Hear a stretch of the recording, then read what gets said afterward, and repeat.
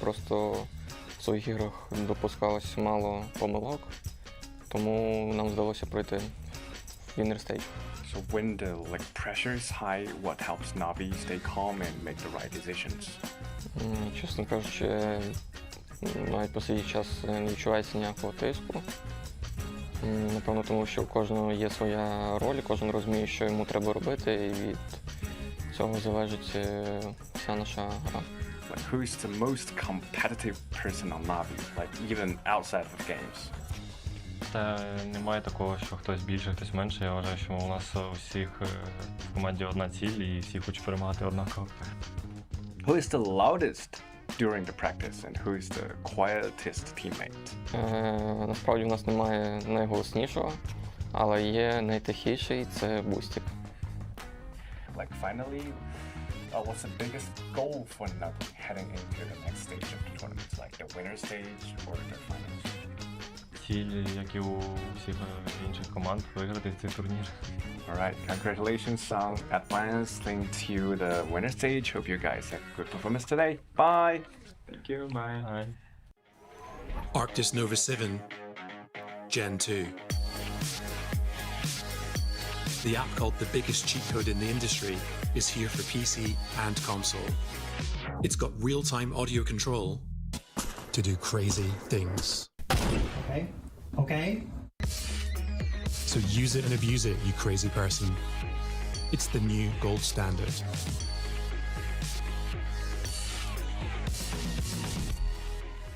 We all chase that one more game. With Lenovo Legion, it's always within reach.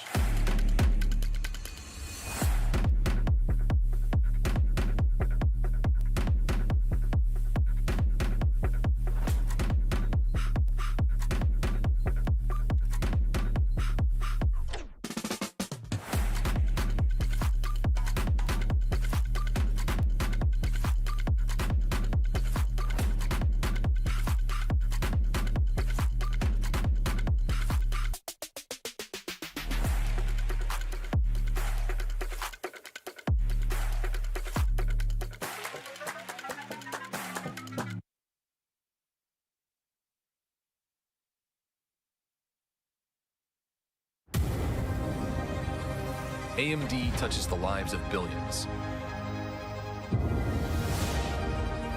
powering the technology you use every day.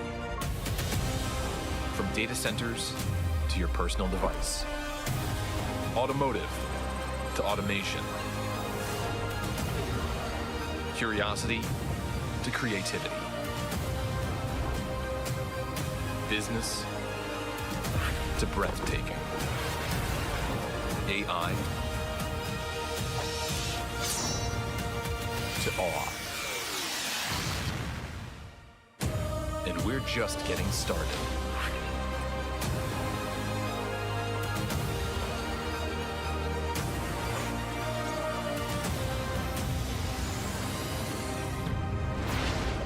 AMD. Together we advance.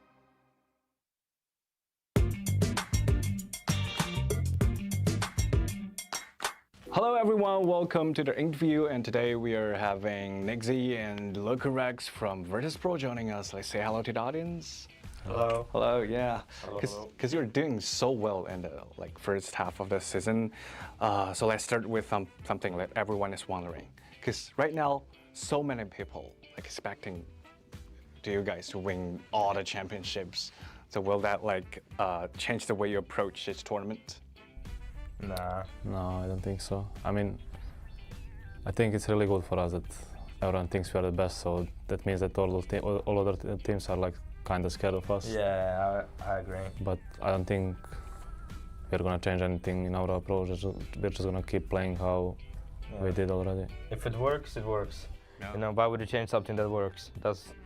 There's no point of changing something that works. So, yeah, as Lucas said, I think it's good. It's also a good thing, to know that this team is fighting us. They can make more mistakes because they're facing us.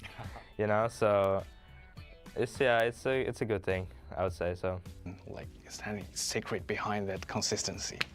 I mean, I would just say just putting in the hours, make sure everyone understands like we just make sure that, for example, when we have a play or something, when we analyze something, that make sure that everyone understands it, and make sure everyone gives input on it, because that's the best way to improve.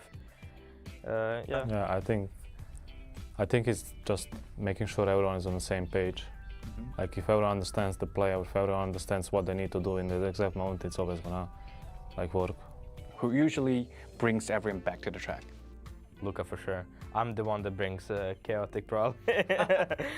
Yeah, so definitely Luca. No, I'm like, I calm down, and then like Nix is always like chaotic. Okay. And if someone watched only one VP match, what do you hope they notice about the way your team plays? I would say how ready we are in the situations. Like, for example, this is our strength, I would say. Like, we don't really miss chances. So when there's chance in front of us that we have a third party, something is free, we are probably the fastest team to realize it. So I would say like just how ready we are as a team on, for example, when zone pops, when someone is fighting, how fast we are to third party or something. I would say that is. I think what Nick said, but I think also that we're like annoying to play against, because we always do like random stuff. We always change things up, so like we're doing a lot of random stuff. So. Thanks for sharing, and thanks for joining us today, and thanks for taking your time, take a chat. Hope you guys can have good luck, best luck in next group stage. See you. Bye. Bye. Bye.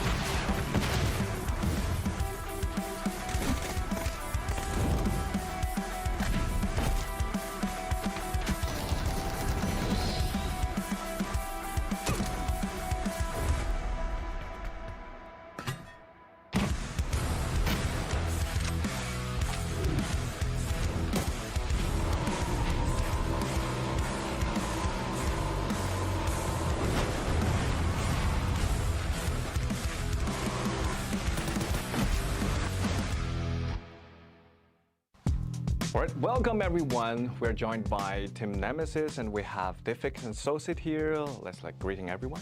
Hello. Hello. What is it like to be in the same team together? Insane. Yeah, the feeling is good. It's, definitely like playing with Sosit again is like really cool. Because before in NAVI I didn't actually like to play with Sosit, but right now I enjoy playing with Sosit. Really? Why? That's true. That's true. That's true? I don't know, like Sosit was young, and right now he's like older, so he really good. It's like more experience, right? So what's your opinion? The same for me. We played with Diffix like in the same team like 2 times. I remember how we was tested in the EU team together, and after that we played in NAVI. That was good experience, and right now we have like a good team and a good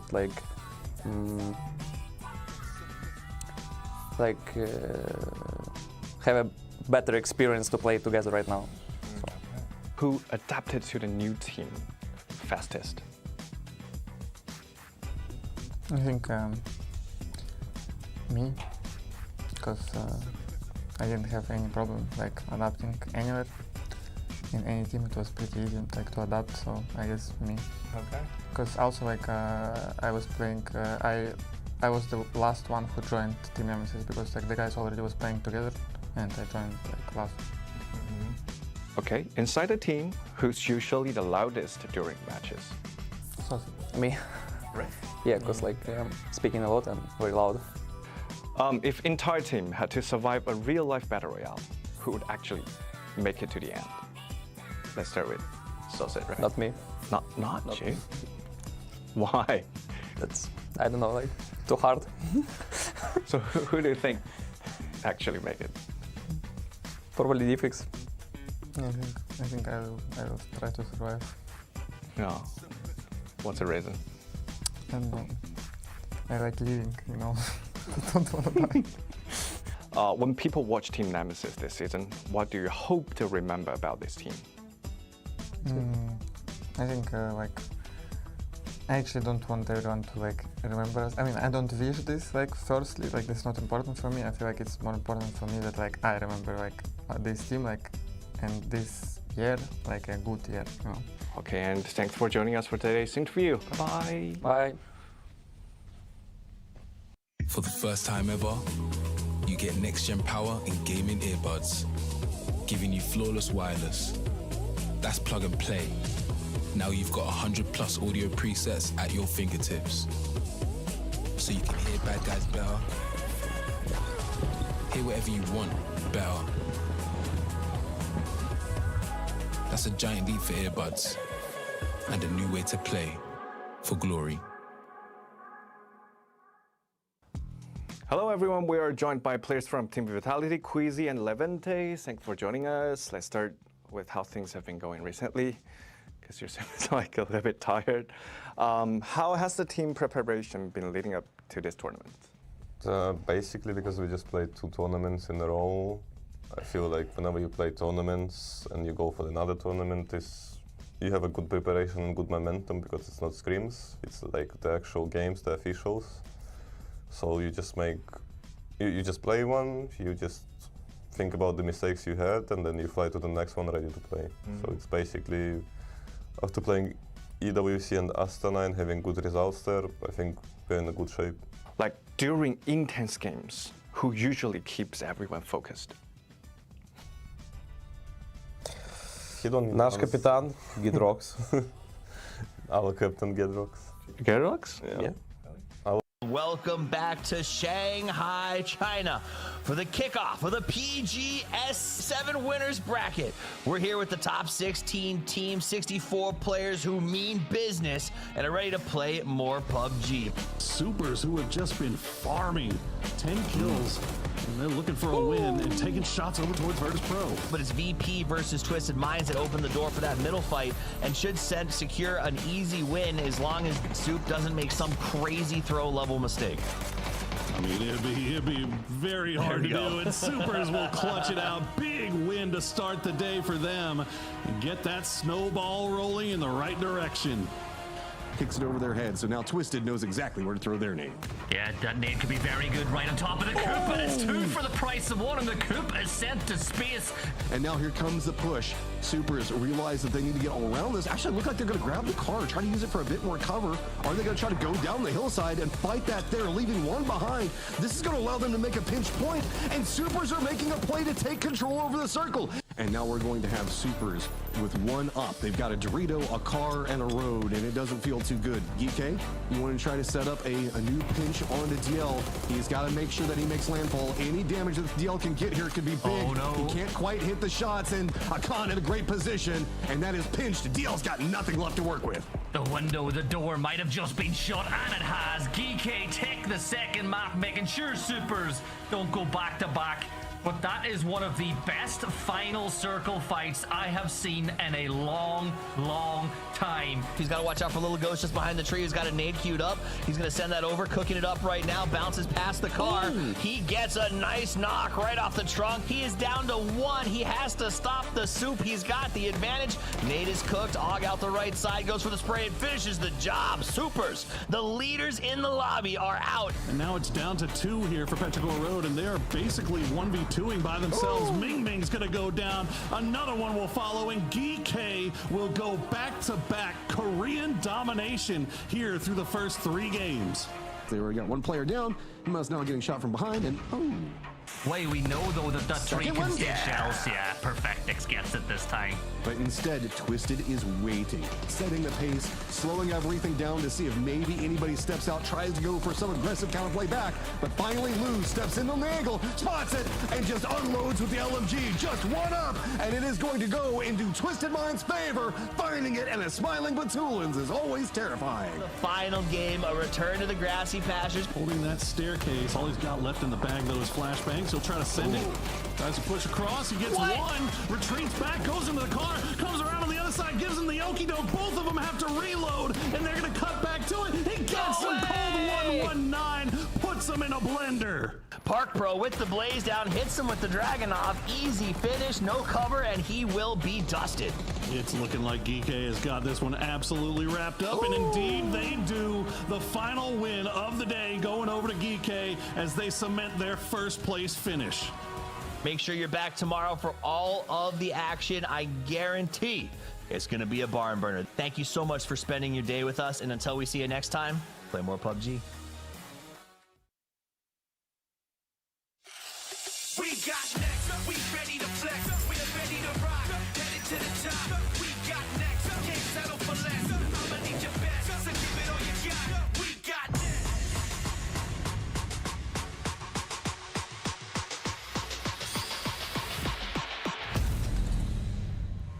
Take me to the front line, better get your head right. You ain't gonna take my pride away. Take me to the front line, put me in the limelight. You ain't gonna take my shine away. Take my shine away.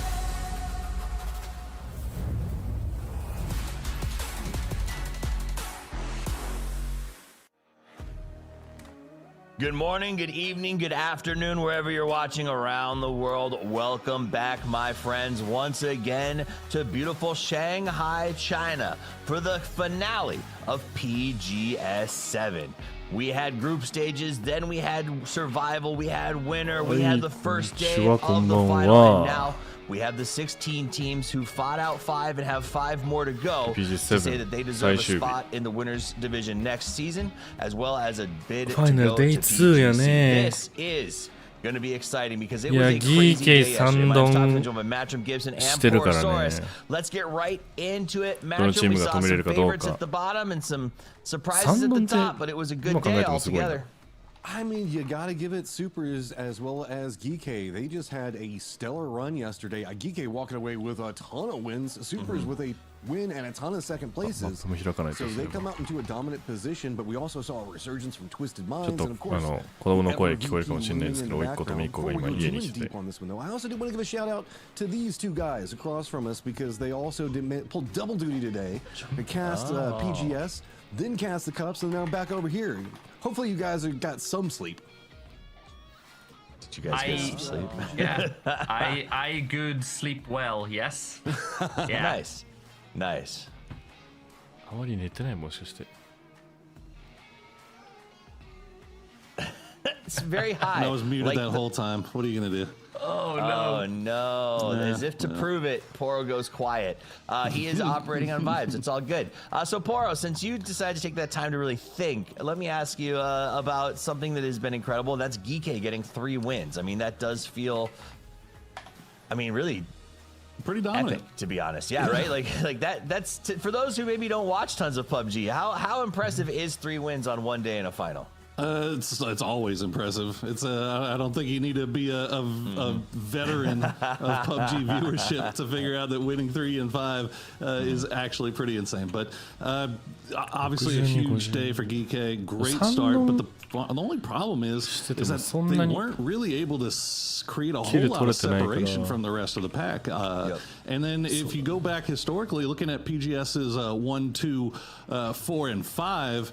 The team that was in first place after the end of day 1 has not won yet the final. So Geekay still has a lot of work left to do. I've heard the word separation anxiety, and I assume that's when you win 3 games and are only 10 points ahead of the second place, because that would stress me out with those comparatives. Now, second place, Gibson, was the Supers. These guys, they got a double silvers and a gold or a chicken going into this one, but still, they've got that 10 points to make up. How hard is that going to be for them in terms of gaining ground?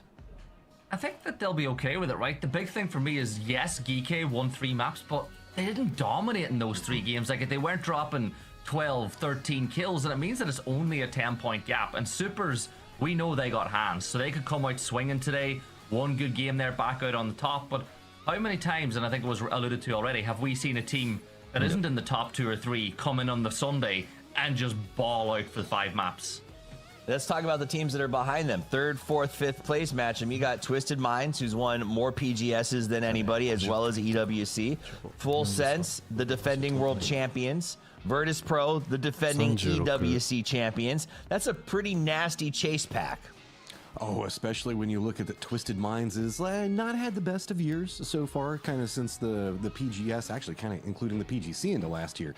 But they did manage to get 2 third places yesterday, as well as a first with a 10-kill victory. We saw some really big plays coming out on their 14 kills. Third place, what was it? Twins had like 8 kills or something ridiculous inside that one. Looking in, we can see also that Virtus Pro, well, they've been still consistent. They've been getting a lot of it off of kills, not necessarily making it in the later stages, which is something that they're more known for. メタが急に変わって、今まで勝ってきたチームが苦しんでるねっていう話、昨日出てたと思うけど、本当にその通りだと思うし、いやそれこそ新しいチーム、なんかこの今のメタに合ってるチームたちが優勝してるっていうイメージはあるけど、でももうそろそろ1年経つっていうところで、だいぶ仕上がってきてはいるんじゃないかな。今まで強かったチームも。Go ahead. As we look at the head-to-head, we got Example versus Curexy, 2 of those chase pack teams we brought up earlier.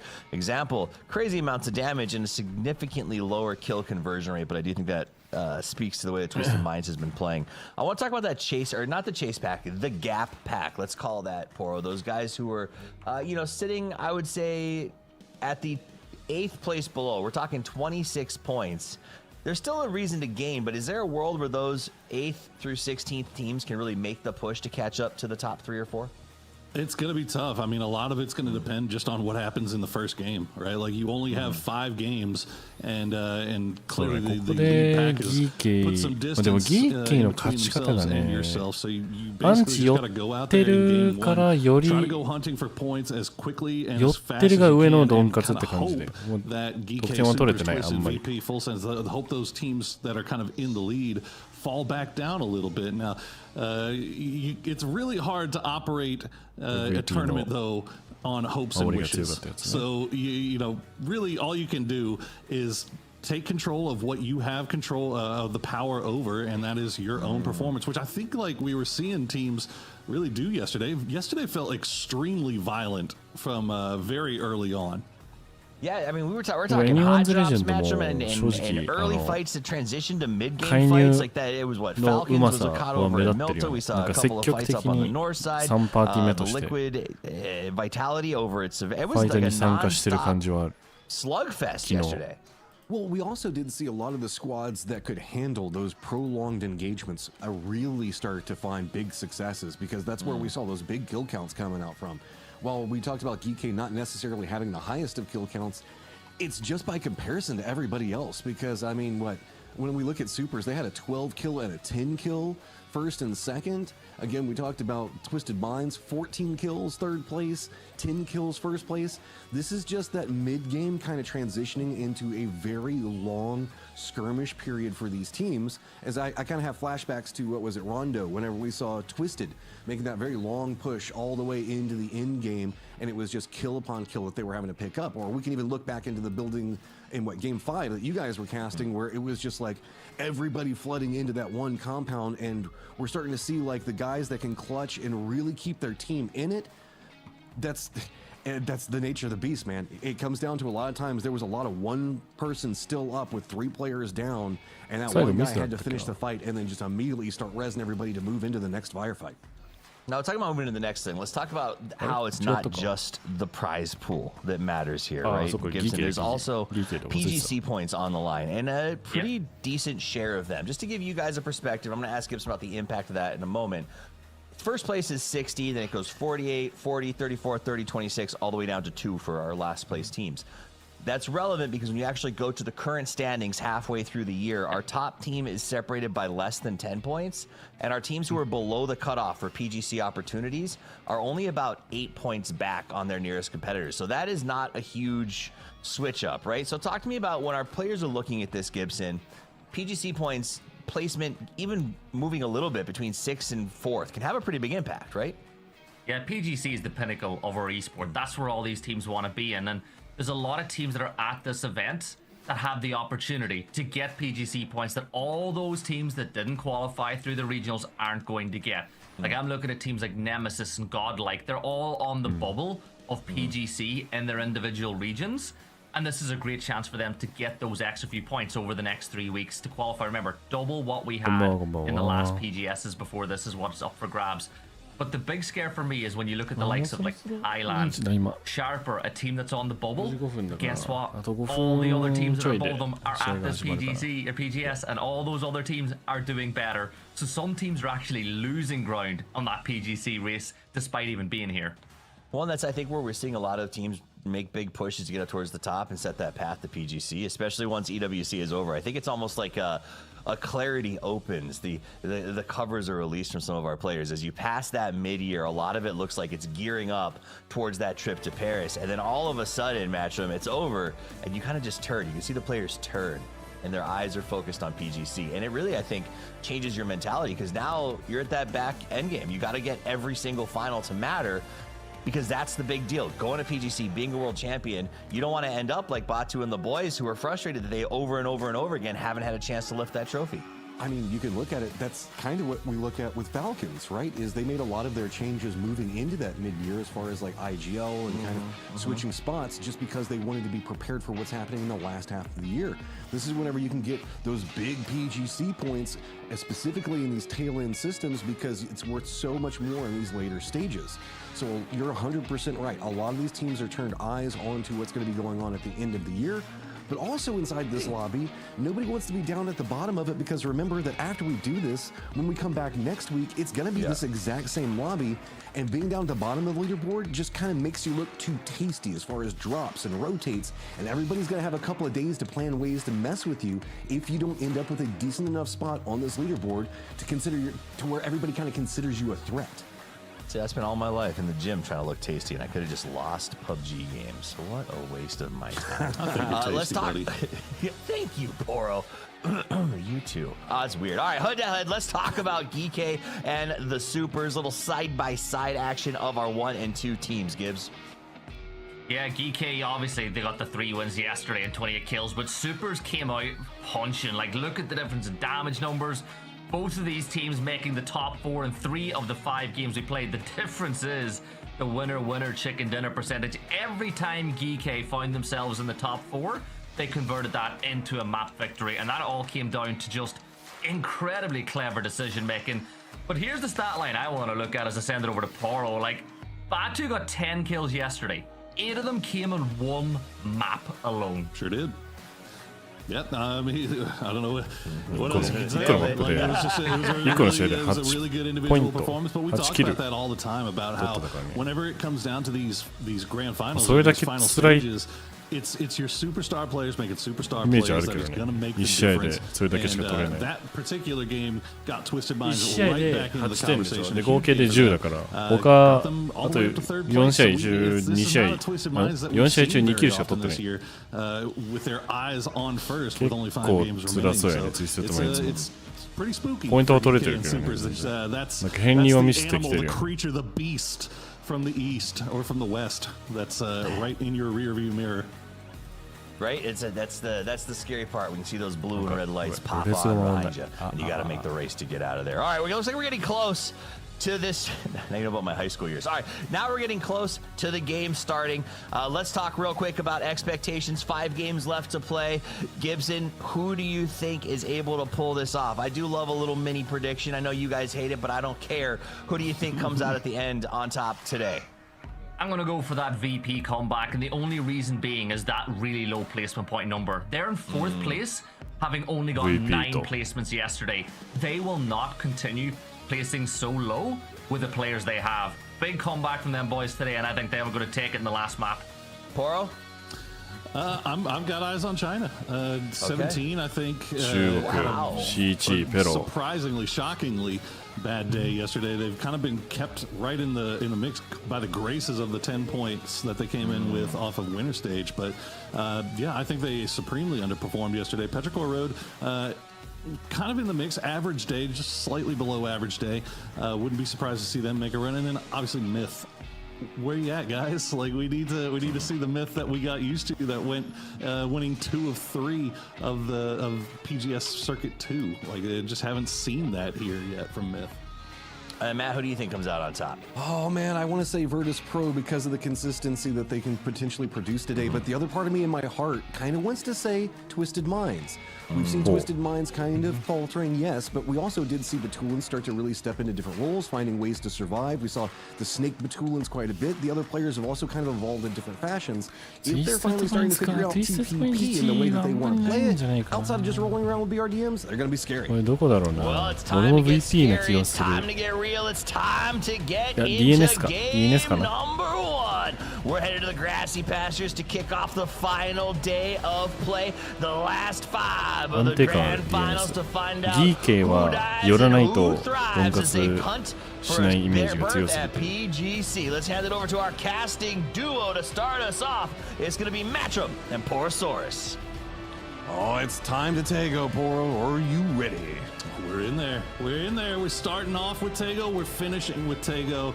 And this is another thing that these guys have had to adjust to over the course of the year is having Tego be your deciding map. We've seen how troublesome this map can tend to be with those hillsides and explosive, destructible terrain, and having to try to make your way up those hills with basically no information about what anybody is doing around there, what could be there. So we'll see. We'll see how they play this one as we have a very far northern plain. Maybe we get to see the North Island again. I mean, we keep getting like either North Island or just so far down to the south. Like Songam is like the center of the circle. Also do get a couple little dust ups for cars on this map pretty regularly, but I feel like that's starting to settle down some distance. Maybe around Hosan we might see anyone's legend in full sense. They might go for a similar car as you can see that I think it's going to be Rushy that's looking back at the rest of the squad from anyone's legend. Delwyn's going to go ahead and take that car. That's going to maybe deny out any more hunt for it, but no, we actually get a pretty friendly circle, but an awkward circle. It's a little bit awkward. But the fact that it's basically, I mean, all things considered, probably 95% playable if you take out that little bit of river on that northern side. I mean, it's already going to force all the teams on the North Island know they have to make their way down there. The south side pretty completely clear, and everybody should know about that, given what the plane path looked like. So long wraps are definitely in play. As come on, man. Why are you going to do that while we're on the cast? Oh, that's brutal. That's rude. I mean, okay, but that is big for Korea if you think about it, because I mean, with GK and Supers, they do have a pretty decent chance this time. But what is it about like the last day of an international in Korea? It feels like something just changes for them and not. 最後掲げた日から214日経ってます。韓国は900いくつ。韓国そんな勝ってないっけ？ They look so much better this time around. It does give me a little bit of pause, makes me a little bit nervous that despite getting 3 wins, GK only has a 10-point lead on the pack. But I don't know. We'll see. They had a good read on the circles yesterday. Like, they kept putting themselves in winning positions and then really holding it down. Like, I remember that one game whenever they sent EJ off by himself to make the other 2 teams to the north fight.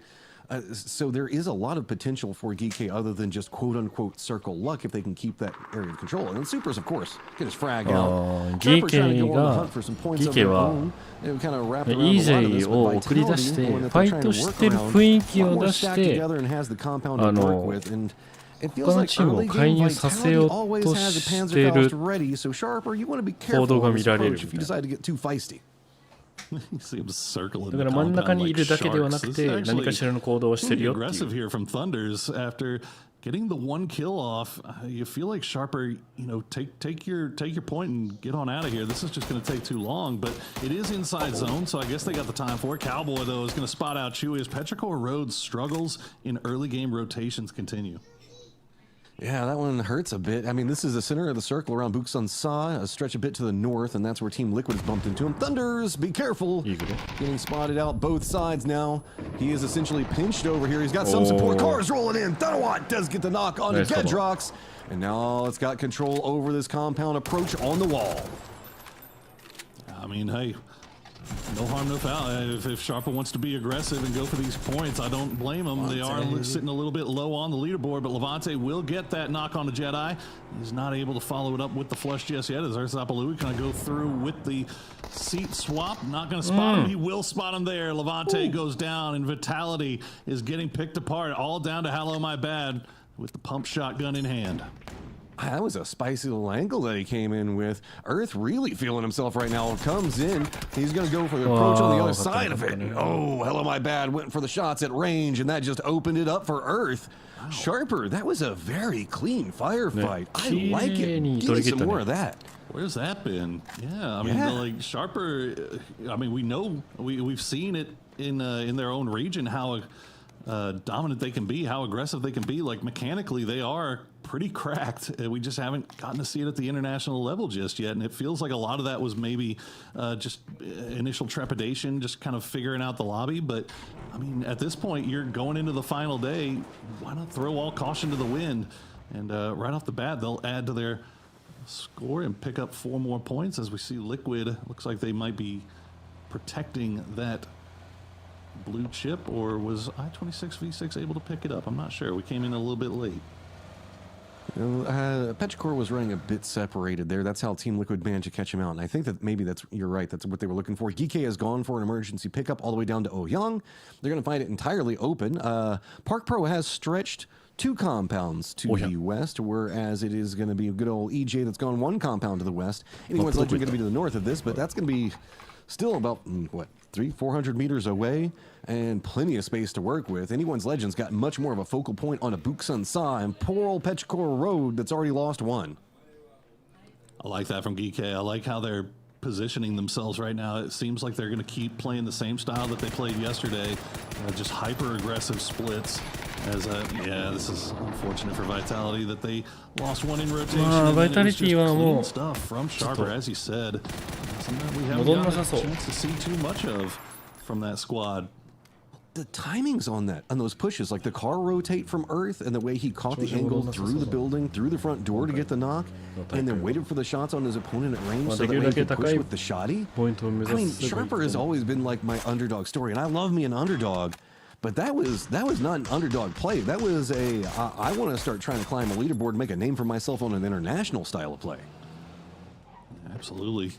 Like you said, throw caution to the wind. You know, what do you got to lose? You came in today on 14 points at the bottom of the leaderboard. Might as well just send it and see where you stack up with the rest of these guys in the lobby when it comes to just straight up 4v4 fighting. You saw Falcons taking some long-range shots there at Anyone's Legend. It does look like Petrichor Road was able to get the blue chip of their fallen member, and now they are back up to full strength, and they have Buksun Sa. Although Anyone's Legend is starting to get a little bit close there. I think a few shots being traded back and forth between the two. Yeah, those are getting sent over at Chewy, but he'll be able to land.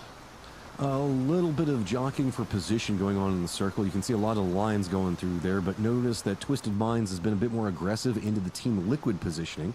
Team Liquid was still just trying to see if they could fortify around what was going on with Petrichor Road, but Twisted came in with a little bit more gumption and has forced them to regroup back into the west, so they're still running their 2-2 split. Twisted's running a, 2-1-1? I guess you could still call it a 2-2 split. That's going to be very far up in the north. That's leading into a 2-2 split from VP. Falcons, though, have managed to push into the Buksun Sa hillside, at least the foothills, pretty close to that southern section of Twisted Minds. VP, I don't know if they spotted Lou or if they were just taking shots, but they sent some over in his direction. I think they may have spotted him as they're going to retreat now back to terminal. Looks to be like this is going to be as close as they get in, and yeah, there you go. Get some gas. Yeah, get some glider action going on here. Tego, a big player for glider action because you'd love to be able to get eyes in the sky and spot out what's at the top of those hills before you have to rotate through them, as the circle will head over towards the west. And look at Full Sense right in the middle. Yeah, also eyes, I would keep on to VP and Twisted Minds. There seems to be this, they rotate in such similar patterns. often ends up being the ruin of one of the two of them, and they are just neck and neck on the leaderboard right now. An early skirmish between them can kind of be a pace-setting match, as now we're going to be moving into the hillsides to the west of Buksansai, leading into the more open sections. Kind of pop into Hosan. So down to the southwest, it's going to be pretty open. We got Nemesis hanging out over there.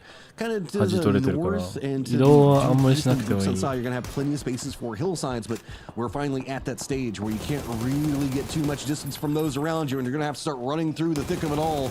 So Twisted holding back this line. Falcons on the other side of it. It's MiTH that's trying to find a path through, but this is two squads that really want a piece. And even if you go up to the north, you still have to deal with more Twisted mines as well as VP. It's honestly good news for Falcons. They did a good job of holding that ridge line, but the fact that the two knocks were traded here between Twisted and MiTH means those two are going to be paying attention to each other rather than crashing on top of Falcon's hillside. Looks like Twisted has the compound at least.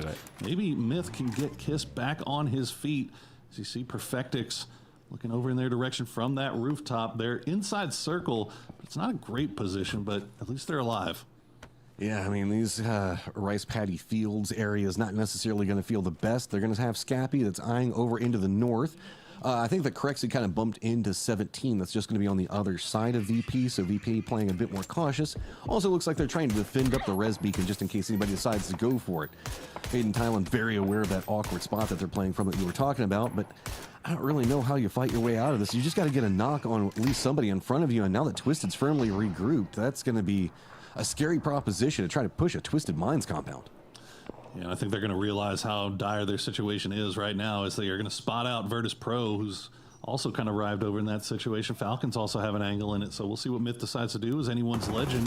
They've got a creeper in their midst as Sosid will take the first spray, but he's not going to get it. Sololzi will flip on him and takes down the front man from Nemesis. The rest of the team not in a position really to where they can get him back on his feet. As Thanadol, good pit Del went out as he tries to come up here and provide some support.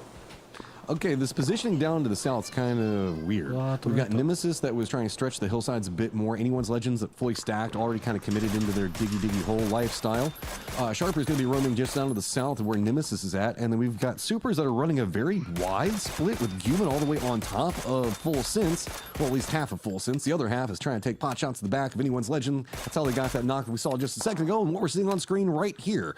So we've got two essential brewing focal points as the Buksansai over the east, this hillside, kind of around where Nemesis are going to be at. And then I guess we can throw in a third one that might be happening up around the res beacons to the north and the hillsides. There you go, circle pops. And look at the migration over into the east. Roadside circle. I wonder if Guman has actually picked out that Full Sense is in this 2-2 split. You see Super is just sending it right onto the edge of that compound. Geeke still playing around the edge as well. They're going to spot out JDG over on that western side. On the eastern side, Falcons immediately hopping back into vehicles, and I think they realized that they caught Twisted as they were trying to make their way through. The Twins get taken down low, and Tiggleton will get that knock. And, looks like Gustav will follow it up and make sure he secures that point. Oh, problems mounting for everywhere on the map. MiTH just has to send it, and they're going to be right in the midst of what's going to be going on with Team Liquid. Team Liquid is trying to hold this hillside, but up on top of it, they still have VP. Crossfires coming up from near on everywhere as Petrichor Road also trying to get a piece of this. Team Liquid in a lot of trouble as suddenly there are just too many opponents on top of them, even cars on top of them, as Kiss is just going to roll over Luke 12 and make him kiss the bumper. Oh, that's rough for Liquid. They had a wide split, but it looked like Kiss was just able to drive right through, and immediately they opened it up by getting a run-over kill, so not exactly what they were expecting. It's Alo now, the last player left alive. My the God. mortars are going to start coming in, and Tiggleton, of course, hits the first one, takes down Scappy, and finishes off Baron. I mean, who even needs to go into the circle to get kills, really? Just use some Tiggleonometry. See if he's going to follow up with this next one. I think the angle is actually pretty good because he reset outside. Oh my God! That is securing a point with style right there for Tiggleton.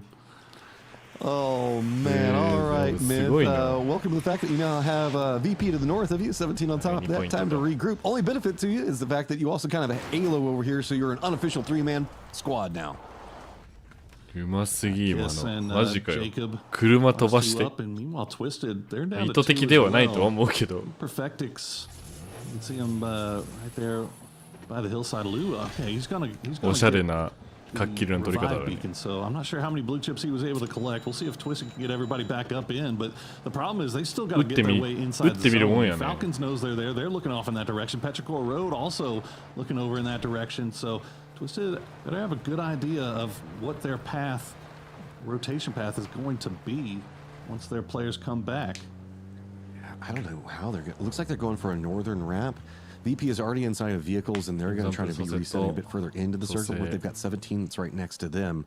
This is really stalling out Twisted Mind's information gathering, and this is where we often see that their kryptonite kick in, right? Like, this is why whenever we look at Twisted, they love to be making the smart calls. Whenever they get caught in these side fights, it just gets weird for them. Sharper's got goals, man. This game, they want everything around him. This is bold yet again coming up from Sharper. I love it. These guys are just playing to win this, and they keep finding more and more success. I'm liking it, but unfortunately they don't see the flanking angle from Melman. Tanawat's going to go down. Melman not able to follow it up with another one. That's going to be a return grenade. It's going to fall just shy of that rock. As Sharper still trying to reposition themselves, though. Diffix will get the side angle there. He's going to take down Ursapalui. So 2 down now for Sharper. It's down to Jedi and Thunders. But you see Jedi's in vehicle. He's trying to come up here and provide support. And now E-Arena might also be backfilling, but Stade will find Thunders. And now Sharper's aggression is coming back to bite him. I mean, we all been there every once in a while, feeling yourself, got a couple of kills, feeling like you can take on the world, and suddenly you just roll into the wrong neighborhood. Well, this is Nemesis' neighborhood, and they're a bit pissed about everybody trying to take it from them. They still have to try to get in the circle, so they want to finish this one pretty quick. E-Arena, like you mentioned, sending a couple of them over here to see if they can get involved, but this is all going to end up predominantly, well, I was going to say 3 of them at least, going to go over onto the side of Nemesis, as it is going to be Path and Pong to get at least one, but Petrichor Road still being a problem for E-Arena on the other side, while Twisted Minds also want to approach over here as well, so E-Arena's got to regroup. Yeah, Twisted Minds they brought back Example, and he is just floating in the skies right now, overseeing E-Arena and Nemesis. He's feeding that information over to the rest of his squad that's in Buksansa as Nurens, just causing problems for Petrichor Road right now. One knock has come through. スプリット解除した方にアンチをったね。 Get out of Nuren's line of sight, get to that ridge line. There's a big fight that's going on right now. Geek's run right up on top of JDG. 17 and VP both have high ground positions over it in our 3rd and 4th party game, respectively. Guys at the top of the leaderboard in some trouble right now as you can see it is mortars and everything else on top of them. And yep, good old Cold in the smokes, waiting it out. But no, EJ spots him. Mortar also has, or some type of explosion right next to him, making it even more dangerous. But I don't know, what do you do if you're GK? You're already in so much trouble. You got Full Sense behind you and 17 as well as VP just watching this. Yeah, everything's bad, isn't it? I mean, at least they came out ahead of this fight with JDG 3 kills. So all things considered, not completely a lost cause, but December 12th all by himself will get himself dug in by the rock, and it looks like Geek is thinking about doing the same for the time being. We'll see if Full Sense or 17 allows that to happen. As you can see, 17 kind of pushing themselves into a position where they can third party. Gustav will get him back on his feet, and Falcons will remain 4 strong over there on the eastern side of the circle. Yeah, but they're playing the low section whenever you still have Twisted Minds up on some high ground. VP still holding just down a great high ground position. Park Pro doing enough to try to keep some distance, but the throwables just keep inching closer and closer to him.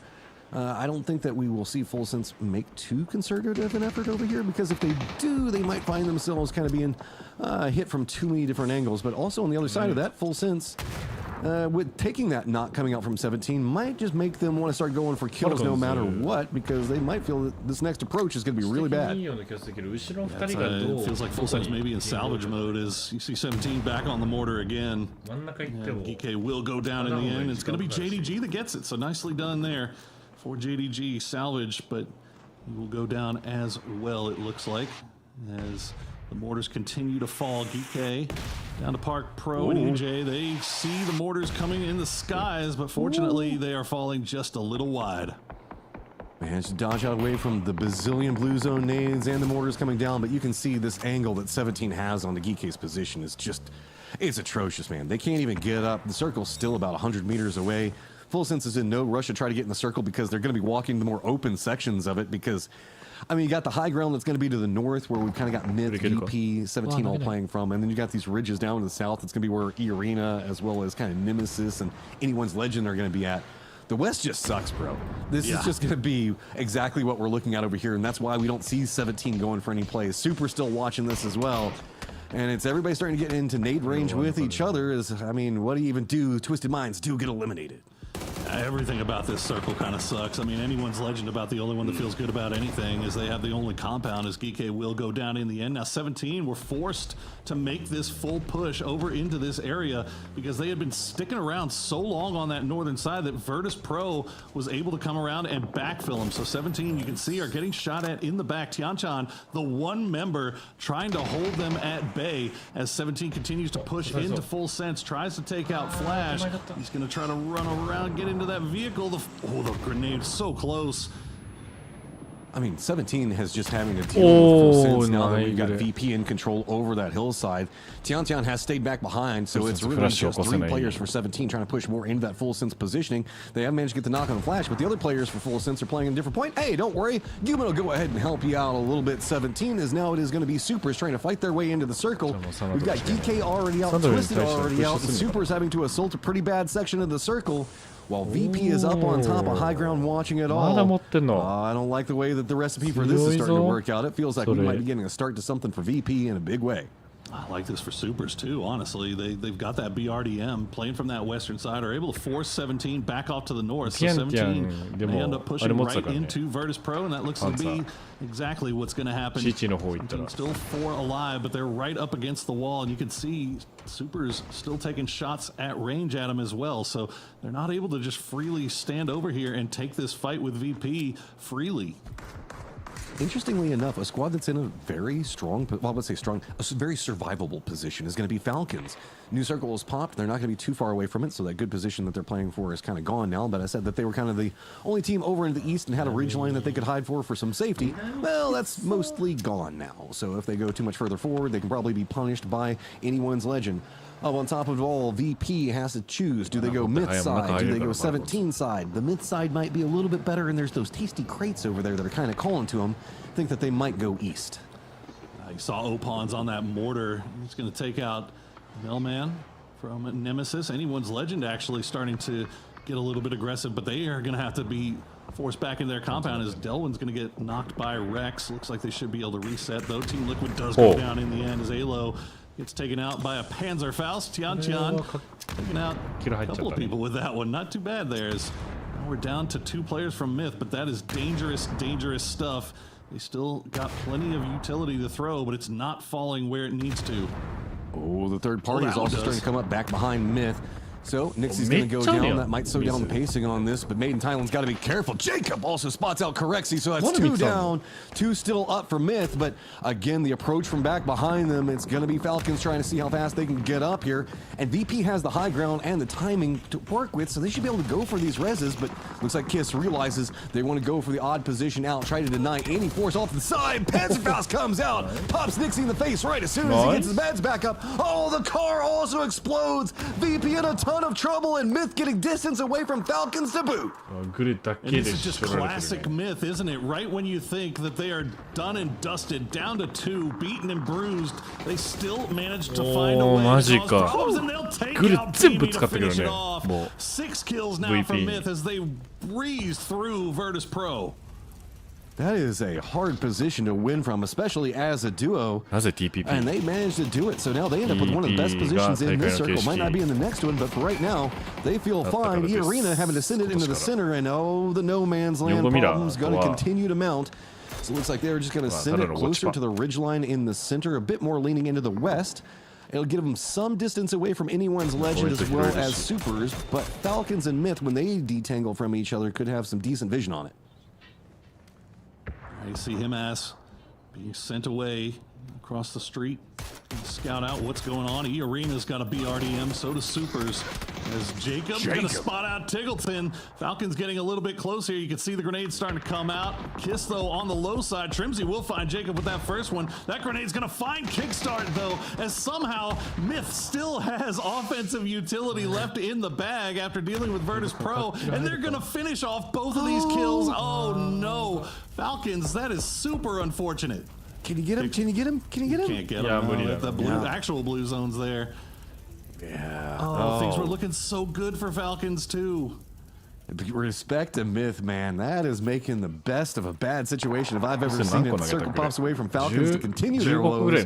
So E-Arena's more desperate sin that they made a second ago going to be feeling pretty good, and Anyone's Legend still has a compound inside the circle. So, Supers, 17, and Falcons. Time to make a push into the circle, and good luck. Figure out figure out somewhere that you think could be good in a very, I guess, flattish circle. There's a couple of little ridges that are going to go out there, but nothing that feels good. Yeah, it looks like Supers lost their BRDM as well. So they have just nothing but a burnt out husk to hide behind. Doritos everywhere. Mortars, shells everywhere. Supers has to make their way across, but they know that 17 has that hard cover. They also wonder how much smoke they have left. You got 2 there for Deal. Why is he still digging? I don't know. It's not even in the circle anymore. He's taking his time. I think it may be just playing a game of chicken with 17 here. To see who goes first, but I feel like Supers is going to have to be that one. Meanwhile, Gustav and Shrimsy, they've got just 2, but they've got a pretty decent spot to play here. Although it is just outside the zone, they would love to be able to get to that rock, I would think. Here you go. We finally got a decent look at the circle. So Falcons moving into the circle into E-Arena is kind of the positioning, and you can look off into the distance. Anyone's Legend, that building is going to be the other side of the circle, and it's just pretty open over here. Yeah, there's this little ridge that's kind of workable, but I mean, it just doesn't feel too good, especially with everybody that's going to be coming up from these higher hills, being Falcons and 17. Supers are starting to stretch more into the 17 position. Looks like they're going to see if they can make some magic happen of their own. And instantly, punishment happens. Whoa! Rex, DL, what did you just do to those poor 17 boys? Wow, just beautiful use of concealment on top of cover. And Supers is able to just get themselves into throwable range, and they hit a nasty grenade. Very well played by them, as they looked like they weren't going to be in a lot of trouble. Falcons just have to hop in the vehicle and try to send it to a rock. They'll get there. Gustav's going to go down as Shrimsy will turn back around. He's just expecting the inevitable utility barrage to come in his direction. Has to dance around it with the blue zone tickling his heels. Yeah, I don't know how much closer they can get. I mean, he's got to wait for the mulling. I was going to say this is going to be right on the zone wall, and it does not feel too good. So at least going to be inside position for now, but Good Nurens is going to be sitting there awaiting. Supers, though, still on their rampage. They got more goals in front of them. Anyone's Legend taking pot shots at range to try to stop him. He has to spot out Deal, get the knock. Dylan spots out Rex. And so E-Arena holding down what little bit of the circle that they've got is enough as the Supers do go down. Anyone's Legend finishes them off, and it's time for Anyone's Legend to move. And a weakened E-Arena looms in the distance ahead of them. That's a good grenade. Oh, it just bounces wide. You can see how hard this is to hit. Like, Nurens is just dug in, and now Shrimsy, he's managed to get himself another placement points here for Falcons. Oh, is it the C4 car? We're doing the C4 car? Let's do it. I love to see it. Let's go, Shrimsy. Let's see if he can time it correctly. I mean, you feel like Anyone's Legend's got this one in the bag, right? Oh, Himas will take him out, but that's a second place for Shrimsy. So he's not going to be too terribly beat up about that one. You see just the nades rolling down onto the C4 car. Guys, don't worry. It'll be fine. It'll take care of itself. Shrimsy has got himself some goals here. Trying to see what he can make out of here. Himsy starting to come into effect. But I'm a bit nervous. This is going to be a really hard push for him. Is at least getting down Himas and Delwyn opens up more. Destroy and Sololzi are playing more over into the southwest of the circle. So this actually does give Shrimsy a couple of movement options. Destructible environments in front of him, but it's just the smoke is all he's got to work with until he gets there. And I don't know. I mean, we saw the fact that Falcons have just been having to fight their way in. I don't know what his med situation is like. I don't know, man. Anyone's Legend being a little cavalier about the late game here. Let's see if Shrimsy can do something. Spots him out, but Destroy, nice shots. There you go. Anyone's Legend. Get the compound, get the win to start off the day on day number 2 of the final stage. Ooh, okay, momentum for Anyone's Legend early. It didn't have to be the most technical victory coming up from them, but they played it well and they used their opportunities as they were presented to themselves.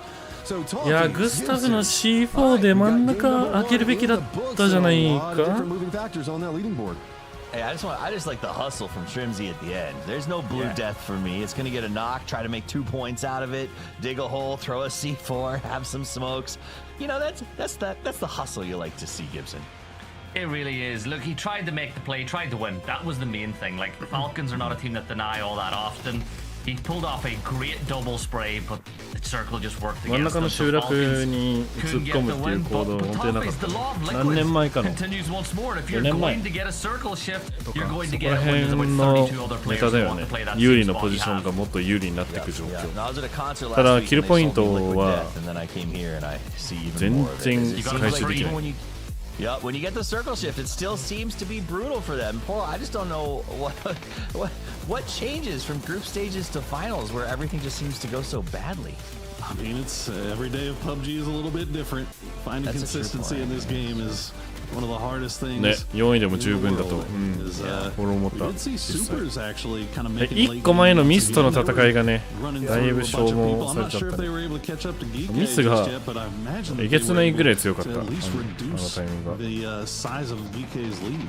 You guys are talking about liquid, so I'll throw this in here. I'm not going to say the player, but I was talking to one of the players, and I was just like, I just made a joking comment. I was like, what's going on with all these, Team Liquid getting run over by all these cars so much? And they were like, it's BRDM karma that they use for the group stage. And so I guess maybe a little bit of retaliation from the way that Liquid just loves to use those BRDMs to kind of bully people around. So as we watch this mortar go up in the air, let's talk about this, what ends up being this end game of absolute nothing sauce, right? Like, it's just, this was so wide open, Gibson. There's just no options for almost anybody to play as we get into the sort of final 6 or 7 teams here. It just felt like the only option you had was to dig holes, use utility, and just hope that everybody was looking somewhere else. Yeah, just trying to turn the circle into the surface of the moon with all the creators we saw. We even saw Shrimsy. I think we spoke about a 2-for-1 C4 attempt where he tried to get a kill and create cover for himself. But it's just nothing. Like, the reason why anyone's legend got away with that win is because they stayed clean on the one bit of cover in the whole zone. And then they pushed out with a 4 when it was a 4v1v1. So it was massive credit to them. They get the win. It's a story of anyone's legends event, though. Throw a coin in the air every day. They're either going to be the final boss anyone's legend or the anyone's legend who don't turn up at all. Yep. So they do pull the win, and they're actually the first team that's not in the top 3 to pull down a chicken dinner, which I think is pretty good news for them. But it is a very tall climb if they want to try to make that move. Now, another team that you were hoping would climb today, Poro, when we talked at the start of the show, was MiTH. Now, Kiss, 4 kills, decent damage, but that's just, I mean, this climb at 24 after that game seems insane. It's crazy, but it's also crazy the fact that, like, I feel like we've seen this MiTH now so many times where it's like they wait until the very end to really kind of look good and look like normal MiTH. Like the first few games. Now, honestly, the fact that they actually come in here in game number 1 and are starting to play like that or show out like that, that's actually pretty good news if you're a MiTH fan for the rest of the day. But it's been really, really tough for them, it seems, as you see it, anyone's legend with that 18 points. I was going to make a joke. Remember back in the day when everybody used to talk about the Twisted Minds with sandbags so that way they could play through the losers bracket to get in more reps? Does Made in Thailand just always feel like they want to play as an underdog from those forest days into now, so they always just kind of sacrifice the first 2 days so that way on the 3rd day they can really pop off? Maybe, but there's no third. Sadly for them, I'll say there's no 3rd day. There's 24 points. Maybe on a 3rd day they could make that run, but with only 4 games left to play in the final, I do worry that having even like that 6, 7, 8 points they just got is not going to be nearly enough. GK at 66. Supers did close that gap. Gentlemen down to 2. Twisted Minds and E Arena still trying to put that chase together, but the rich did seem to get richer as once again the games marched forward. Falcons had some hope, some breath of fresh air, but I don't know, man. I'm starting to think that matchup 9 below might just be out of this race. Yeah, maybe. I mean, whenever we look at it, it's pretty much doable if you have everybody else in front of you do absolutely nothing for the next several games. So, I mean, you never know. Sure. 9位以下はもう優勝のチャンスあんまないんじゃないかっていう残り4試合だからね Maybe there's a chance. There's a small chance. まあ3連ドンぐらいしないと多分だいぶきつい1回の試合で20ポイント以上このメタだとだいぶ頑張ってるめちゃくちゃ頑張んないといけないみたいな4ないといけないし頑張んないといけない But those top teams are starting to feel pretty strong and pretty comfortable. Port, do you think that has an impact on the way that those 4 or 5 teams who are actually in the race approach the next 4 games? Hopefully not. Hopefully they just play it game by game and don't get too in their heads about overarching things, right? Like worry about that stuff later.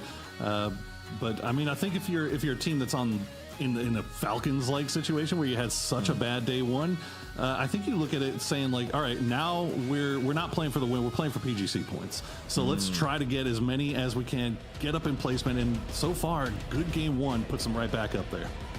All right, it's time for game number 2. I thought game number 1 was in the grassy pastures. That was not the case. It is now that we head to Erangel, the old map, the classic place to play, the map that every player knows inside and out, and what a good time to do it. With only 4 games left to play, this is your last chance to get away from being a salvage team and become a competitor. Let's check out the prison, let's check out the weight room, and let's check out some heavy lifting. Gibson, as the plane is in the air, and it's time for a tear, and yet again, the Erangel flight path is brutal. Yeah, who wants to go up to George anyway with a flight path like that? Millie Island could be encompassed by the circle. Here's the thing, Zombies, we're getting it. You're speaking about PGC points, and you mentioned Falcons. I want to talk about them a bit longer. They said yesterday their goal is to get so many points that Americas get that extra spot at PGC. They got to do a favor for their region right now because it's not looking good in 9th place, and that gap to 8th, it's a big one. I mean, after watching GodL, who theoretically is our runner-up, I'm not as stressed as I was about them earning us a spot. So we're going to wait and see how that goes. Because that happened, I'm not going to lie, it's happened in past years where we send more than one team and then they just get absolutely trounced because they weren't prepared for that PGC level of play. So it would be a cool goal, and their friends would love them. But right now, I just need the Falcons to focus on living or maybe just keeping Gustav alive for the end game, because I feel like that's been our issue, is we're losing some Gustav, and sure, he's a shot caller, so it's nice to have him with the eyes in the skies, but still, we need his boots on the ground. Yeah, it would definitely help, and I'm looking at that circle shift now, and some of the teams that really can make a move are in it already, like E-Arena. We made a joke yesterday, they had a really good map 4, and the way the trend was going, we thought they'd have a good map 5. They waited to 6, but with the circle they have now, they've got a chance to really start closing the gap on those teams at the top. Twisted Minds, though, as we watch them loot inside of Novo, another team with a chance of making a run today.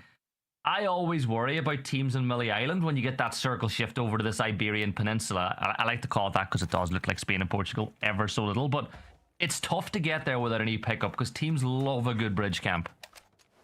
They do love a good bridge camp. The upside of this is there is botation options coming off the south side. E-pickups at Novo are not too uncommon, and if you do get an E-pickup on this circle, you can generally go to the northwest side without too much contest. So if they can find either of those two avenues, I agree. That said, that will be a potential bridge camp. VP should be keeping an eye on it for a little while, and they'll probably backfill it out to GK. But we'll see as Lyrics actually finds himself some full sense and gets our first kill of the game with the good old-fashioned M16A4. Yeah, 50 points on the board for them. The rest of Full Sense a little bit further away, and I can't give Full Sense enough credit. They're playing with a sub. Like, you're missing one of the best PUBG players in the world, and you're playing with a coach in Rushy. And Rushy by no means has let this team down at all, right? Toffee's he's actually stood out quite a bit for a coach playing. Yeah, honestly, if there was a fun little sub-storyline of the year in PUBG so far, it's how the coaches have really stepped up when needed multiple times and helped carry their teams into competitive positions. I mean, EWC, the tab, was shocking how good he was doing during group stages, to the point where they considered not putting Lou in when he arrived. So I've been really impressed, and we're seeing it here as well with Rushy. The caliber of the coaches just has absolutely skyrocketed, right? If VP had a problem, Ibiza would take the field. We have incredibly strong coaches in terms of mechanical skill these days. Yeah, we do, and I guess it's when it's your day job and you're so focused in, it's worth keeping an eye on. As we get the highlights up, though, I heard that the absolute monster that is Nixie spent some time with the Yinxie, so let's hear what he had to say. Nice. Well, guys, welcome to the interview with Nixie here from Versus Pro. Can you say hi to the audience? Right? Hello. Okay. That's not kind of a pity, because you're kind of get a fan in the right side circle. But what happened when you fight against Beta in Thailand? So basically we knew there were 2 men, and we kind of had general idea where they were. But approaching the ridge they were on was kind of hard because there's a lot of ridges that were created by mortars, and with the previous fight they had against Liquid. So, I mean, I feel like we approached it good. We did everything correct, but we just got out-utiled. I feel like I saw Kiss had like 7 nades when he was throwing, and they have a really good TPP ridge where to throw the nades. So, I would say they just really played it good, and. I don't know what, I need to see it in detail what really happened, because I could just see that, in my POV, that we did everything correct. Yeah. But of course, maybe in-game someone did some mistake that I cannot know of, because we don't have the ability to review yet, so. But in our opinion, because Made in Thailand, tier of Made in Thailand player, that's really good. They done real good, actually. Yeah. So do you, like, how will you evaluate your points right now? Is still have capability to win the championship? Yeah, of course. First, I mean, I don't think I think the lead to first place is not that high. I don't think GK got any points. I'm not sure. I didn't really check the leaderboard, but it doesn't matter. We'll fight till the end, and even if it's gonna be 40 points the last game, we'll still play for the first place. Good to hear that. See you in the games. Bye. See you. Yeah. Thank you. All right. Sounds like we're back. Replay is over. The game is on, and the rotations have been crazy. Geek is now just arriving in the field south. They're going to be surrounded on all 3 sides, so you should see some fire coming out towards them. Tracers in just a second. There it is. Beanie, VP, the team we just talked to, has eyes on Geek in a good spot in the middle, but behind them also, Anyone's Legend is backfilling. So whatever Geek ends up revealing here, Anyone's Legend is going to be following right behind it. Yeah, got to give credit as well. That interview Nixie spoke about, he was pretty much bang on with his assessment, right? He said, yeah, they felt they did everything right. It's just there was way more util on the other side, and the ridge didn't suit them. And that's the thing, I always back on it. Never give out about a player trying to make a play, because they're working with the information they have at the time. So it was nice to get kind of their insight on that fight, Toffees. I'm glad you could understand him. All I heard was snap, crackle, and pop. I thought I was having Rice Krispies for breakfast. Greek up on the top of the hill feeling good. JDG has actually crossed the South Bridge, and I will point this out, uncamped, Gibson. No one even trying to hold that bridge. Yeah, right enough. You've got JDG already pushed to ferry here. Anyone's Legend are gone, so this is the thing. Twisted Minds will get a free rotate into the circle now, and in 3rd place, they don't really need things to get easier for them than it could potentially be. Vitality will pick up their way into the circle, might get into a compound before the likes of Liquid or Supers are able to do it as they push down by McDonald's in that eastern coast, but I still think, right, launch. Right, missed it by 1 second. Anyway, continue. You threw, but Vitality, 15th place, they're pick-upping in. What do you see as success for them? Because we kind of look at this table as being literally split in 2. The top 8 and the bottom 8. もう車の移動が面倒になったっていうか失敗しまくってるから車の移動で無理やり中に入ろうっていう話になってると思うけどここで書いておく If you are Vitality, there is a chance you could still get up there. Yeah, you gotta get there, and moving up there gets you PGS points, gets you a little bit of cash. There is some value to it, but it's also not like so desperate that I think it's gonna affect the way people play. At the end of the day, like it's not $100,000 on the line for you. Meanwhile, Himas gonna go ahead and take Baron down. Myth came to this spot, got turned around, tried to run away, and that about sums up Myth's week so far. It's up and down. It's kind of been that way all the way around. I do have good news if you're a Vitality fan and you do end up last place. That gets you 2 extra PGC points. You know, that increases the gap over Nemesis ever so slightly. But circle shift is about to occur. Liquid making it in. As is tradition, they will not get the shift, but they can play on that edge. This is way better. Yeah, it's on the bright side, when your back is to the ocean, it means that you're not going to get backfilled. I mean, anytime that they get an edge of the circle where no one's crashing in on them, they're generally pretty happy. But here's the turnaround. It looks like Made in Thailand got chased by Anyone's Legend, and they managed to stop down the cars, turn back around, and get both Delwyn and Destroy flushed out. Himas does take a few more shots at the Falcons, who are now inside the circle, making the same sort of drive around, trying to find something to call home. They got separated and do have to head up past Vitality in 17 in a few seconds, so wait for them to possibly spot each other. Sharper Esports is where Vitality just dropped in off of that pickup. So that I think will actually help out, because now Falcons can crash 17 while Sharper is distracted by Vitality appearing in the area. Yeah, Thanawat just scouting. We've seen a better game 1 from Sharper today than what we saw over the map, the whole of the maps yesterday. So maybe Thanawat and co can do some real damage onto the this guy's is my height vitality. of Twisted Minds So sending funny, it inside the sekunda. quarry. They're going to rock themselves up inside this warehouse. That'll keep the vehicles safe, and they can play that ridge line a little bit later on as well. But they got to be careful, because the Full Sense guys are here, but it doesn't look like they managed to get that blue chip earlier on. No, I don't think so. So they're going to be stuck up there and just kind of hanging out. Also, the quarry, while a decent spot to hold, is not a great way to push down to this warehouse, especially once you guys are locked in here. Red zone going to be coming as well. So Twisted Minds in a good spot, having all of their cars safely protected and themselves unexposed. They can do a little more scouting because they know it's going to be hard to peek them at this particular moment in time. Moving closer, like, Lou just wasn't in happy. case. He Just wasn't in happy. case. He was like, "That's not how you park." Anybody could come in and see that. You as park here. Learning opportunity as Lou teaches the team.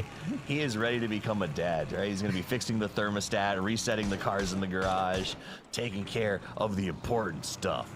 Don't touch my toolbox. Meanwhile, Kickstart in the air doing the super scout with the glider. He's out on the outside edge, so not a lot of risk here. I think I like the way that they've used this. Kickstart especially seems to pop up here pretty regularly, and when you're backfilling from a long way outside the circle and you can get this in the sky, it sure does help. You can see the rest of the Falcons just there ahead of him, and he's letting him know exactly where 17's positions are before his team makes a difficult push. Yeah, MiTH will get their teammates back over here at the Dirty Dozen. I also like how he said fixing the thermostat, because if it's at any temperature other than the dad-approved amount, it's obviously broken, right? Nobody would dare change it from the dad temp. Anyways, back into the fray. It will be MiTH as they get their fourth player, Baron, rejoining the crew. I was laying in bed last night and I sat up and went, "Who did it?" And my son goes, "I just changed it a little bit," and I went downstairs and fixed that problem. You can't hide it. You cannot hide that from us. It's a sixth sense you get the day that the first one comes out. All right, let's talk about this circle shift. It goes pop right to the middle. It's been donuts on donuts, and that is good news for a lot of our teams who like to see things standardized. It was so ping-pongy the last couple of days that I think a nice, good old-fashioned works towards the middle circle is going to be appealing to a lot of these players. Yeah, Kurt seems to have realized that Susie from JDG is not too far away as Liquid start rotating their way around that side. Or maybe they're just pathing their way in through quarry on the edge. VP up on top of the hill, center of the circle, creating themselves some cover. They'll use the coops, they'll use their nades, they'll dig themselves a hole. And it ain't a bad place to be in because there's no real rush for anyone else to push them right now. Well, also the fact that you can do destructible terrain has made these sort of like, I don't want to call them peninsula mountains, but mountains with good thrusts coming out incredibly strong, because you go ahead and you pickaxe the front end of that. It gives you scouting with third-person perspective and shoot down potential on just about anybody who's trying to crash you. More importantly, if someone does drive up, they land in those, they hit those little craters you've built, and it stops their push, or at least throws them off their game. So I think it's a really cool new way to sort of play defensible spots very aggressively. Now let's take a look at Nemesis as they peek over towards their opponents. Stade going to be on patrol. He's got MiTH just north of him. They brought their teammates back, so he's keeping an eye on both sides. Yeah, here that fight between Vitality and Sharper seems to have fully kicked off. Hello, my bad. Dull uses the son-off, manages to find one onto Thanawat, giving them the advantage now in this fight. They've got the building, but with one player down inside, you still have to hold back Thunders and Earth. So Thunder, he'll push his way inside. Look, if you know there's only one player in the building, close the gap and make it so that it's an even fight. Yep, so he gets in there. And 17. VP and 17. Everybody's showing up for the third party. You got to get inside and make it happen. Here comes Gedrox. He's going to enter as well. Falcon's been waiting for a spot to go in. Remember, Kickstart was scouting it, so we watch Gedrox, but the war is on. Everyone is here. Gedrox trying to clear the house, checks the bathroom, pre-fires it. He knows he's at the door. The door opens, down goes Thunders. Gedrox goes for the flush, jump backs into the bathroom, and has to try to hold some space. Him and Hello My Bad now can actually try to set up an ambush, but here comes VP. Yeah, Blue Zone is being tossed in. If any VB players fall, Falcons will push Shrimsy, finds that knock with the MK, and all of a sudden, Falcons might think about leaving their nest as well to try have an impact on the numbers. Good molly tossed in, the Blue Zone doing even more damage, but I just think that Falcons want a little more damage done onto all three of these teams before they make their push, because they don't want to play with house money. I know it's a good fight, but I want to hear it from the VP perspective. I want to see how they call this fight. EWC champions, let's check in. I don't know, let's get 2-1. They're nading us, thanks. We might get run first. I cannot run back. Yeah, we got recurred. I cannot run too. Knock one bar. We need to fight bar, I'm trying to come. I'm with Unix. I need to heal. We're inside, we have bottom. I knocked one outside. One outside. Vault it in on you. Close side. One empty, full play. Nice! Whoa.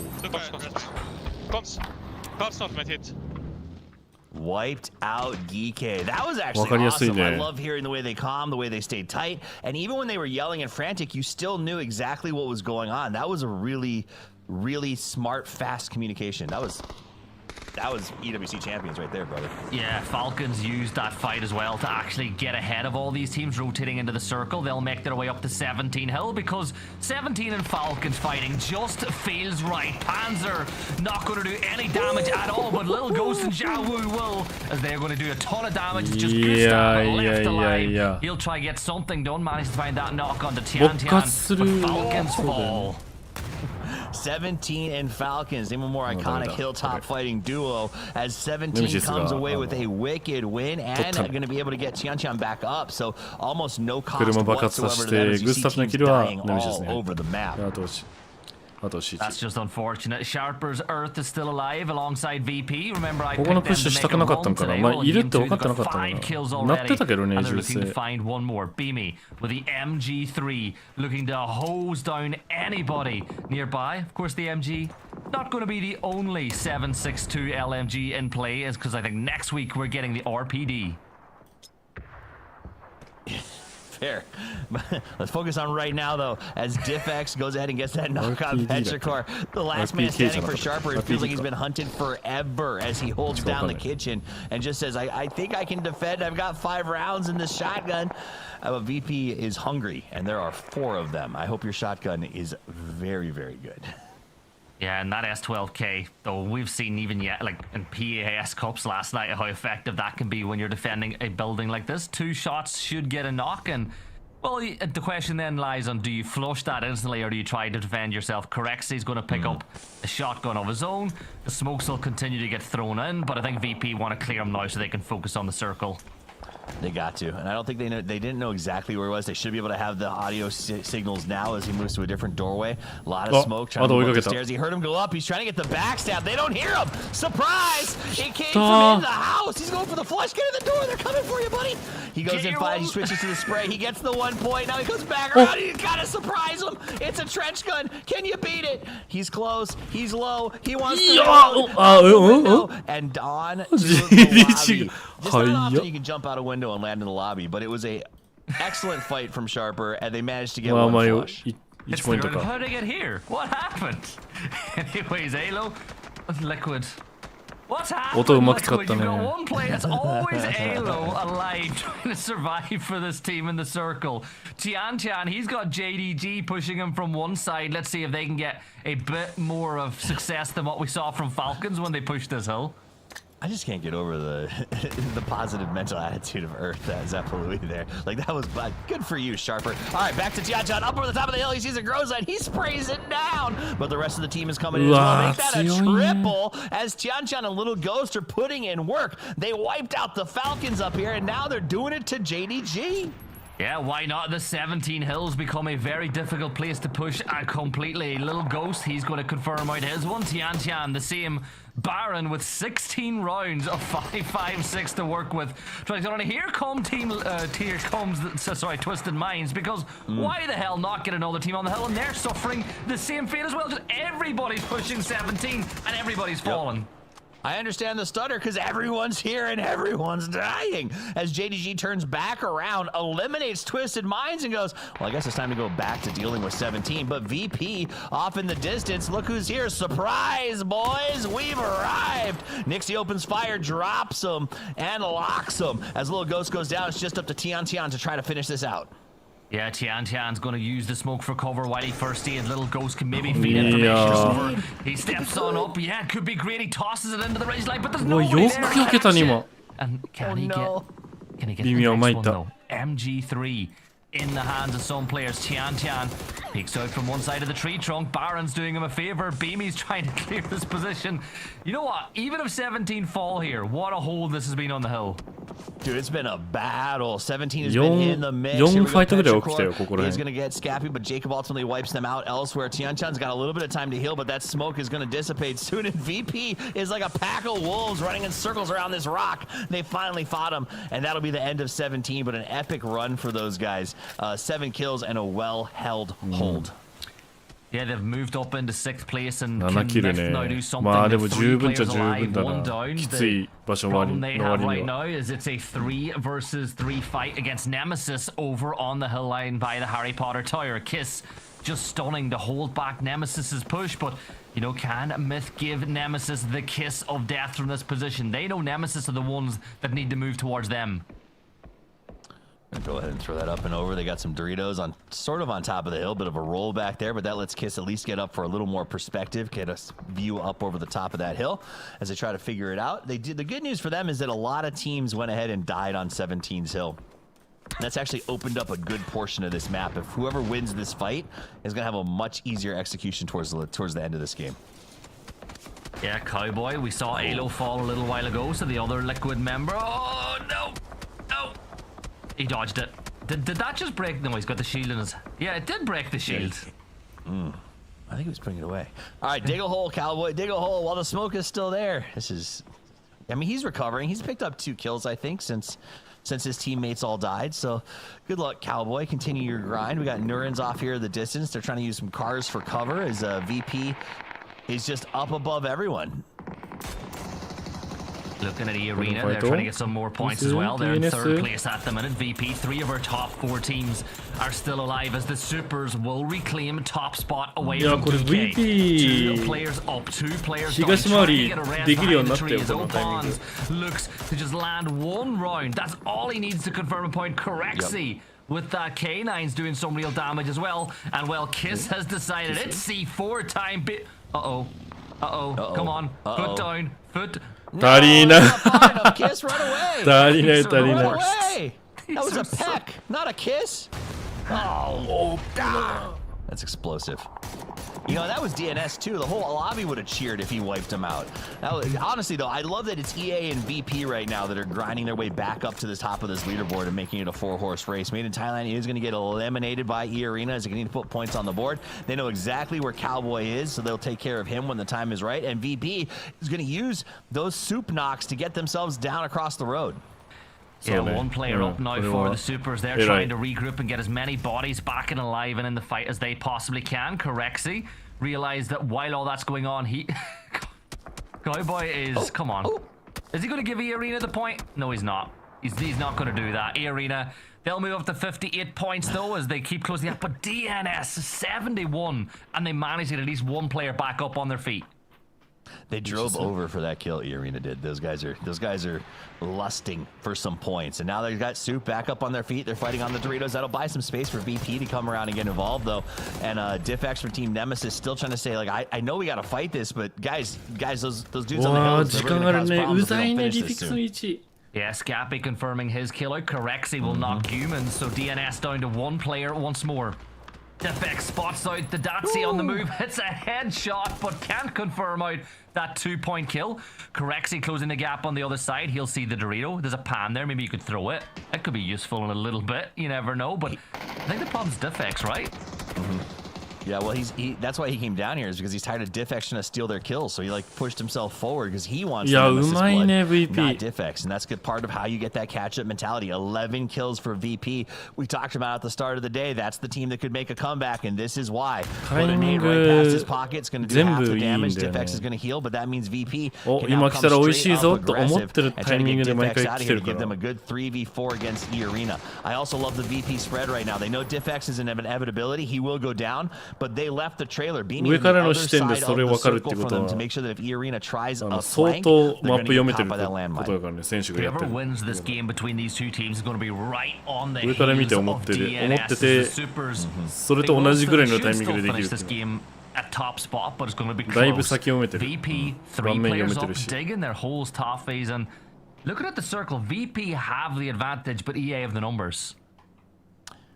They do have the numbers. They've also got the aggression. They've been playing pretty hard right now. They only have half the kills of VP, but not for lack of trying. E-Arena has been diving at kills, trying to make it happen, and we've seen a couple of denies, a couple of steals. These guys have also been putting in a ton of work. So it tickles me that all of our top teams in that Big Four going for the championship came out here on this game in the grassy pastures and said, this is where we get back in it, and have done so. That gap up to DNS is so much smaller than it was. Both these teams going to be really close based on whoever wins. You know what the craziest thing about this is what VP, is the craziest? If VP win this, they've doubled their placement points from yesterday, and they'd still be in second place. Like 9 points they got yesterday in placement, and they're on potentially the verge of getting 10. The Panzer misses, and that, oh well, never mind. You lose your Panzer and you get a Groza. That's not the worst thing in the world. Right? Well, if you got to replace it, you may as well. So the Groza goes in, stock his bomb, and he picked up some emergency cover as well, which they've already pulled down to be able to push forward here. That's going to be actually pretty clutch potentially if they can last long enough to get it down, because they didn't have a lot of options in middle. So that does give them a tiny bit of cover here. They're going to, EA's also going to throw out a little bit more in terms of utility to try to bring in some cover, a little bit of hole in the ground. The problem is you got that MG off to the right side, and if it opens up, if he lays down and just blazes, that thing's a laser. It looks like E-Arena are kind of util weak at the minute. They don't have a lot of nades they can toss up. They use that Panzer. VP kind of in a similar situation. They've got a couple more nades. They got one player in the open. But Nurens does what he has to and instantly trades it back. Second nade's going to try get that flush, but if you're E-Arena, you get on the move, and that's what they're doing. Two players wrapping up to consolidate as a force, so Nurens can focus on the res. Never mind that, they're actually going on that wide wrap to really capture these VP players. I'm surprised they didn't go to the second smoke down. Looks like they're going to put two more down, so they try to make the wall. They know the res is coming. This is going to immediately have to fall backwards. That gives Pathompong and the boys a chance to go out to the flank. Good pre-nades to try to stop them and flashes to slow them down. And it sounds like VP is also starting to run a little bit low on utility. Good nade up over the top, but E-Arena's getting aggressive, Gibson.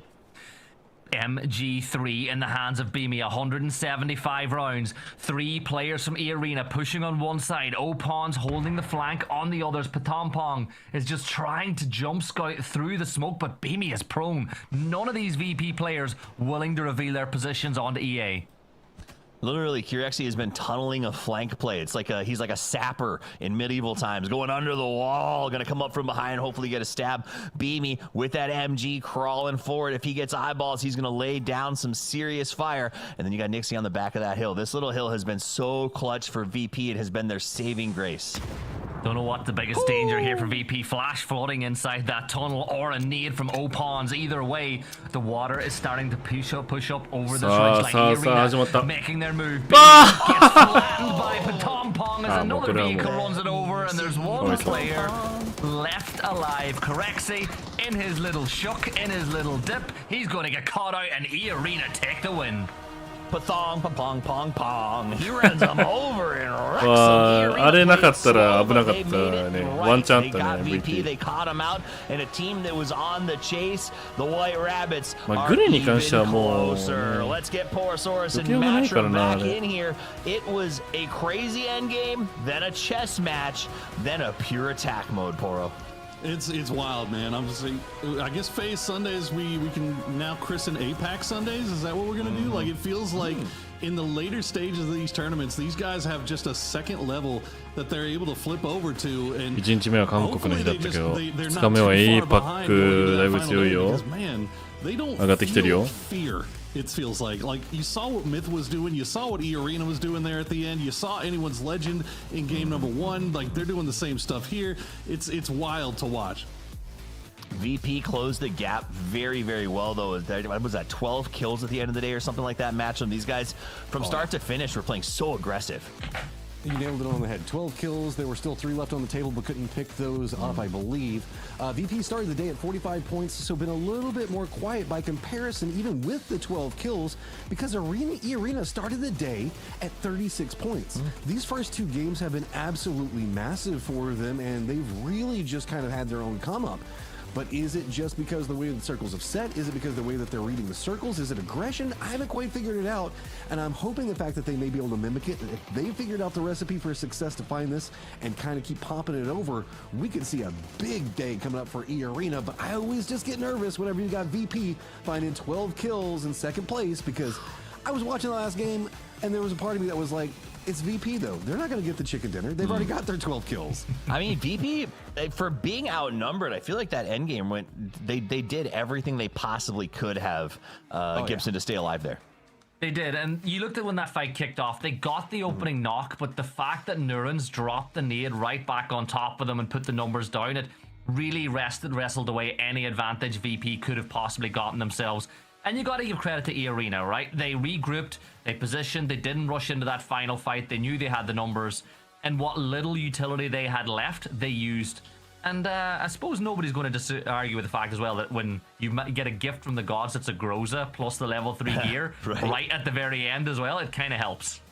It was like the lords of PUBG were like, guys, Supers is too far ahead. We're going to help all of you catch a little extra points. Man of the match goes to Nixie. And Paul, I'm going to be honest, I felt it was a little risky, but I felt like it was pretty cool that we stopped down a fight and got to listen to the comms of Nixie and the EWC champion and how they took that sort of three-way battle there in the middle of the match. I really enjoyed listening to their comms and how they handled that.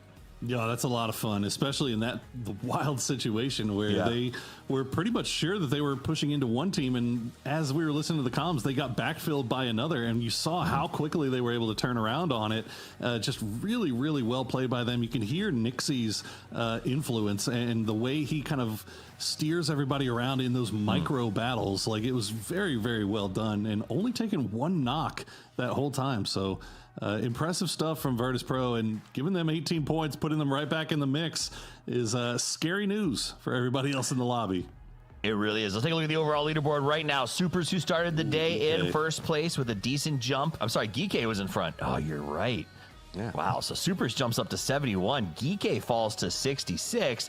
E-Arena takes second place, and then Virtus Pro manages to climb as well. That puts us in a very comfortable 4-horse race with 3 games left to play on the day.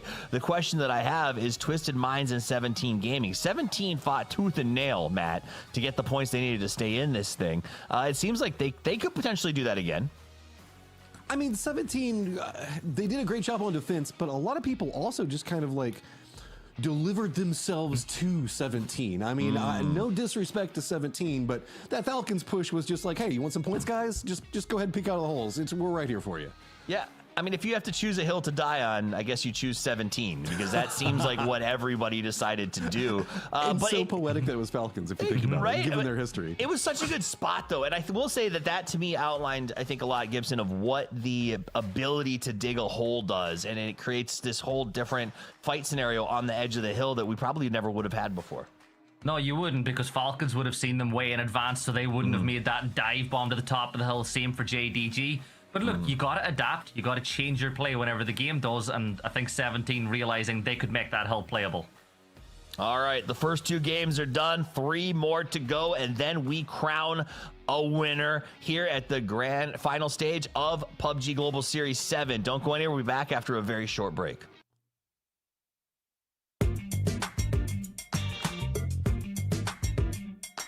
Welcome, guys. It's great to have Xiaowen and Tintin from 17 Gaming here. Let's say hello to the audience. Hello. Hello. Yeah.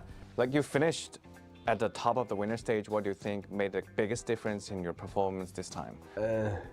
没有什么变化，最变化就是我们打决赛有10分的代入分。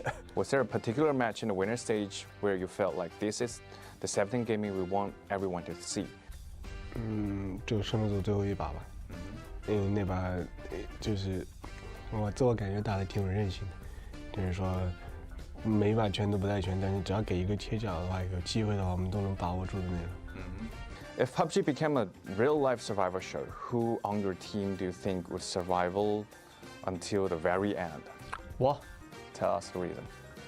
天天先来吧，说一下原因。心狠手辣，我会先假装和人示好，然后在最后剩3个人的时候，先给他背刺了，然后再将最后一个敌人正面拿下。Right. Like, for advancing into the final stage, who do you think is more excited? about making the finals? 没什么感觉吧，就可能见得多了就比较平常心。What do you want to improve in the final stage? 争取拿下夺冠，因为我们就是游戏开始之前我们就领先别人几分，这是我们天然的优势。All right. Congratulations again on outstanding winner stage performance, and thanks for taking your time to have our interview. Let's see you in games. Bye. We all chase that one more game. With Lenovo Legion, it's always within reach.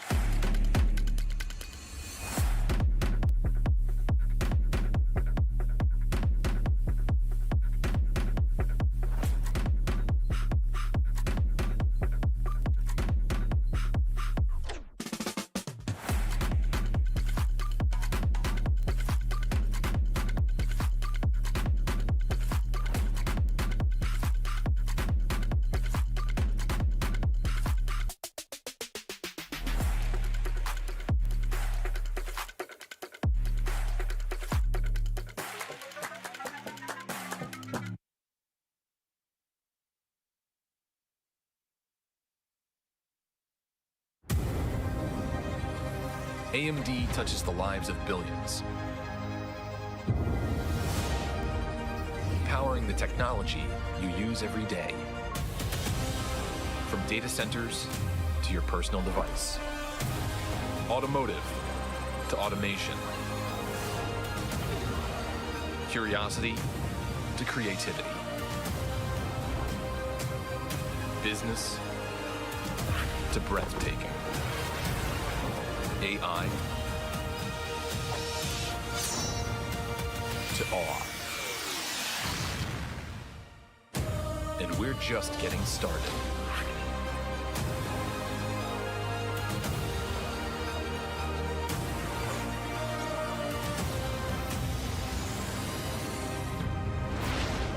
AMD. Together we advance.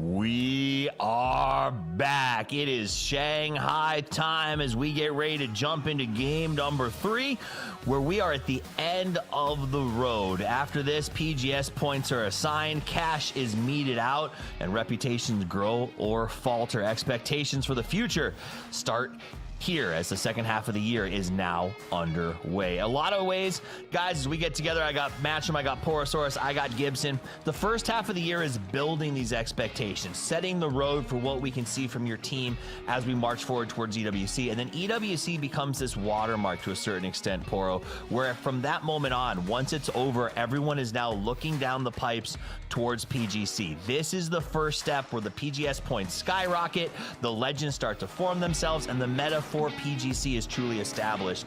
There's a lot of, I think we underplay sometimes how much value is put on this first event. Yeah, absolutely. I mean, this is the official start of the second half of the year, and the second half of the year is where everybody, as you said, just looking towards PGC. Everybody trying to figure out who their identity is as a team, how they are going to play this 2026 version of PUBG that we are rolling out with, how they best can capitalize on their unique skills to do as best they can. So I think we're starting to really get an idea of how APAC is. All of our Thai and Vietnamese teams really just, it feels like they're being that hyper aggressive, push everything, and honestly Virtus Pro kind of feeling the same way, which is one of the reasons I feel like we're seeing a lot of success from them. Yep, I also think Virtus Pro and Match, maybe you can speak to this as well. It just feels like in an era of adjustment, this has been a team that made that small change, picked up Curexy, and has been on their toes. Like if you talk about sports where they teach you to always be leaning forward, always be on the balls of your feet, VP feels like they started the year this way and has never let up. Yeah, I mean, whenever we talk to Nixie and the guys, it's always been about just trying to set pace. They ended last year at PGC in second place. and they felt like maybe they should have had first place, depending on how the opinions go on it. So with the TPP switch and everything else like that, it was buckled down. We're not going to make excuses. We're not going to talk about BRDMs. We're not going to talk about mortars. We're just going to make it happen. And we're going to just try to find the way to play whatever the meta is at the time. And we're just going to play so many pub games that we are ready for every single situation and we understand how to tackle it. So it did take them a little while for adjustment. But man, whenever VP is on, it just feels like they can find ways to get points in situations where it should be impossible. And they are always just going to be looming in that second or third place position, ready to pounce on whoever's in first the moment they trip. Well, game 3 getting ready to start, and we'll see, can VP continue? Does the grind set matter? As we know, the top teams have been putting the work in. This is where the Dusty Dunes await. I'm sorry, Rondo awaits. Dusty Dunes is next. Hey. This is the chance to jump into the city. We're going to send Porosaurus and Matrim into the action. Gentlemen, game 3, let's go.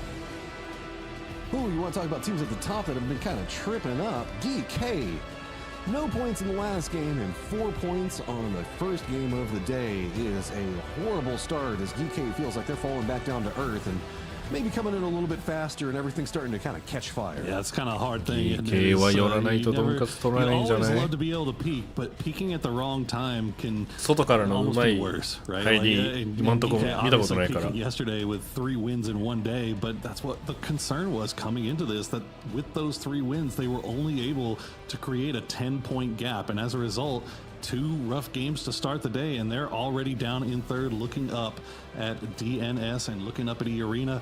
If they don't find something here, they could be looking up at Virtus Pro or maybe even Twisted Minds here shortly as well. I'm just still absolutely dumbfounded by the amount of points in 2 games that E-Arena has been able to generate. Remember, they started the day at 36 points. Look at that come up as, oh, Myth, how you always involved in these weird things at the start? I'm telling you, Myth, it feels like they've decided to go with the strategy of, I'm just gonna swing my arms like this, and if you get in my way, that's your problem, and it's working out for them right now, which is it's honestly crazy. Like they're so insanely mechanically gifted. Look, it's great. You just take these early game fights. If you lose 3 people, but you still manage to win, now you're warmed up for the next fight, and let's just try to run over somebody or make the push back over. There's now the do-si-do around the outside of the rock, and Baron actually hits it from there. There's the car to finish it off. Corexy now down, and VP right next to him. Do they want more of this? Because you never know with Myth. They might actually go for it. They might not. They might just be happy with the one. I haven't found a consistent way to view how Myth decides to take a fight. I the best I could come up with is since I'm terminally I'm just terminally online, so everything is memes to me, and so like the best thing I came up with for Myth was the meme of like, man, if those guys actually ever looked at a leaderboard, they'd probably be really upset with how things are going. But like they just don't seem to care. Like nothing seems to tilt them, and it just. But it's liberating, right? It has to be. Like it has to be. Like they come in despite having an awful couple of games. They'll show out in the final game of the day and almost make the cut line. They come into Survivor. They do the same thing once again, and that time they actually qualify for final stage. They had a terrible day yesterday, and they come in here today, and they're still just running into every single fight that they can find, and they're winning them. That's the difference.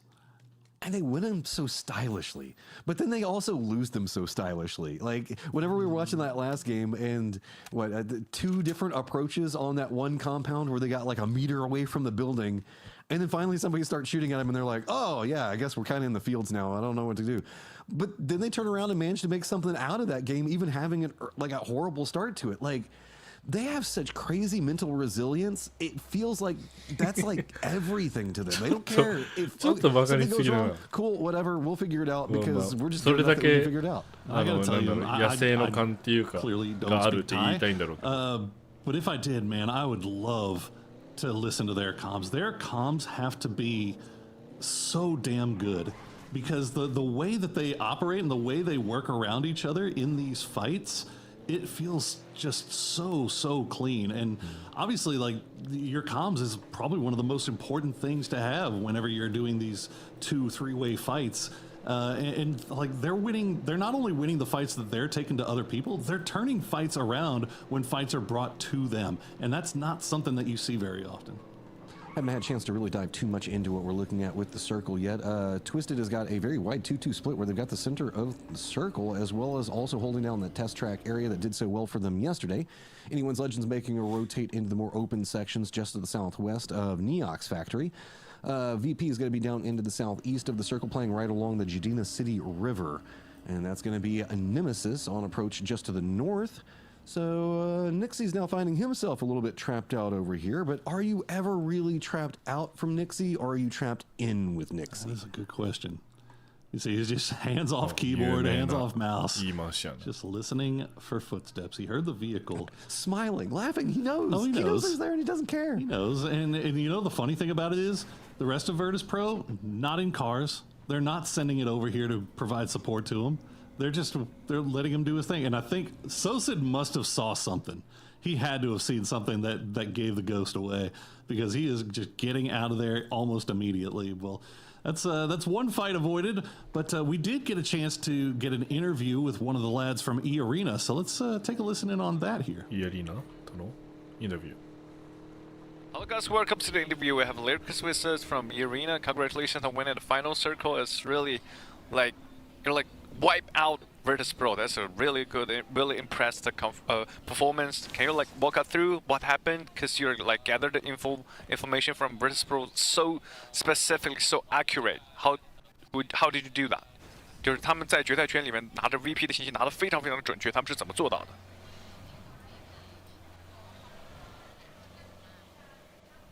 ก็เรารู้ตำแหน่งตัวห้องน้ำครับอยู่ว่าอยู่หลังห้องน้ำเราก็เลยคอมโบเนตครับแล้วก็ตัวขวาที่เราขับรถเหยียบก็ผมไปนอนอยู่แล้วได้ยินเสียงเขาขยับครับ中国語だとあんな短いんだ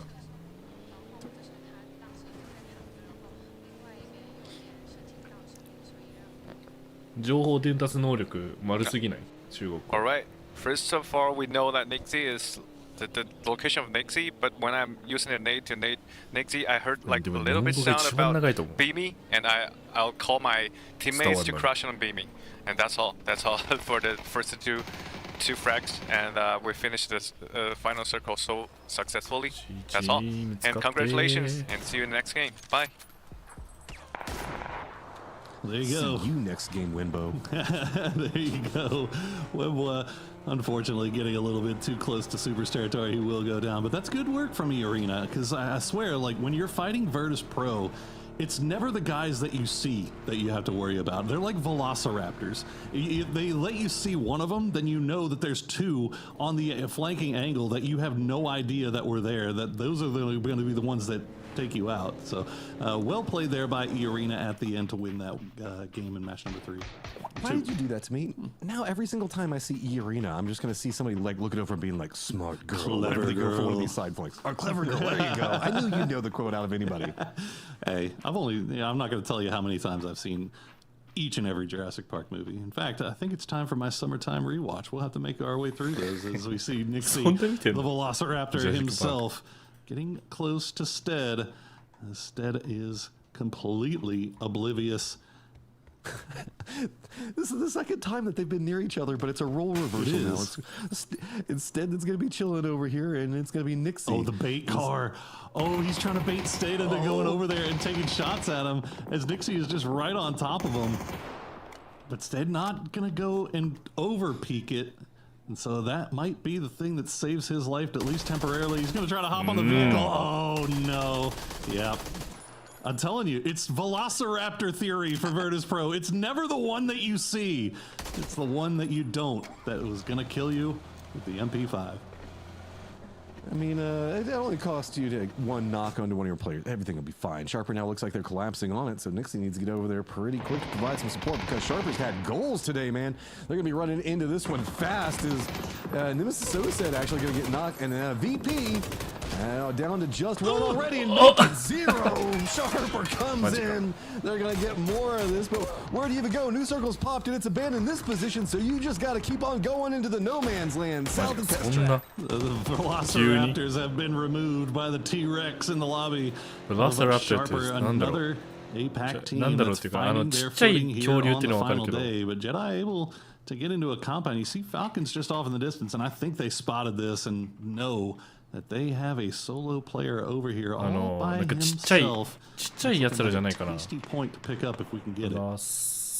Raptors. Glider off in the distance, and Falcons not being too proactive on this right now.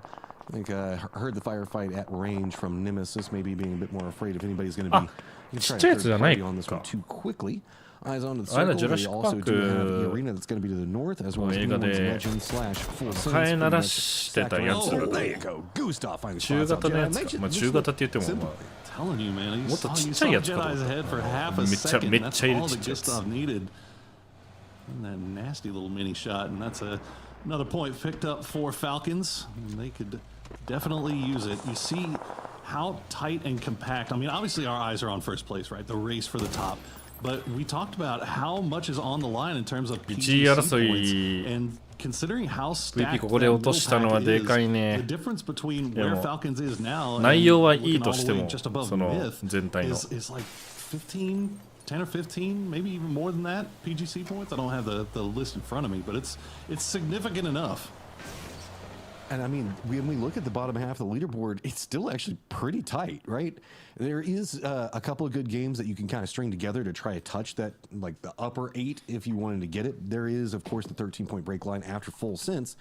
But I mean, we have seen people be able to pick up, like, again, 10-kill victories. And whenever we look at Petrichor Road, Myth, we look at really Falcons, Nemesis, we've seen them have those types of games. That's nothing to say anything bad about Sharper, who's trying to make that happen, but we know that those squads are capable of it if the opportunity presents themselves, or most really, the players put themselves in the position to earn it, because it does feel like those are the squads right now. They're a bit more lost in the sauce and the meta, and really how to navigate it. Falcons, the reposition, it looks like they'll backfill where Delwyn was, and that's actually going to be a nice time for them as well. Now that the new circle has popped, a few shots getting sent over in their direction. Are they actually hunting Delwyn out here? I think they've realized he's by himself, and yeah, they're going to go and try to take the pagoda. Delwyn, he's just going to go ahead and breeze on through. Thank you for saying pagoda. I always forget the term for it. I always just call them towers. I think that you are correct on that one. I think I am. I could be wrong. If I am correct, if I'm wrong, somebody can chat correct me. I know Doesn't matter. We're casters. We'll just call them pagodas from this point forward, and everybody will eventually do it if we just keep it consistent enough. Supers and Vitality do bump into each other over here. バイタリティ中盤以降の初の戦闘じゃない。ほぼほぼ序盤だったから。just keeps getting into these like really early circle 3 fights. It's been against いやまあでも前の試合たちよりは結構遅めでは early fights でしたけど。Rex has that outer angle. He's gonna get spotted out though. That is huge for Hello My Bad. Because Rex had that flanking.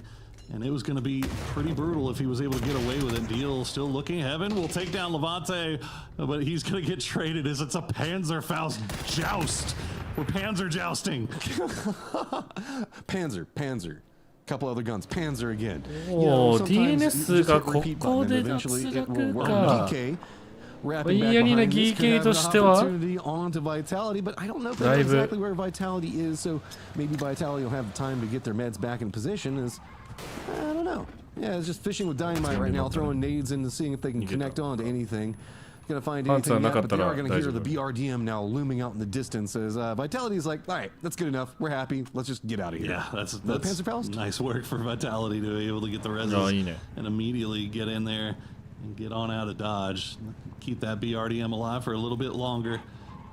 As actually, they weren't able to get one of the reses, so I'm not sure what happened there, but only 2 alive, but they do have that BRDM, so they do still have a chance in the late game. As you see, Myth will finish off Purdy Curdy. They continue their reign of terror on this south side, just rolling around, looking for somebody to scrap with.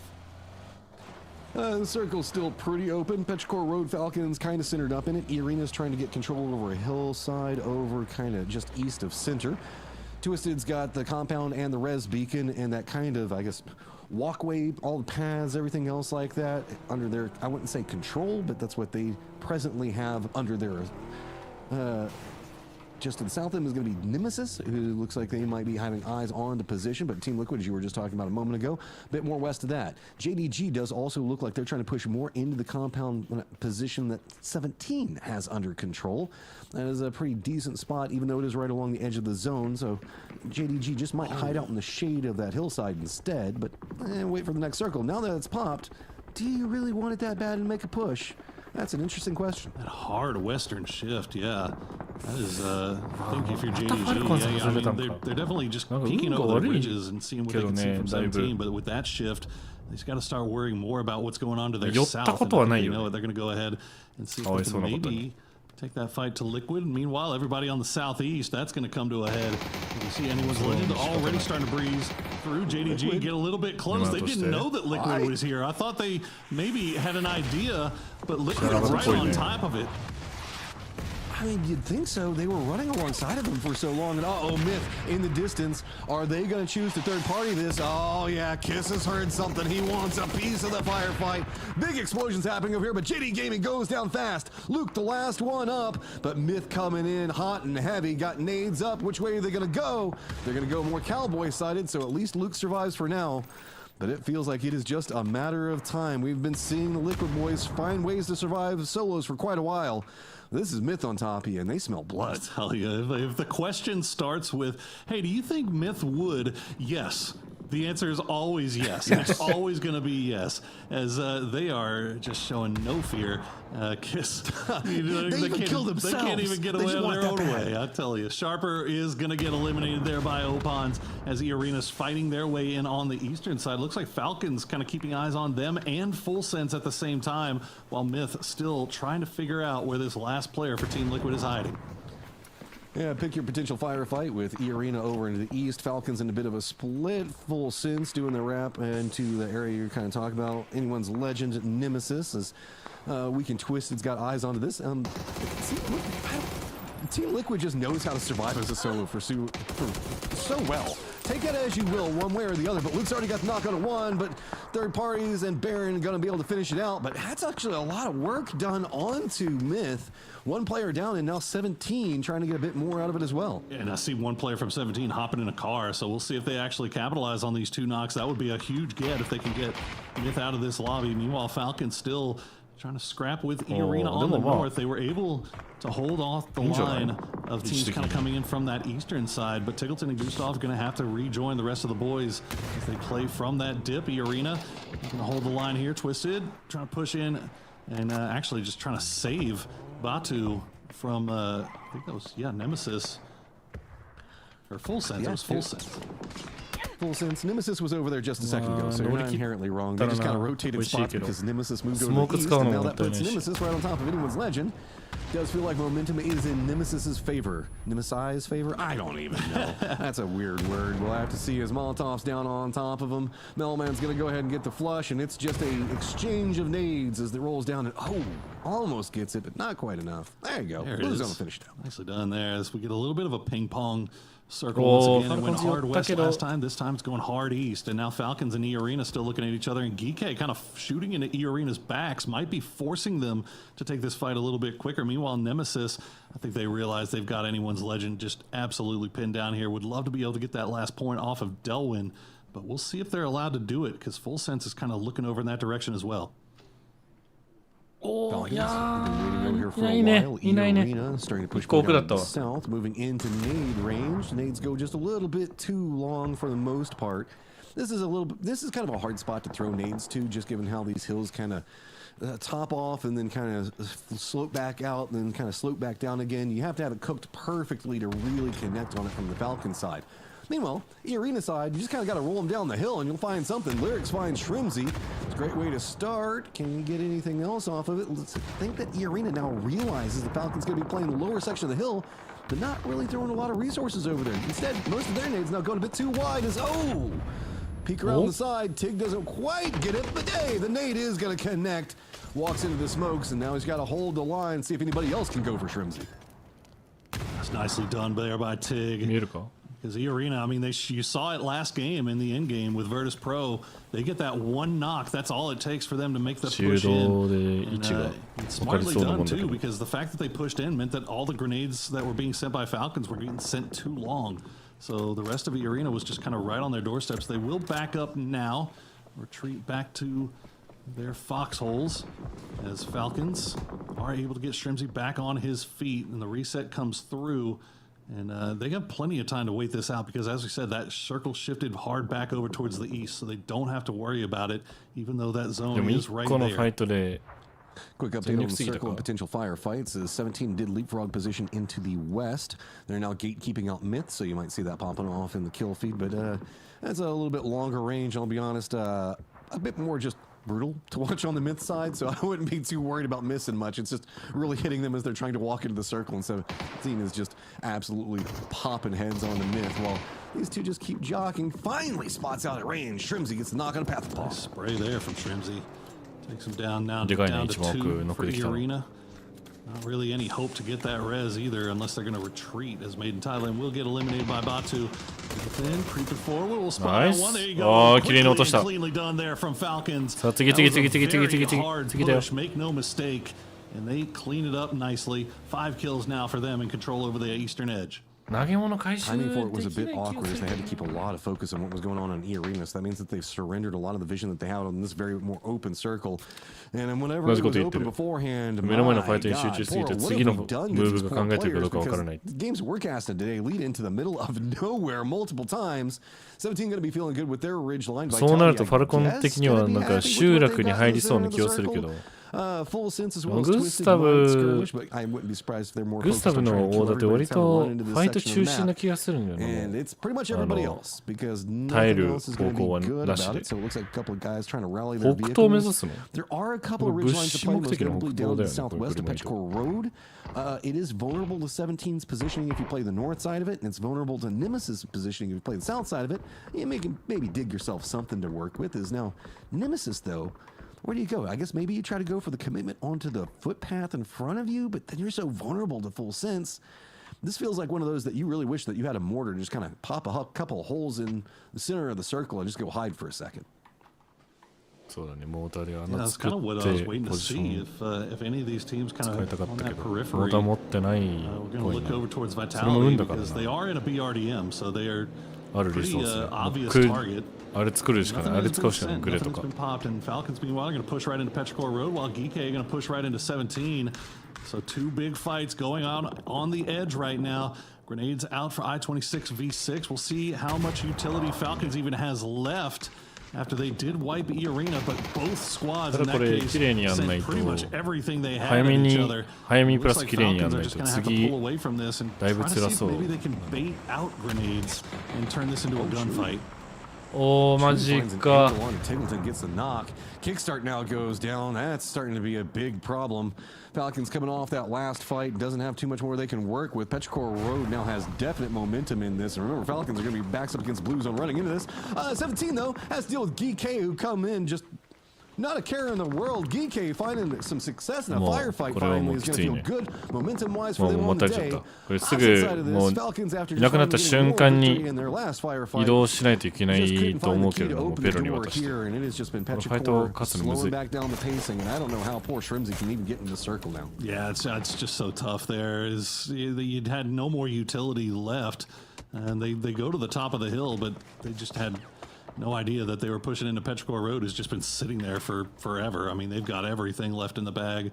Still 1 grenade left on Shrimzy. We'll see if he can stay alive long enough to use it. Looks like Petrichor is still hunting him. Nemesis, meanwhile, did finally make their way over across the footpath. They did leave Sosid down to the south, keeping an eye on that full sense Twisted Minds compound. Shrimzy will find one. Nicely done here. Won't be able to get the flush just yet. Just spraying through the smokes, hoping to find something. But now Geek has eyes on it from range, and that's going to be the last grenade that does it. As we cut over to full sense, pushing now through Nemesis. Sosid going down quickly. Melman right there to follow. Not too many other options. They didn't want to deal with Twisted on the other side, so Full Sense instead leans more into the Nemesis line. Vitality also counter moved up to the north, trying to see if they can stop out anything going on Petrichor Road. Geek also taking shots at Petrichor Road. So Twisted Minds just trying to keep control over the circle, and just Full Sense getting pulled apart. Too many different directions, too many different enemies, and the duo for Twisted Minds just playing it slow and steady, getting rewarded for it because everybody else is just faltering, falling in the circle before they can even get there, and that's really all Twisted wants to do. They're just playing for survival and whatever points that they can get right now for quite a while, and they've managed to out-survive so many other squads. And can they out-survive Full Sense? They've got Belmoth right next to him, but it's not like he can really do much. Thanadol's pretty separated, and they know exactly where he is. I think the one problem is I don't think Example has. Wow, what an arm there by Batu. But yeah, I don't think Example. I mean, we just saw him. He had like 5 rounds left in his DMR, so they might be in a little bit of deficit as far as ammo and utility goes. Geekay just have to send it to the rock. They'll get there, but they will lose a con in the process. Ming Ming will pick that one up, as it was actually Batu that got the knock. So Batu still eating over there for Twisted Minds. Belmont's praying the fact that Twisted Minds keeps defending him as they still have to move in the circle in just 1 second. Twisted trying to rally, get ready for that one, but they know that Belmont's looming at range. Petrichor Road keeps creeping forward. They've managed to get down from their high ground, move into this more low, close-range firefights, and it is going to be Petrichor Road lined up against the weakened Geekay, stacking up kills, 9 right now, and counting. Belmoth going for the shots on to Example, but Example's got to deny that in a heartbeat. Nicely done there, and now Petrichor Road, with the help of Batu, will clean up Geekay. And Petrichor Road still 4 alive. They've got center circle. It's a 4v2. We'll see if Twisted can pull off a miracle here. But they have already kind of done that already just by making it to this point in the game. Let's see, Temple's still got a couple of grenades left, and he'll find the knock on the Chewy. Don't count him out just yet. Oh, Batu goes down. Can we see the nades connect? Maybe it turns around more. Wow, that's a ton of nades that run down on him. Petrichor Road gonna find 12 kills and a victory. Big come up for the boys in blue/black. ここでペロドンカツだけどトップ。 Welcome back to the lobby, Pero. Good to see you. As you see once again how important holding on to that offensive utility into the late game can be.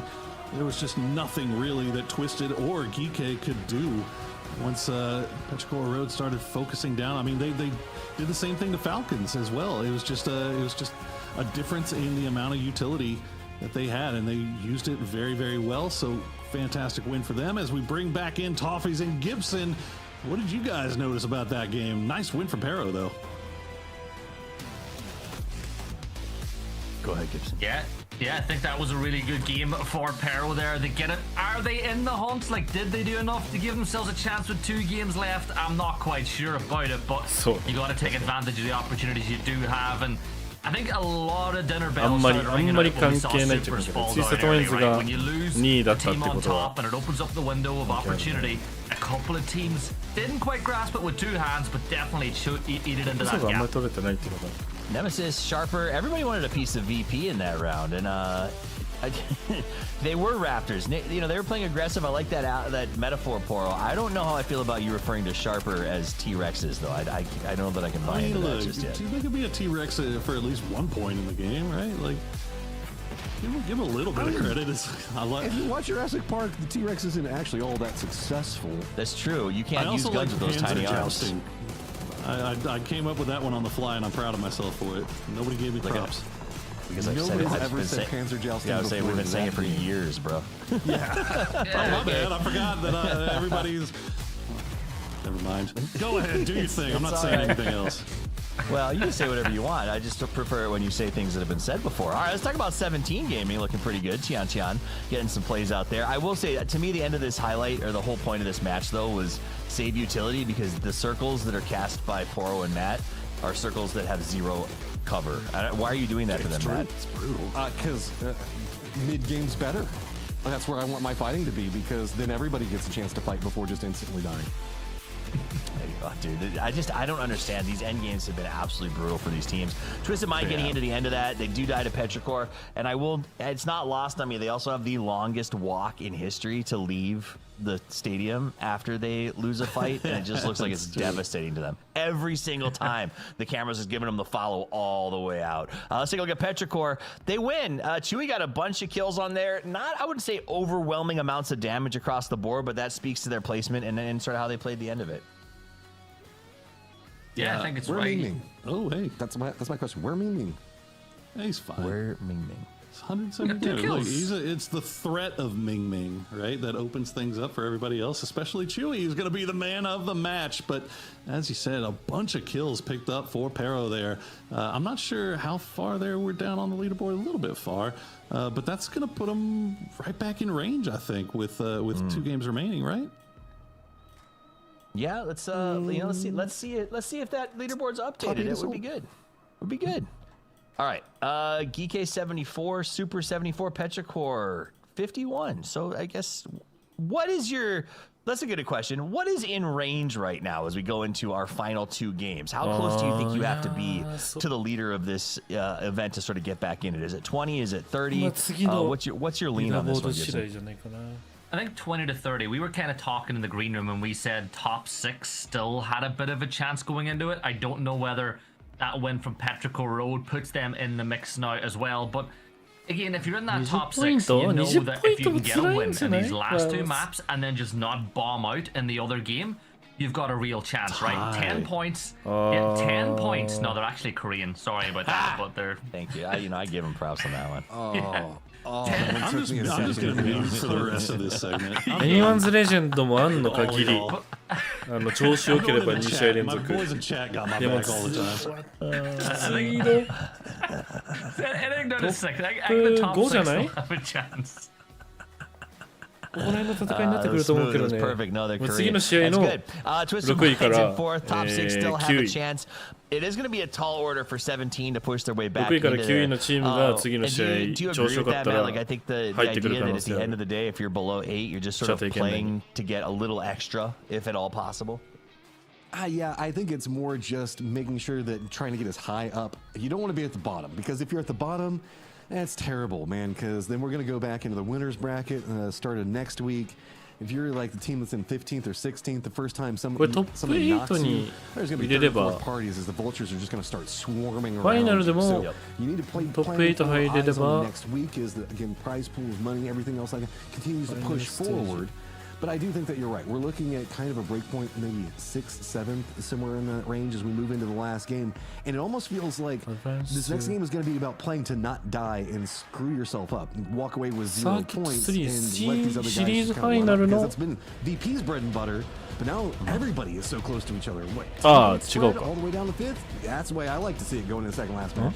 The top of the board is close. The Dusty Dunes await, and with 2 games left to play, you don't want to be chasing on the last match. So now's the chance to try to get a little separation at the top of the leaderboard, and for those at the bottom, a chance to dig in and find a few extra points and a little extra cash wherever they possibly can. My name's Thomas. I'm joined by Gibson. The playing path is as fair as it can be as we jump into the dunes.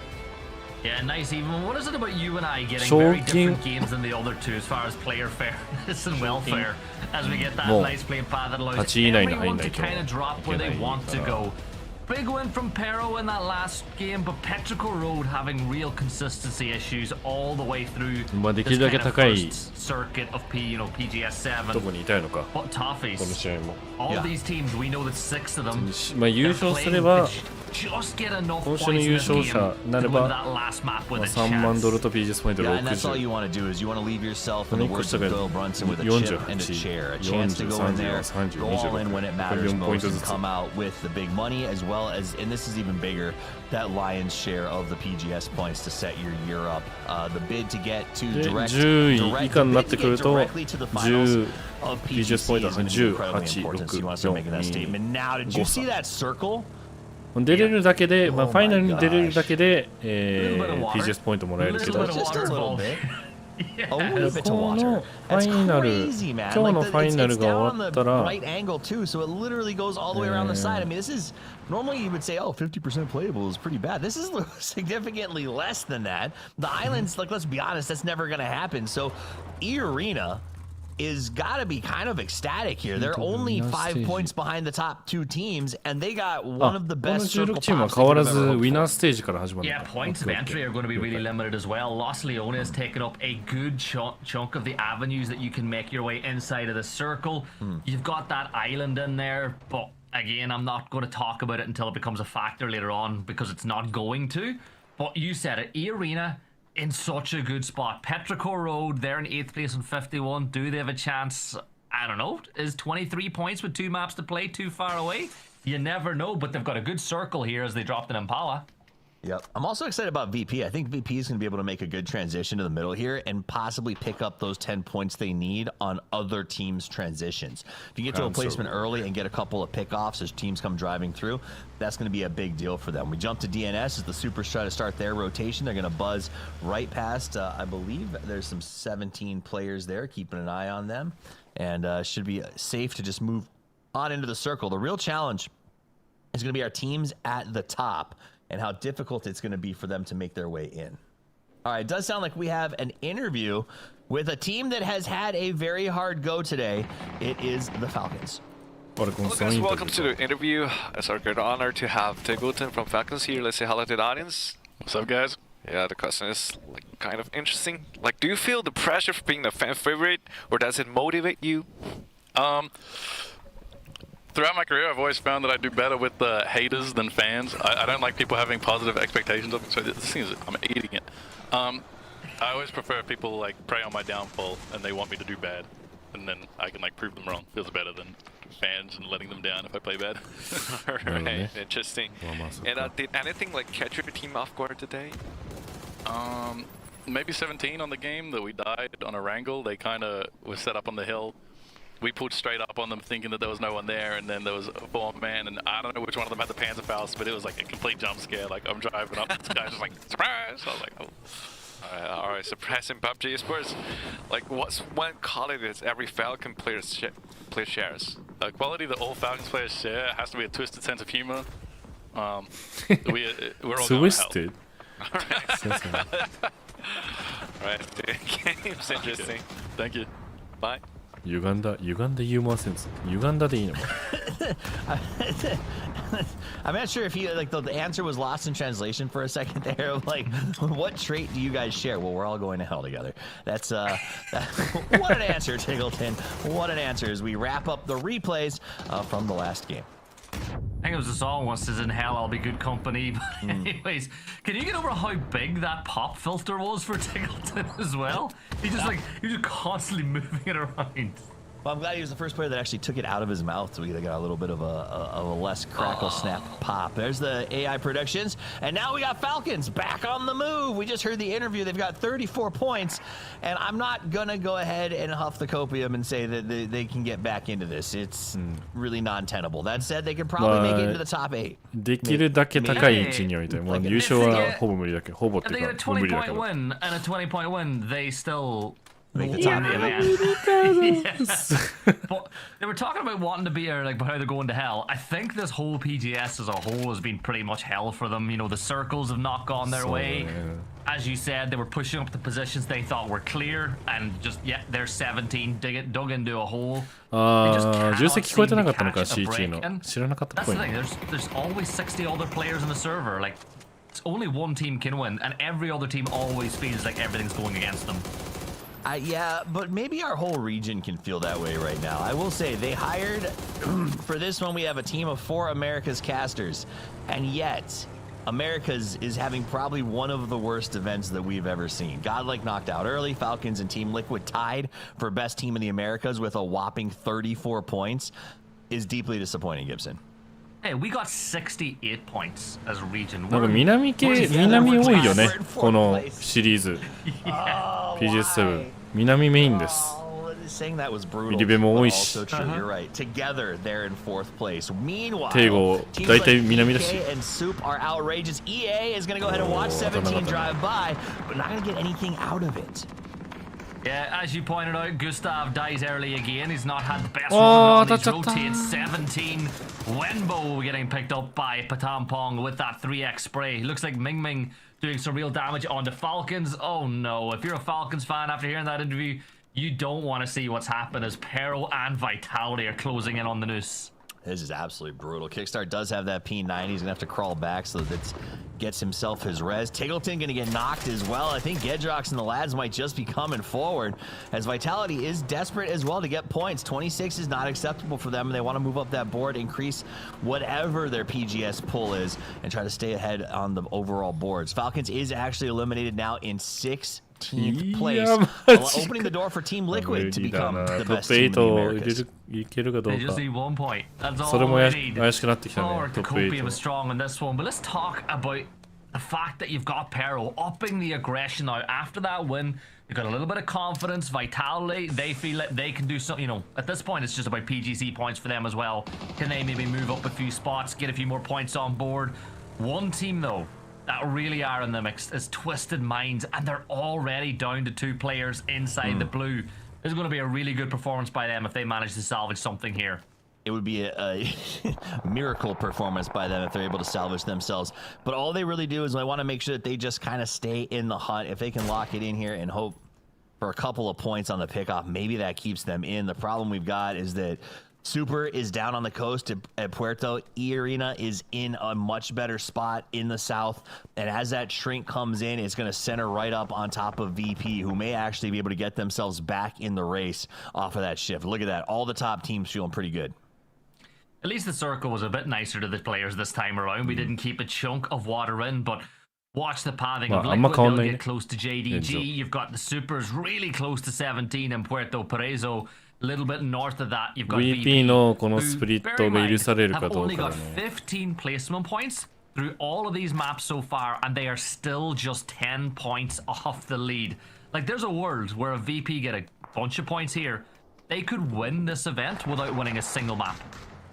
That would be pretty wild. Oh, here it comes. DL and 17 going to start the fight out right out of the gate. DL gets the knock on Lil Ghost, and that opens the door for DN Supers to come in aggressively. The rest of 17 is actually across the way. Coldwood elsewhere. JDG going to do a little bit of bolting just to make Liquid mad. And DL's got... yeah, you can't cross this. They do cross this. Dude, what is 17 doing? They just bounced? All right. Yeah, they're bounced. They're out of there. There's nothing they can really do.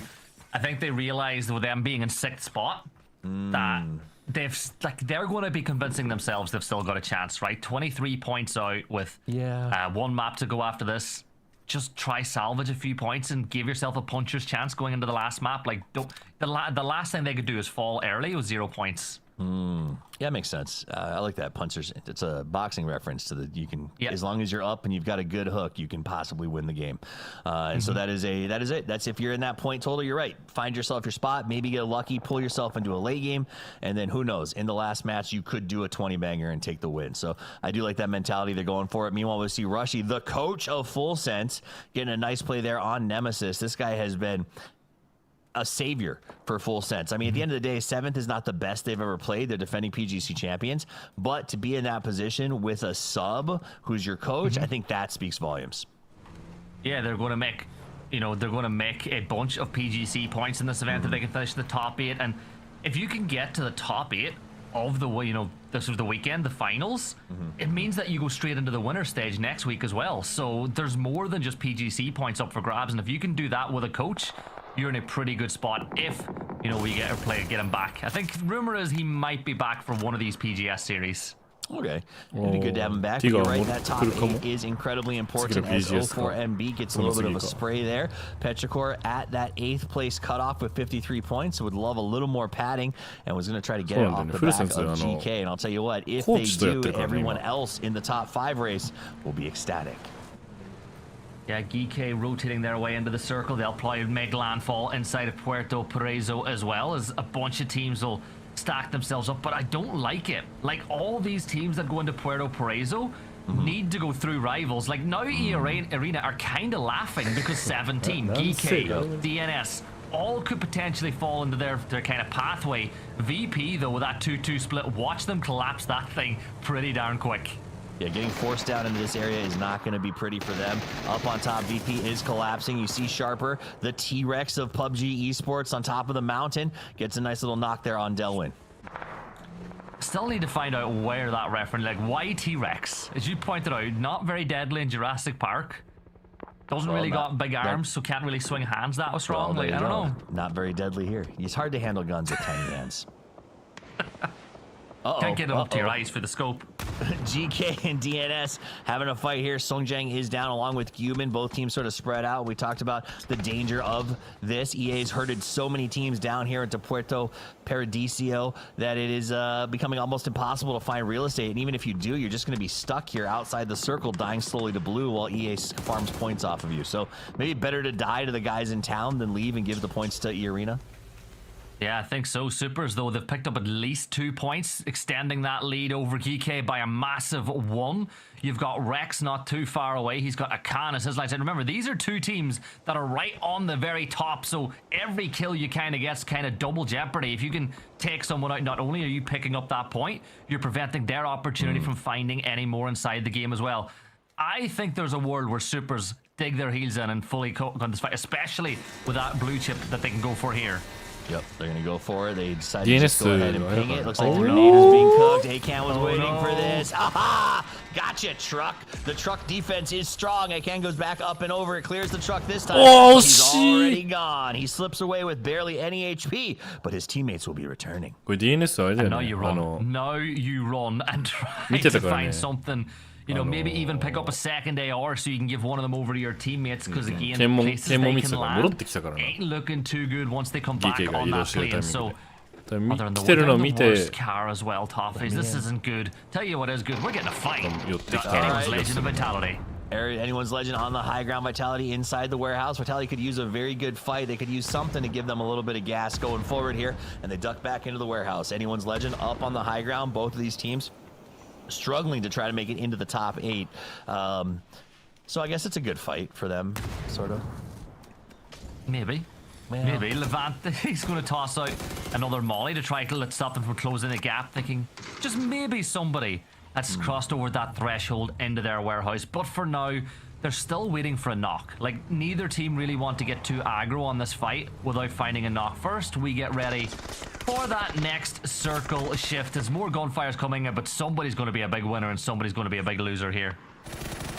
All right, sounds like a nice little spray there from Rushy over on the hill. Is still trying to get out of the blue. All of these different teams locked in on top of each other as that Vitality Anyone's Legend fight continues. You got Rushy just sprinting for the hopes, the dreams, and to get out of the circle. Full sense with 57 points at the moment. Nemesis and Soup staring down the barrel of each other. This is that return player that we saw rezzed down below. And Melman sitting by going, I think I get a free kill here.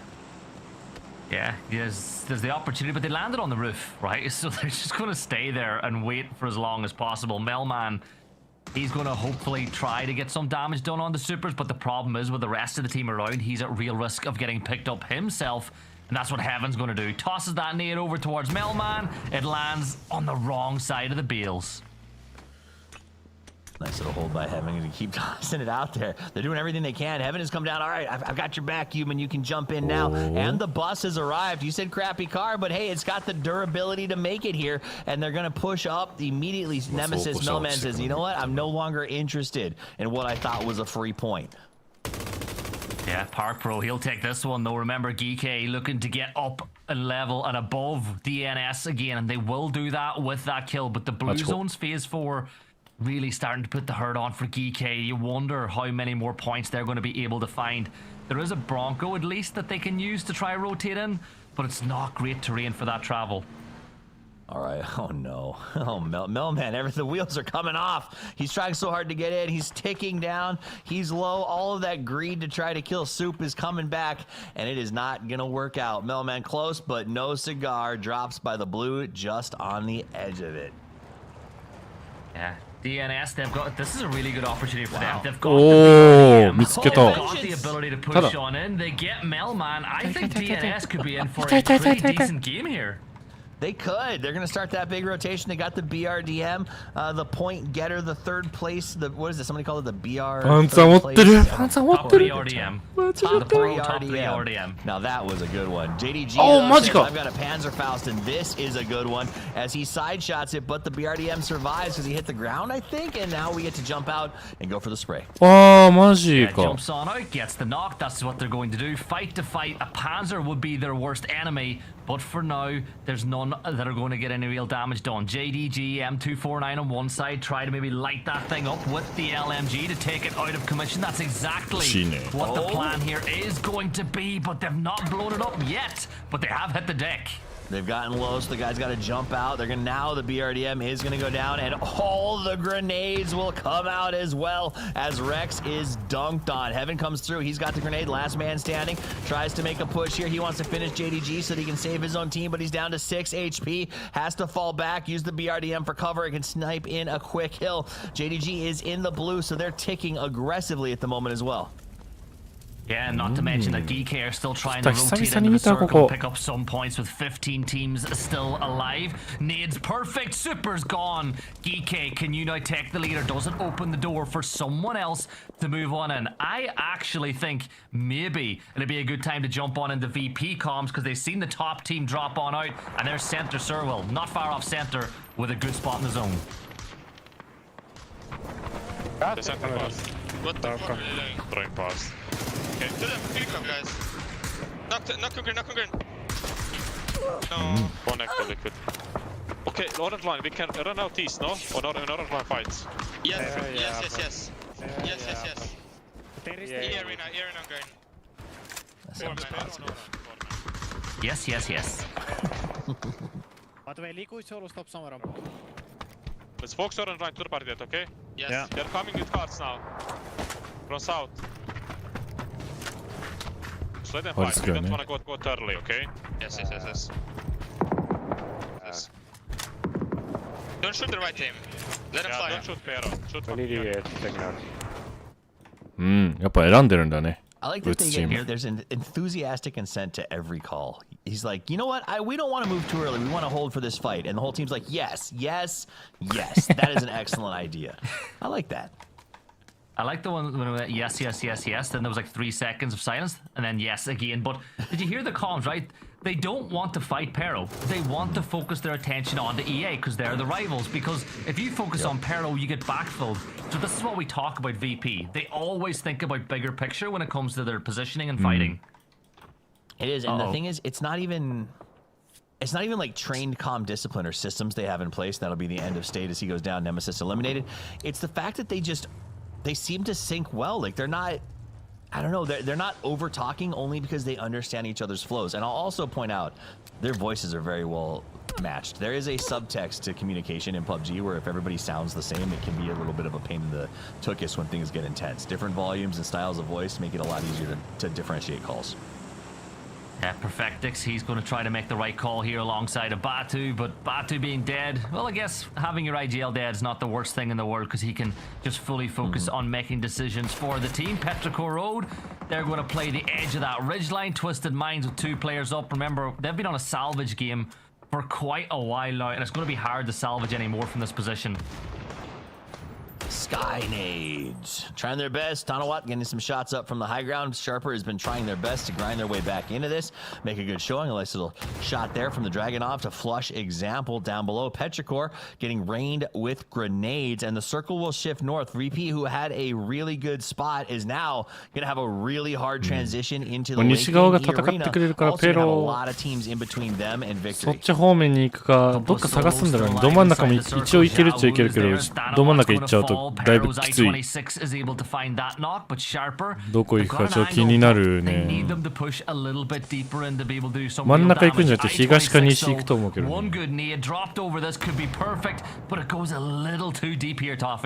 I like this nade from Thunders. He actually threw from the smoke from that side so they could see the trailer. They all fired on the edge. He immediately went for that flank. Opened, missed the first shot, gets that second. I26v6 drops down. Now we go up to see the cars. He's going to try to fall back, maybe go for the rescue play now that he's got the knock. Bit of a trade. We see flashes coming out. The team is surging forward. Thunders is going to try to stick it. Is it the right call? Petrichor's looking around. They say, that's too much smoke. We don't even know where he is. Mingming's got the P90. He now goes for the res. What a great time to counter back up if they want to. Yeah, they can't handle the smoke, and they've actually turned the attention away the other way. Is that Molly over on the Vitality as this fight finally gets underway in earnest? They're pushing really aggressively towards anyone's legend. Hemas will step out of the smoke and into the fire from Quizzy as Destroy is the last player alive and will not only destroy all humans, but he'll hope to destroy all the Vitality players that are left alive in the server. But they're hunting with those SMGs. This could be it for Destroy. Yeah, this took a long time to get up and running this fight, and now they go through. Destroy does manage to get a play on Quizzy, though. He's going to go around the Uzi, tries to make a move, but he can't handle. Levante puts one in his head. And then there were 8. We're into the あ placement ー、中央 points. 行った。 Arena are ファイトが始まったから行った。 top spot. Petrichor Road 3人生き残ってる。 pushed by VP now, 2人 picking up huge ニクシーを抜 points く for した this けど終 team. わら They've して。 lost one. Nixie is down. The あー、 Naze 残り will 2枚。 confirm the other one. Can VP do any more work? This is Alo. おー、いろんなチームから来てるのに3チームぐらいと戦ってる。 Boom goes the dynamite. VP eliminated in 4th, and it's Alo, the snake in the grass, doing the work. How do you kill a raptor from far away with large amounts of explosives? Up on the high ground, Sharper Esports takes a different tack, shoots down on Kiss. He's going to get burnt. Earthsopalui knocked down to 4, is going to fall back. Got that helmet torn clean off of his dome, but does have time to heal back up. Arena now with a very real chance to take control of top spot going into that last map. They've got all 4 players alive. Vitality are moving their way, and they've got a great ridge line looking in towards the rest of the circle. They are the team with the biggest opportunity to make some moves now in the final Miramar of this weekend and the penultimate map of the day. Vitality, the rest of the lobby needs you. Now is the time. Backstab and crush. Irina's got a hard push. I mean, to be honest, having Sharper up here is going to really slow down their progression. But at the end of the day, like, they've got a good circle spot. They don't have to move with the way this pop has worked out. Vitality, unless Vitality somehow pulls off some weird backstab, I think Irina should have this dead to rights. They should, but watch for Alo. That solo rat has an ability to just make plays. Vitality inside the blue as they start pushing up that hill. But again, Arena hyper aware of the fact that they're in that position after that fight with the guys from Anyone's Legend. So it's really a tough rotate. And I actually like the position Jedi has for Sharper. Like, he could have a very good angle onto these Arena players once he steps up a little further. Yeah, I think Sharper's in a pretty good spot, and they got a little bit of the shift. If he'd gone a little more aggressively towards them, they would have been golden. And they've got a mortar, so Thunder's going to put that down on the high ground. A little harder to hit, in my opinion, when you're this high up. But if he can land that on Irina, it might open the door for them to make a move. The problem is, if they do a crash, they're going to go right past Luke 12 sitting in that hole. 121 meters. I think that's actually just about the distance that Nurans is away from this point when you look at those squares. So can Thunders drop this exactly where it needs to go? Look, you're not going to push off the back of it, are you, Toffees? You're too far away. You've got too good of a position. But it could. That was right on top of Nurans. That was perfect if he wasn't in that shack. Let us destroy the shacks, man. Treat them like hay bales. That's not true. We need more cover. So Nurans is able to survive by jumping inside the shack, but they let him know, hey guys, we've got mortars, we've got plans. The only downside is what they are also doing is creating additional cover for E-Arena when they need to start inching forward. Oh, Pawns watching that move now. Vitality trying to wrap their way around this hill. If you push to E-Arena and you lose that fight, you're gifting them the opportunity to wrestle away top spot because they're only 3 points behind. You have 3 players up, and the placement point would see them move into the lead. Myth not in a situation where they can really third party. Either are Sharper. So basically the circle is cut in half. You've got one fight that could potentially kick off on the east, one fight that could kick off in the west. And then Luke 12, sitting in the middle of the circle. What's he listening to? Do you think he's allowed to listen to music while he waits? I don't think so. I think he's listening to the dulcet sounds of the rest of his team not talking. I'll bet they are leaving him in utter silence to listen and not move. I mean, that's what you do when you got a player who's in a solo situation and he's kind of just playing clutched out. It's best just to let him have his comms and maybe try to relay information if you can. But at the end of the day, it's just 3 guys trying to peek over his shoulder watching him play. I love that E-Arena is just throwing the pickaxe around, passing it from teammate to teammate without exposing themselves to the Vitality push. Vitality has to slide around the bottom right now, so they're going to try to make a south rotation. And look at that. E-Arena is set up for it. All 3 of those players still outside the circle, just hard locking this counter rotation.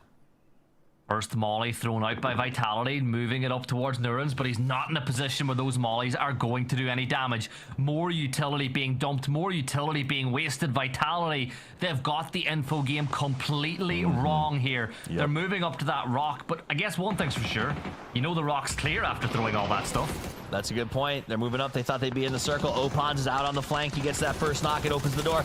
Quizzy's down. They know they want to move before a third party can possibly get involved, so Opons is going to surge forward as fast as he can. Right now, Sharper needs to consider trying to come in and play the third party position if possible, especially if another knock goes out towards E Arena.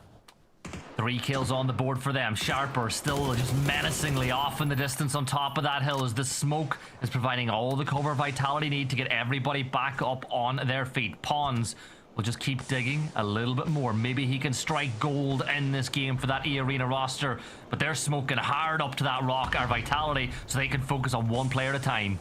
Absolutely. You thought you have to worry about dust in the dunes. It's actually about smoke as everybody tries to make up to the shack. Vitality actually doing better than I expected as they surge forward. There's that Luke 12 ambush as he gets the knock on Jedi. SP turns around and gets them. Meanwhile, Liquid out because of that, but he does slow down Sharper's attempt to reposition.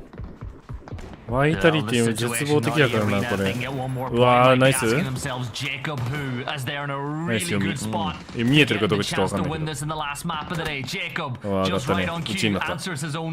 ただ、こっからポイント伸ばすのだいぶきつい。ドンカツして、プラスで4ポイントを取りたいぐらいじゃないかな。It would be nice to see Opon shooting up at the sky. He's trying to, they can put some work into this fight. This is great news for them. They got Vitality out, which means all they have to do is watch the high ground where these two teams are fighting. This is a dream come true scenario for E Arena. How many points can they get though? That's the question. What's the buffer going to look like going into it? Thanawat will get the kill on the Jacob. Another team falls and it is just an all-tie battle. But which of these two teams can get the timing of their moves just right here, Toffees? That's what it's all about. How much timing can you have? Who gets the right play? I'll give it to the Sharper moved to center circle really fast. They got there as quickly as they could. They took a knock in the process. Thanawa is basically lost. Thunder's on the high ground, taking a lot of spray. E Arena does go down. That's huge that Thunder's got the knock up a Thompong. Yeah, Larry's picking up over. Thunder's trying to put in work, but Nurans finds that one too. Arena really about to wrestle control of this lobby with 1 game to go. 3 versus 2. Stun grenades being thrown, but P90 is up close and personal. 強い強いっていうか、もう P90 がすごい。あー、強いよ。 Sharper, get it done. I don't need no vision heals. I got a P90 accuracy through blind volume as he stands up, takes the fire, and gets the kill. Sharper comes away with a win as we get Matchman Poro back in here. The real winners on Sharper is the rest of the lobby because E Arena, if they had locked that out and gotten those kills and won, I think they would have been unassailable, Poro. They would have had a nice lead, for sure. I don't know if it would have been unassailable, but it's definitely looking a lot more doable now, as I think we got, what, 4 teams, maybe 5, that have an opportunity with 1 game to left to get that victory here in the final stage. Can we all agree that P90's OP? Like that's, I mean, I think we've said that for a long time, but the man was flashed. About mortars and panzers and BRDMs, but they don't say anything about P90s, which can just laser you from anywhere on the map. It's crazy. That was wild. That was wild, but great game. I love that I love Sharper's move off the high ground. Even while Myth was attacking Matchum, they took the incentive of sliding away because they knew that was the win condition. You stole the thoughts out of my head there. Earth getting to that point on the timing with everything that was going on with E Arena and their repositions is just so perfect. Because Sharper's whole problem for trying to win this game was trying to come down from that high ground. Dealing with Myth on that one side and we're getting Earth into a better spot to kind of wait for E Arena just down on the other side in the ridge line, just so that way he could loom and wait. E Arena had a big capabilities because they had a lot of movement options that they could do depending on how the circle popped a couple of different ways. But as it did move more to the E Arena's west, they felt like they would have control over the low ground, and that was completely denied by Earth Zakuli. I mean, just again, a very heads-up play coming from Sharper, who for being the underdog, that last game sure didn't feel too underdoggy. What was it, 12 kills, 11 kills, Yeah. something crazy like that? I mean, apparently T-Rexes, they've risen to the challenge and have come out to actually cause a ton of trouble. It's just a problem that's too little too late. With a 10-game final, you have to do that a lot quicker. Now, I will say this. What I liked about our top two teams, or our tie teams in this, E-Arena and MiTH, is that both got to that position by basically outthinking their opponents. E-Arena left those laggers over on the right side outside of the blue, or sorry, where the blue was closing, to catch Vitality off guard. You saw that, Gibson, where they had all of the wrong information, and then Sharper does the exact same thing to them by slipping Earth forward when no one is looking. Both of them understanding the value of an ambush. Yeah, the one thing's for sure, though, everyone was supporting Dick Sharper in that go final circle componento. because those teams at the top did not need to see their rivals get another 7 points with those 3 kills and the extra placements. So Sharper standing up for the lobby, but there's just one game to go. And I know it's not Smash rules, but it feels that way for like 4 teams. There's 4 teams that I feel like if they win this next map, they're winning the whole thing. It's probably one of the best finishes to a PGS we've had this year. It is an excellent race here at the end. Man of the match is going to go to Thanawat as he gets 6 kills, 588 damage, and definitely helps his team get back into, I don't want to say the overall hunt, but the hunt for that upper section of the mid board, which is still very relevant. What are the benefits? Like when we talk about that, as we kind of set this stage going forward, Poro, it's not just about winning this. There is value assigned to moving up the mid pack, and how big a value is that? Like, should we expect these teams to really be battling to go from 11th to 8th?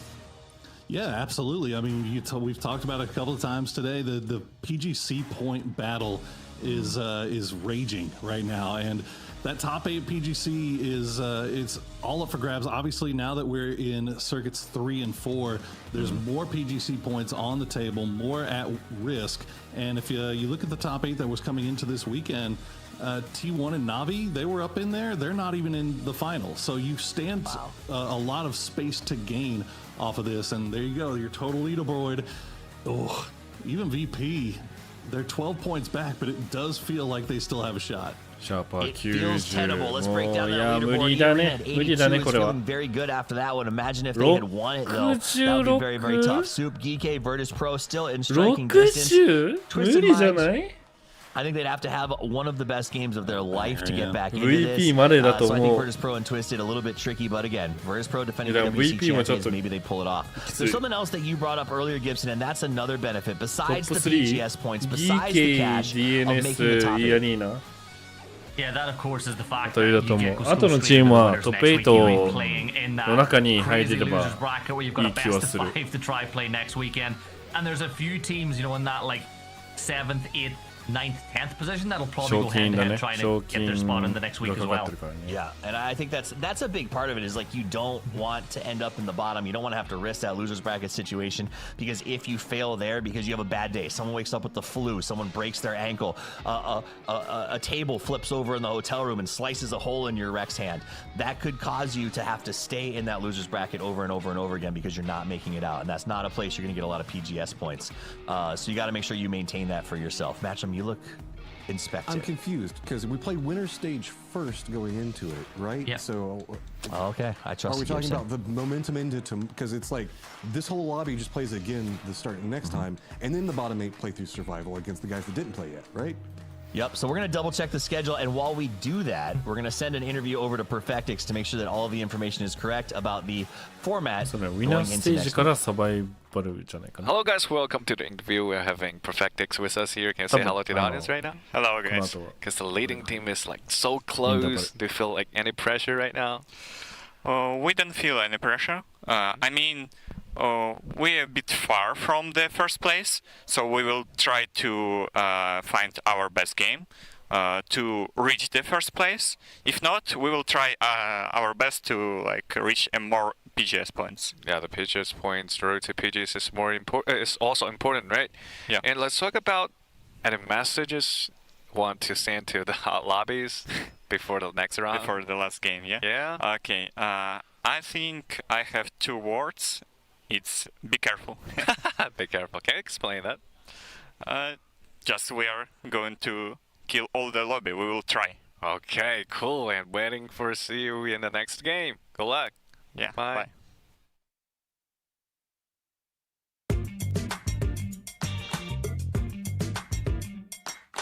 Welcome, guys. We're having Beamy and Griggs here. Congratulations on making it through to the winner stage and securing your place in the finals. How do you feel right now? Pretty good, pretty good. Good. All right. Looking back at the winner stage, what are you most satisfied with about the team's performance? I think overall our team play was pretty good and people were communicating well with each other and actually responded to each other. So like overall the communication flow was pretty smooth. Like, what do you think each player on this team brings that makes Virtus.pro work so well together?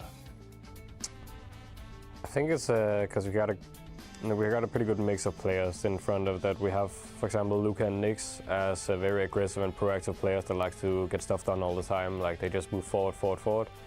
And then me and Corexia are more slow paced and more like thinking about like all the other stuff they can't do at the same time. So it's just like all like a good mix of like a bit of aggressiveness and passiveness and just a overall overview in the game. Good. Anything want to follow up? No. Okay. Maybe next one is for you. Like if PUBG became a real-life survival show, who on Virtus.pro would be the last one standing? That's gonna be Lucarox. Why? He doesn't give a fuck about anything, so let's go with that one. Who will be the first one eliminated? Me. Why? I don't know. I'm just gonna be there. Okay. You just want to quit, right? Yeah, yeah. Okay, good. If your team had a reality show, who do you think would accidentally become the fan favorite? I think it would be it'd probably be either Nix or Luca, depending on what type of personality you are preferring. You have a Nix who are like very, he's a very emotional guy and very like outgoing and out forward, so he can be very entertaining to watch. And then you have Luca, who is pretty much the opposite. He's just very chill and laid back. So I think it kind of depends what you want to watch. Okay, that's like polarized. They are like polarized of each other on that point. The final stage is just around the corner. What's the biggest thing Virtus.pro wants to improve like before that? I think like just kind of do what we have been doing lately. Keep up what we did for EWC and what we've been doing so far in winner stage. Like keep up the communication flow, make sure we pre-plan like we're good at, and if we do that, like we're gonna dominate no matter what. So see you in the finals. Yeah, let's go. Bye. Bye, guys. Bye. We got next. We ready to flex. We're ready to rock. Give it all you got. We got next. Y'all rockin' to the top. Can't stop it. Must be off your rocker, thinking you gon' stop her. We got next.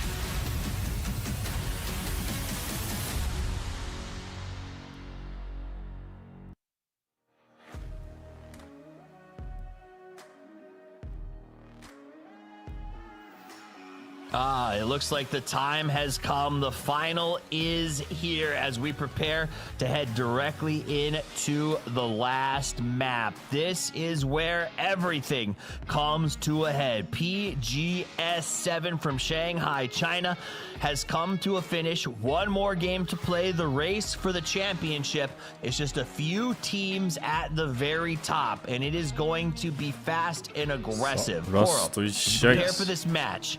What are you looking at specifically? Is there something you need to see out of a couple or any of these teams as we as fans watch right out of the gate? Looking for supers. Looking supers at Arena, obviously, to see how they decide to approach whatever the first circle is. Are they going to try to do the play it safe thing, not engaged, go away from what the play style has been for them for these last 9 games? And if they do, that's when you start worrying a little bit, right? Also, it feels like Tego has been a spot that we see a lot of early fighting just in general, and now all of a sudden we're getting into a final game when everybody's just throwing everything up against the wall to see what sticks. So I expect early conflict here on this last match.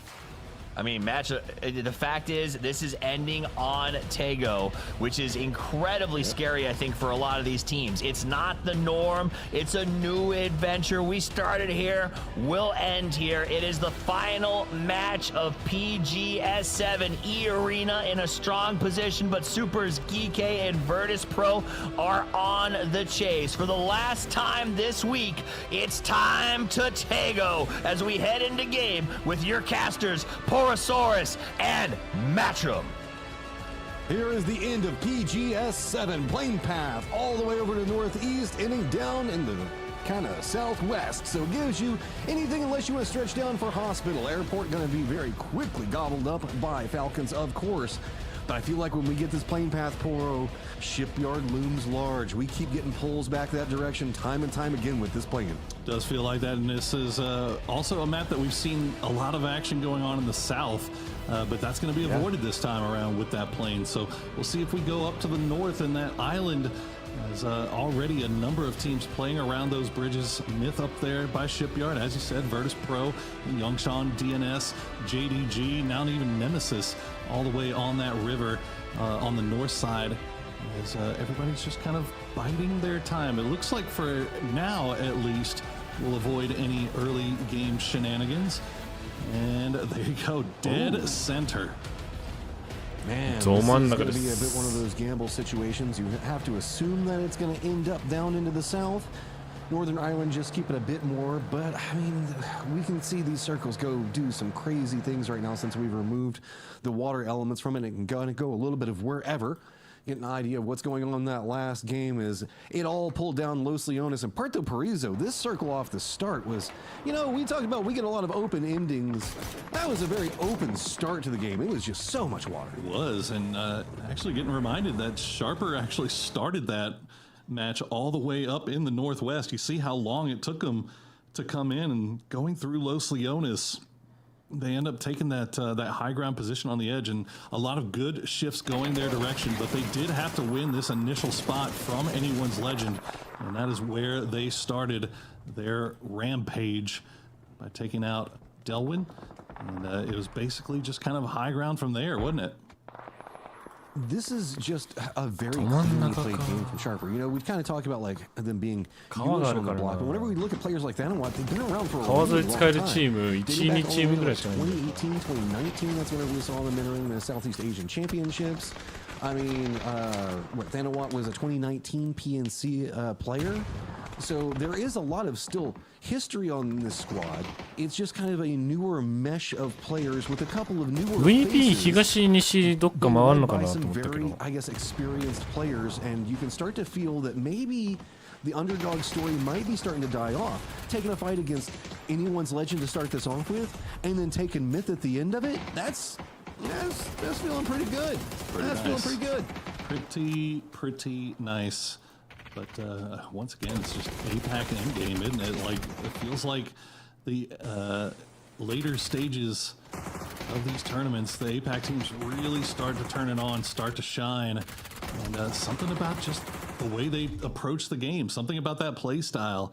It seems like they just have zero fears going into the end of the tournament.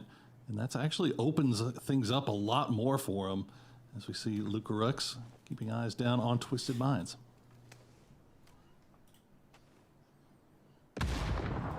Uh-oh. Oh, no. A big shout out to Earth Zapuli as well, just to kind of tail end on the Sharper thing, because, man, Earth has just been finding a lot of successes, weird spots. Like, he was the last survivor whenever they were trying to qualify and he was down in the water.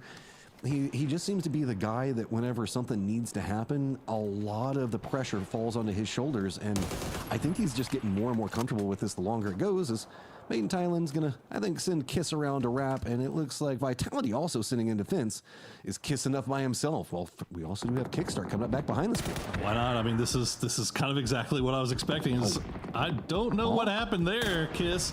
Going down to his own grenade, and Falcons just in perfect position to capitalize. They'll steal Levante away, they'll steal Kiss away, and they might not have had the best weekend so far, but might be able to turn things around here in the lane. Look, Kiss just needs to get away from cars and explosions. That C4 was an abysmal C4 that we saw earlier, and then now the nade onto himself. I think he was like trying to throw it and then jump back in the car, and maybe that didn't all work out the way he planned it to.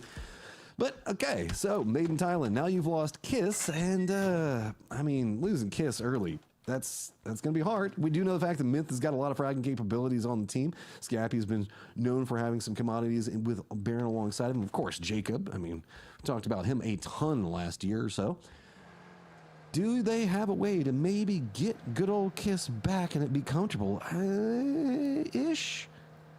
I think they should be able to. It looks like Falcons is pulling away. Vitality is still kind of off in the distance, so they should be able to get Kiss's blue chip. He wasn't that far removed from everybody, so we'll see if they get that and where they decide to go to hit the revive station as we check in with E-Arena, currently the lobby leader, but only by 4 points, and they are on that western side, and it is packed over there right now. Nemesis, Anyone's Legend, a few other teams, just all in the same general vicinity here. This is a big 2-2 split. No going and hiding in a corner and trying to come into a later game, blah, blah, blah, blah, blah, blah, blah for E-Arena. They want to take control over a section of the circle, and like you said, there is just a ton of teams over here. Nemesis is going to be the closest threat. A couple of shots probably going to start coming out. There they are on to Melman. That's going to force Melman more up into the north, where we got JD Gaming at. So if we can continue to corral them on top of Anyone's Legend, that's going to be a big firefight, even if they don't end up getting the kills. But Lyrics does manage to get stayed, so he'll take that one up. JDG is going to get the knock and the flush onto Melman, and Nemesis just kind of 広いからやっぱ何もないところが多いからな。まああとはトップ8にいたいから。It is just everybody rolling up on top of him. Diffex, what do you got in the tank? Last one, playing for your team survival here. 13th place. Any points you can find are gonna be denied. Goes out. Our first team eliminated. Yeah, and that's a shame for Nemesis, but they did make the final stage here. Again, this is a team that fought their way up from the cups in EMEA and made it to the final stage in their first appearance. So a lot of things to be excited about for that squad going forward as we now check back in with JDG. Looks like they have now turned their attention over towards Anyone's Legend. Meanwhile, E-Arena still third-partying all of this, Matt, and they've already got 1 point for themselves. How much more can they get? Every time you see a kill go over, it's going to add more and more stress to the Supers, DK, VP, and yes, even Twisted. 17 is a squad that probably doesn't even consider themselves out yet, just given the way that they go. They always think they can frag it out, but math, probably not. I have to see, though, if the circle does favor E-Arena's position. They are playing to the southwest Hosan area. If we get a pop opposite side, could be big. GK, though, already has a player down, and of course, it's going to be Sharper on the hunt, man. Sharper, I'm starting to be a bit worried going into next week because Sharper is playing really vicious. They've stolen that title away. Again, and oh no, GK, they're going to lose Park Pro now. As we talked about Sharper, what they were able to do in that tie qualifier, they looked so dominant. I mean, they had such a lead by the end that was just damn near insurmountable for anybody else. And they didn't show it so much through the first weekend. But here on the second day of finals, it looks like they're starting to find their groove here a little bit now as the new circle does pop. And GK, though, down to just 2. Remember, they came into today in first place. And I brought up at the beginning of the day that no team that has been in first place after 1 day has won the entire thing yet. And it looks like that might continue to be the case. Okay, Arena, this is where you got to make some magic happen. Looks like they're going to go for more of a southern wrap, maybe come around the other side of Buksan Sa. Don't know exactly what their plan is. If they approach in back behind Gike, that could be a little bit more perilous, as we do have Full Sense running a little bit longer of a split, and that's where the I wouldn't say ever aggressive, but the today aggressive Sharper are going to be playing from. VP's got their 2-2 split to the north, and now that we've kind of abandoned the island, that means that Super's got to make their way across. Kiss is now going to be dropping in to regroup with Myth, and also want to give a shout out. Toffees always wants to make sure that you guys give the best information, even sometimes there's a little bit of confusion. Reminder that this is going to be the lobby that we see for winners. Survivals happens the second day. He wanted to make sure that you guys knew exactly what was going on, and you got to love him for it. Always willing to correct himself. Just make sure that you guys get the right information. ウィナーズが先だから、この同じメンツでまた来週ウィナーズやってボトム8が、今日出ててない8チームとサバイバルステージその次で、それのトップ8とウィナーズのトップ8、来週のウィナーズのトップ8でまたファイナルスって感じだね。That E-Arena is very likely to run into trouble, and if they're trying to hold on to that lead, with Supers having that pretty easy pathing into the north side, that's a bad look. We'll see what E-Arena decides to do here as they come in from the south. Okay, yeah, this Songjong thing could be a problem. Songjong is going to hop in his vehicle. I mean, Songjong, he can sometimes go for more of a desperation play, but I think that GK is just going to be trying to play for survival at this point. Gonna let E-Arena wrap in front of him, and it does look like maybe it is gonna be the Buksan Sa wrap. It means Geek K is thinking the exact same thing, and Khan's pretty far ahead of this. I think that Khan has also managed to pick up the blue chips. Yeah, so he's gonna head over there trying to get Geek K back into it. If E-Arena notices that, that could be its own bigger problem. Maybe not all hope yet lost for Geek K, as Khan will hit that revive station. E-Arena looks like they're more concerned about just making their way here through Buksan Sa, avoiding Sharper on the north side. So big long wrap from E-Arena, and that's actually going to work out well for them. As we said, the south side was very compact, but the southeast and up to the east looking a little bit more pliable. I mean, we had eyes on everything in this circle. I called that would probably be the best one to go for. So kudos to E-Arena. You are reading this perfectly. Also lets you get like that hillside from Buksan Sa to get some distance away. Issue is the southeastern section of the circle is pretty fields heavy. Circle pops, abandons it, and now if E-Arena continues to wrap over into the northeast, around Terminal in that area, that's going to be way more open and could be comfy cozy. Meanwhile, Sharper's just going to have to send it in the circle right next to Pechakor Road. Vitality's going to be just a bit ahead of them. TWIS already taking a couple of shots. Fulson's going to be following him back behind that. Also, Team Liquid coming up on the other side of Pechakor Road, as it is about to be everybody in the lobby to the south. Right on top of Pechakor Road, 17 Twisted Minds. It feels like everybody's seen this one before. They've seen this movie. Terminal getting into the dead center of the circle here on phase 3. Falcons trying to defend the line here against Vitality. You see Geek, the 2 revives they had did manage to hit the ground, and they did manage to secure a foothold on that south side. We'll see if they're able to hold on to it as Vitality is still making their way in. Are they just going to look at Vitality and start swinging their fists at him to try to get him to go away and run a different direction, because they got nothing right now? Going to go ahead and pick up at least some type of AAR to get some damage. Vitality's just trying to get some distance away from what's going to be going on with Falcons, so start stretching more of that direction. So if Geek doesn't get their loot better off, they're going to be headed back to the lobby yet again, and Vitality making a big push, but I don't know. Is it just enough rounds? Yeah, there you go. Get yourself the shotty. Wait, be patient, and that shield being popped up, I think, is causing a little bit of hesitation. I almost wonder if the couple of shots that Park Pro sent let Vitality know that there's a solo in here with nothing but a shotgun. But there you go, he's gonna spot him. Maybe he didn't shoot, and Vitality had no idea. So Gedrox is gonna go down.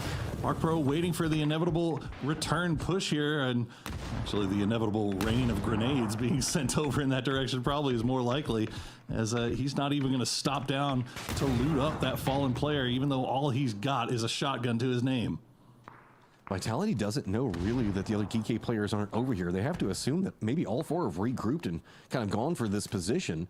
So they came in a bit more wild over into the west and the due south. So GK's trying to wrap around E-Arena, the other 2, I should say, just so that way they can come and reinforce. But E-Arena keeps dancing down into that terminal sight line. And they don't like the way it looks, so keeps retreating back to the hills. And that's kind of forced GK to go a lot further north in their wrap to try to regroup. And if Pathenpon keeps sticking over here, is he going to go for any shots onto GK? I think that he might just let him go, but this might also discourage E-Arena on their approach into Terminal itself. Now, this is actually a really nice spot for E-Arena to hold. They don't have to push into Terminal. They can just play this hill as... he's going to take down Songjang before he can get into the compound itself, but has to retreat quickly because Vitality had an angle on that as well. So E-Arena's spot actually fantastic right now.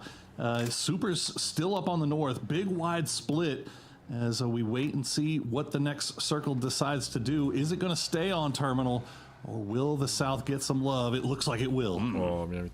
E-Arena kind of pulling away from that hillside for just a second. It would have been good for maybe a later stage defense, but I guess they were feeling that with the wraps that were coming through, being out in the open like that didn't feel too friendly. So Twisted Mind's going to be down there, and Sharper in the center. He's been running amok right now. Team Liquid's going to be right next to him. Pechakor Road 17. The Terminal still going to be in play. It means that we have MiTH as well as a VP coming in. That northwestern area feels like it is brewing a tornado that is going to absolutely destroy teams. VP, JDG, Supers, all over there with anyone's legend. 17 Team Liquid, and Falcon's going to have to be on defense. This is going to be hard, because even in the center where Sharper's at, that's a pretty decent sized hill that's going to have a lot of vision leading down into Terminal and the west. I'm really worried for Supers here. I don't know what the play is. Now you see Rex sending a few mortars, not sure where those are getting sent to. Looks like it's going to be over towards Liquid, and that's really just kind of return mortars. But the other three for Supers are inside the vehicles, and they're going to be pushing right into JDG. They do have a little bit of a ridgeline they could play on the north side of that road to stop down. But this is going to, I mean, Supers can't afford to really get locked down and bogged down in this. Yeah, but they also know that it's E-Arena over into the east. They were wanting to approach over here. GK on defense right now. Vitality decided to run right up into their faces. Not too many other options. Start to go for kills over here. So GK shotties out, getting whatever they can over here. As Super's making the send right along the other side. It's going to be while VP is making their move. They bypass JDG, but it's coming at the cost. Anyone's Legend's going to fall. Vitality's going to fall. The kill feed is absolutely exploding. There is nowhere safe to the north or to the west. And Supers is down to 2. E-Arena still 4 alive, playing on that eastern side of Terminal. They're loving this as they see their primary competitors falling by the wayside. GK also only down to 2, but they might be able to get some reses here as they are still inside that compound in Terminal. Falcons now turning their attention back over towards Myth. Yeah, VP is just trying to get to the road inside the circle. Super is going to be very close to Geekay and not quite in throwable range or anything else like that, but Geekay is going to have some supervision on that position, whereas Team Liquid's going to have the high position above it. JDG is making a send down to the south. That's going to be right on top of 17. There's just nowhere else for JDG to go, so I guess they went on the hunt for some kills and going to try to see if they can crash the compound and get control over it, but Little Ghost just doing a great job on defense. That is going to be Cold and Suze already both down. Nicely done there by 17. Good hold. They were expecting the push, and they were perfectly positioned to deal with it. They take out 2. JDG now down to 2 of their own, but they have to worry about Virtus Pros continuing to push down that roadside. The grenades are being traded back and forth here between Full Sense and Twisted Minds. So far, Twisted Minds coming out ahead, and the circle shift is going to cut back over towards the east. VP eyes on to JDG to see if maybe they can get a couple kills onto him. Nades aren't really bouncing the way they want. That one does, though. So, more kills may be stacking over for VP as now 17 realizes the circle's abandoned them. Maybe they should go after JDG and see if they can get those points for themselves. Petrichor Road taking shots down on 17, stalling them out. Everything's kind of stacking up for VP. Do they want to go around, try to wrap around Terminal, or do they want to go after kills? Big decisions for them, and it looks like it is going to be a regroup to play for position because they still think they have a chance to win this. Oh, man, it might be GG. I mean, E-Arena just has perfect position, and they have just they're able to third party everything that's going on coming out of Terminal. As VP, they will make that send. They're going to run just south of Liquid. We saw what Liquid was able to do to ALAG earlier, but they will not get close enough this time. Instead, they're going to keep breezing through. They're going to get right in between the E-Arena split as they just drive all the way through the circle from one side to the other, trying to improve their situation, but the situation has not improved. Oh, they already spotted Lyrics. It's going to be Baron that gets the knock onto him. So the isolated position over into the east. It's going to be a big problem for E-Arena on the approach and defense for VP. If VP is trying to track that, they probably saw that kill feed, might have realized the fact that somebody's going to be from E-Arena very close to them, and maybe the ones who were shooting at him a second ago. Falcons also going to start stacking on top of GK over into Terminal. Myth also have to make their way over there. Super still just in trouble. Team Liquid trying to hold out 17. Petrichor Road still just going to be watching it. And of course, it's going to be Sharper as well as Twisted Minds keeping control over the gatekeeping down to the southwest. やりやすくなったんじゃない？西寄りは良かった。いいね。だいぶ。The edge of Terminal, but Myth and Falcons, huge thorn in their side. You can see they're just shotgunned up and ready for Falcons to make any type of push, but Falcons don't have to do that just yet. Instead, they'll focus their attention over towards Myth as Rex will try to make a wrap around Terminal. See if he can maybe come in from that northeastern side. Maybe get a few more heals along the way. Have fun with that. That's going to be the VP and Myth sight line. VP's gone for another reposition closer to the center. That's going to put him next to E-Arena, but also means the fact that Myth and Falcons just can throw every single bullet that they've got this direction. It is just VP getting pulled apart too many different directions and just trying to survive. E-Arena's on the other side of this little hill, so at least they don't have vision on anything. But GK, Falcons, and Myth all just decided that VP was the bigger problem, and they can just wait and deal with themselves in a little while. It was going to take a miracle run for Virtus Pro, and they're not out of it just yet, but it's not looking great as they will get Nixie back onto his feet. Arena just sitting in their compound right now. Twisted Minds also have an opportunity for a miracle run here. They've already got 5 kills, and they're wrapping around on that south side, trying to third party. They've got Petrichor at a very disadvantaged position right now. Let's see if they can maybe land a couple of good grenades, get a couple more points in their bag. Wow, as DNS Rexも落ちた。 goes down. Goodbye, Supers. 水節マインズに抜かれるかどうか。 I mean, valiant attempt, but now Petrichor Road focused with Twisted Minds. Circle has moved more into the VP position, also abandoning most of Terminal, so Twisted Minds knows it's got to be a kill game for them to get this if it's going to happen. Nades going back between both sides of it. Sharper just annihilates Team Liquid as they are just still on their rampage. Sharper, man, just climbing and climbing. Now starting to creep up next to 16, or 17 on the leaderboard. Don't know why I call him 16 for a second. Batulins runs down, goes for the shots. Ming holds it though. Down goes Batulins, and the reinforcements for Twisted Minds now have to deal with Ming entrenched as he finds another one. It's all coming apart. Ming, the solo player for Petrichor, and he is causing problems here for Twisted Minds as they wait.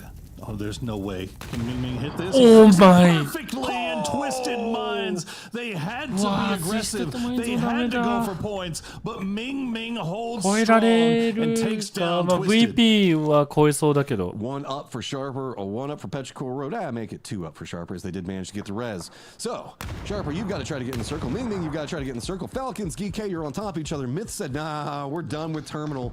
They went over to the east. They spotted out that knock on to Correxia. They managed to kind of walk back over there. So it's now Myth in control over the northeast. Falcons, GK on top of each other, having to leave this point. Blue Zone stacking in back behind them.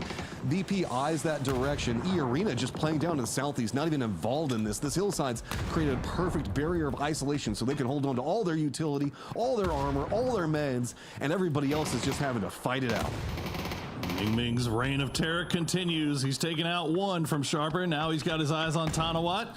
And Tanawat actually going to get taken down by Beamy. So problem solved there for Ming as Geek continues to try to take this fight with Falcons. They've got to get something off of this if they are having any hope of catching up with the arena. But Shrimsy will take down Park Pro with the Molotov. Nixie finishes off Ming in the meantime as Akan and EJ, shotguns in hand, go hunting.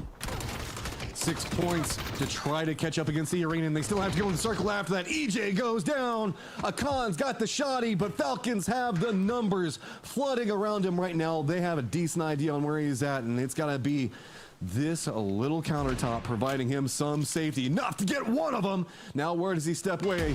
Does he hear anybody else coming? Nah, he's gonna go for the flush. Plays it slow, instead retreats from the angle. Remember, Blue Zone still coming over here. None of this is gonna be inside the safe zone, so on it.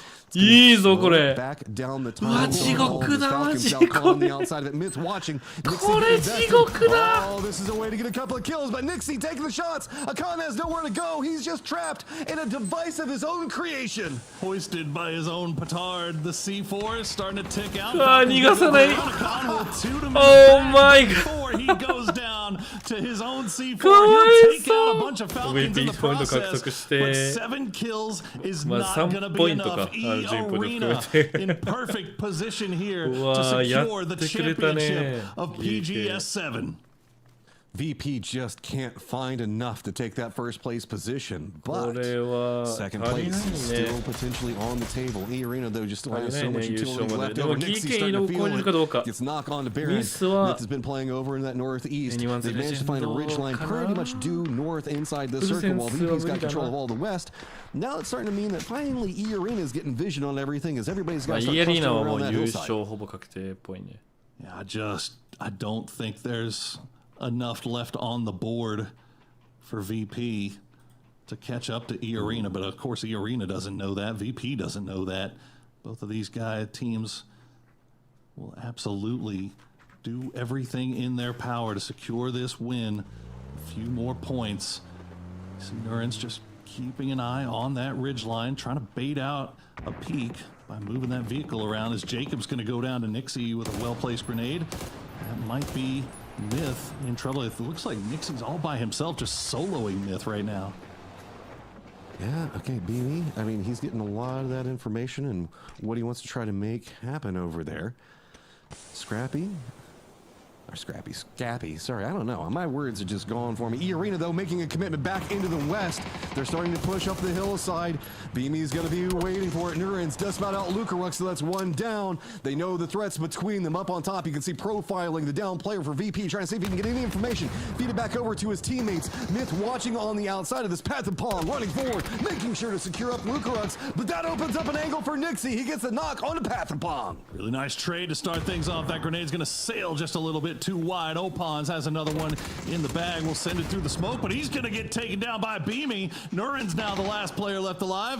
We'll cook that grenade, send it over in the distance, but it's going to go long. Once again, the utility just not falling where it needs to here for Nurin's. And MiTH, they still have Scappy up. He's just in the center of the zone right now, watching all of this happen. Okay, Scappy watching from the distance while VP on top, finding more kills. 10位と Can they 11位 take の down 差 Nurin's 82 points to 86 points for second place? ま They あ need to find PGS ポイント some 2 ポイン more トの off 差 of か it. ちっち Nurin's ゃいなどっ just ちでもいい slowing な back こ down れ the pathing 賞金は入ん and ないからね pacing so that way Scappy can watch. VP has to keep their head on a swivel. They know that there's another solo around. All the utility just keeps being dropped down onto Nurin's, increasing the pressure, increasing the fear. Outside this new safe zone, waiting. Gonna use the car for some cover, rolls down. Nurin's does get the knock on to Nixie. He's at 4 HP, picking around, but Beamy manages to get the knock. Scappy's not in the position. The window comes doom. As now the grenades will get sent over from Scappy. Gonna fall just a little bit wide. Beamy not even gonna go for the res here. He's just gonna take this 1v1. He's got good hard cover. Scappy gonna immediately send it over to that rock to see if he can maybe peek him from the top. 1v1 for second place right now. MiTH could jump over anyone's legend and secure themselves 10th place. A Dorito and a rock between them. Peaks, opens up on the side of it. Virtus Pro finds it. Gets the end. Gets the second place. Beautiful work from Virtus Pro as their climb up the leaderboard culminates in a final win here in the final stage. But E-Arena, they did what they needed to do, and they got 6 points, and they've got themselves a PGS7 championship. You love to see the play that they played today. Started the day at 36 points and then just shot up the leaderboard. They had something to prove to themselves and everybody else that was participating. So look, behold the strength, the capabilities, and it is going to be your PGS7 champions, E-Arena.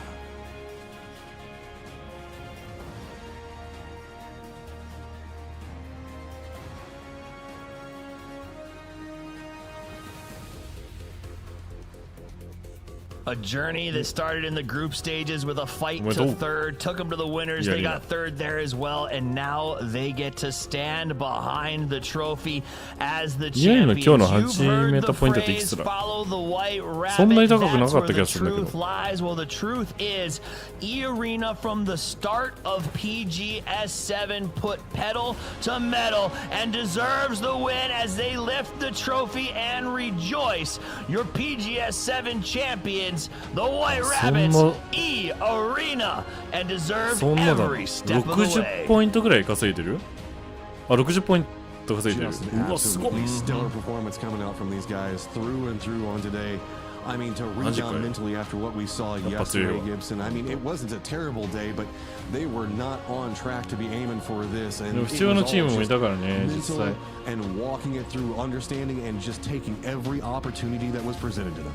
It's not even the rebound, it's the story, right? When you consider that they lost arguably their best player at the start of the year as Jacob went to MiTH and found success at PGS.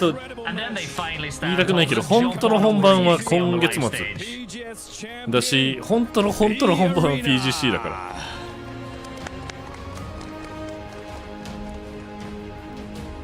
ら。でも賞金とかそれ含めるとね。Luxury is okay. It's okay. We can start with luxury. Can you yeah, could you please hand over the microphone? Okay, thank you. How do you feel like? You enjoy it as a coach?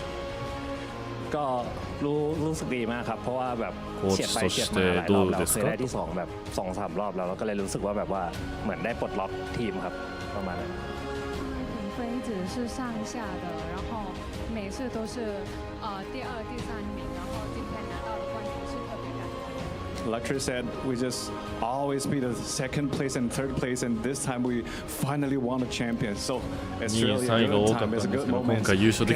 Pass your mic to Pathampan. Yeah, we'll start with it. Like you start today in 6th place, but you had a comeback story today. How does it feel with the championship? 因为今天开始之前，他们仅仅只有第6名的成绩，但是今天他们上演了逆袭的剧本。这样的情况下拿到冠军，此刻的心情如何？วันนี้เราเริ่มด้วยคะแนนลำดับที่ 6 แต่ว่าวันนี้เราได้แชมป์ 合ってたから旅路で。ก็รู้สึกดีมากครับแล้วก็ปลดล็อกด้วยที่เราพลาดแชมป์มารอบหนึ่งรอบก่อนก็รู้สึกดีครับ 上次已经是没有得冠了，但是今天得到了冠军，所以特别开心。Because last time is so much pity for us, but this time we finally made it. So I'm really, really happy. And next we are for lyrics. The points are extremely close throughout this event. At which point did the tournament start believing you could be the champions? 就这次的比分实在是太接近了。从哪一刻开始 ，lyrics 觉得，哎，这次比赛冠军我们拿下了。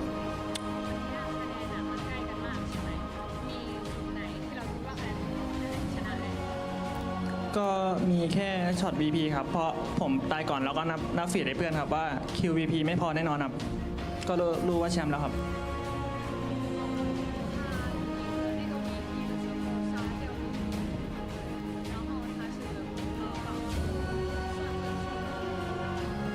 Like in the last game when we fight against Virtus.pro, we wipe out them. Then that moment, we knew we are the champions. All right, yes. Like for opens, you've got enough an excellent start in the second half of the season. What are your expectations heading to the next events like PGS 8? 那现在你们在下半年的比赛、下半赛季的比赛已经拿到了一个非常完美的开始。PGS 8次のシリーズに対しての自分たちのチームへの期待。ก็คาดหวังที่จะป้องกันแชมป์อีกรอบนึงครับ They still want to win the champions again. Glad to hear that. The last question for Nari. Thailand has secured a back-to-back PGS title. What message do you want to send to the Thai fans? Because like they're always standing with you. 他们有太多的观众一直跟他们站在一起。那现在泰国赛区又是连续的拿到了 PGS 赛事的冠军，有没有什么话想要送给他们，送给粉丝们？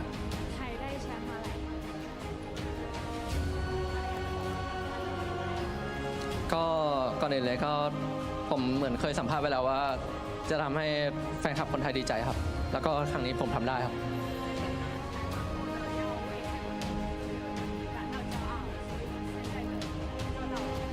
In the past interview, like we said, we want to make Thailand fans proud, and finally I made it. I like that answer. Congratulations again. Winning the championship. What an incredible performance. But it's time for us to look back at some of the best moments on the road to become PGS 7 champions. Let's take a look.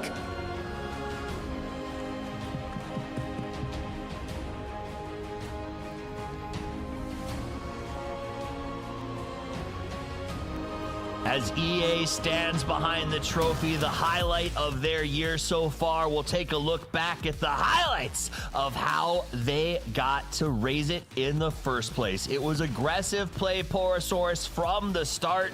E-Arena committed from the very beginning of this event that they would take fights, they would be aggressive, and they would find ways to win. Yeah, man, it's just from the group stages, really. It's just, they've been in third. Like, they get third in groups, third in winners, and then finally are able to clutch it out here in the end. Now, they did get some favors done by them by a fall off from Supers and Geeke. But such clutch stuff here coming up from E-Arena. They were not phased at all. They were not, the moment was not too big for them. They were able to clutch out on a day when they needed to be clutch. So great work for them.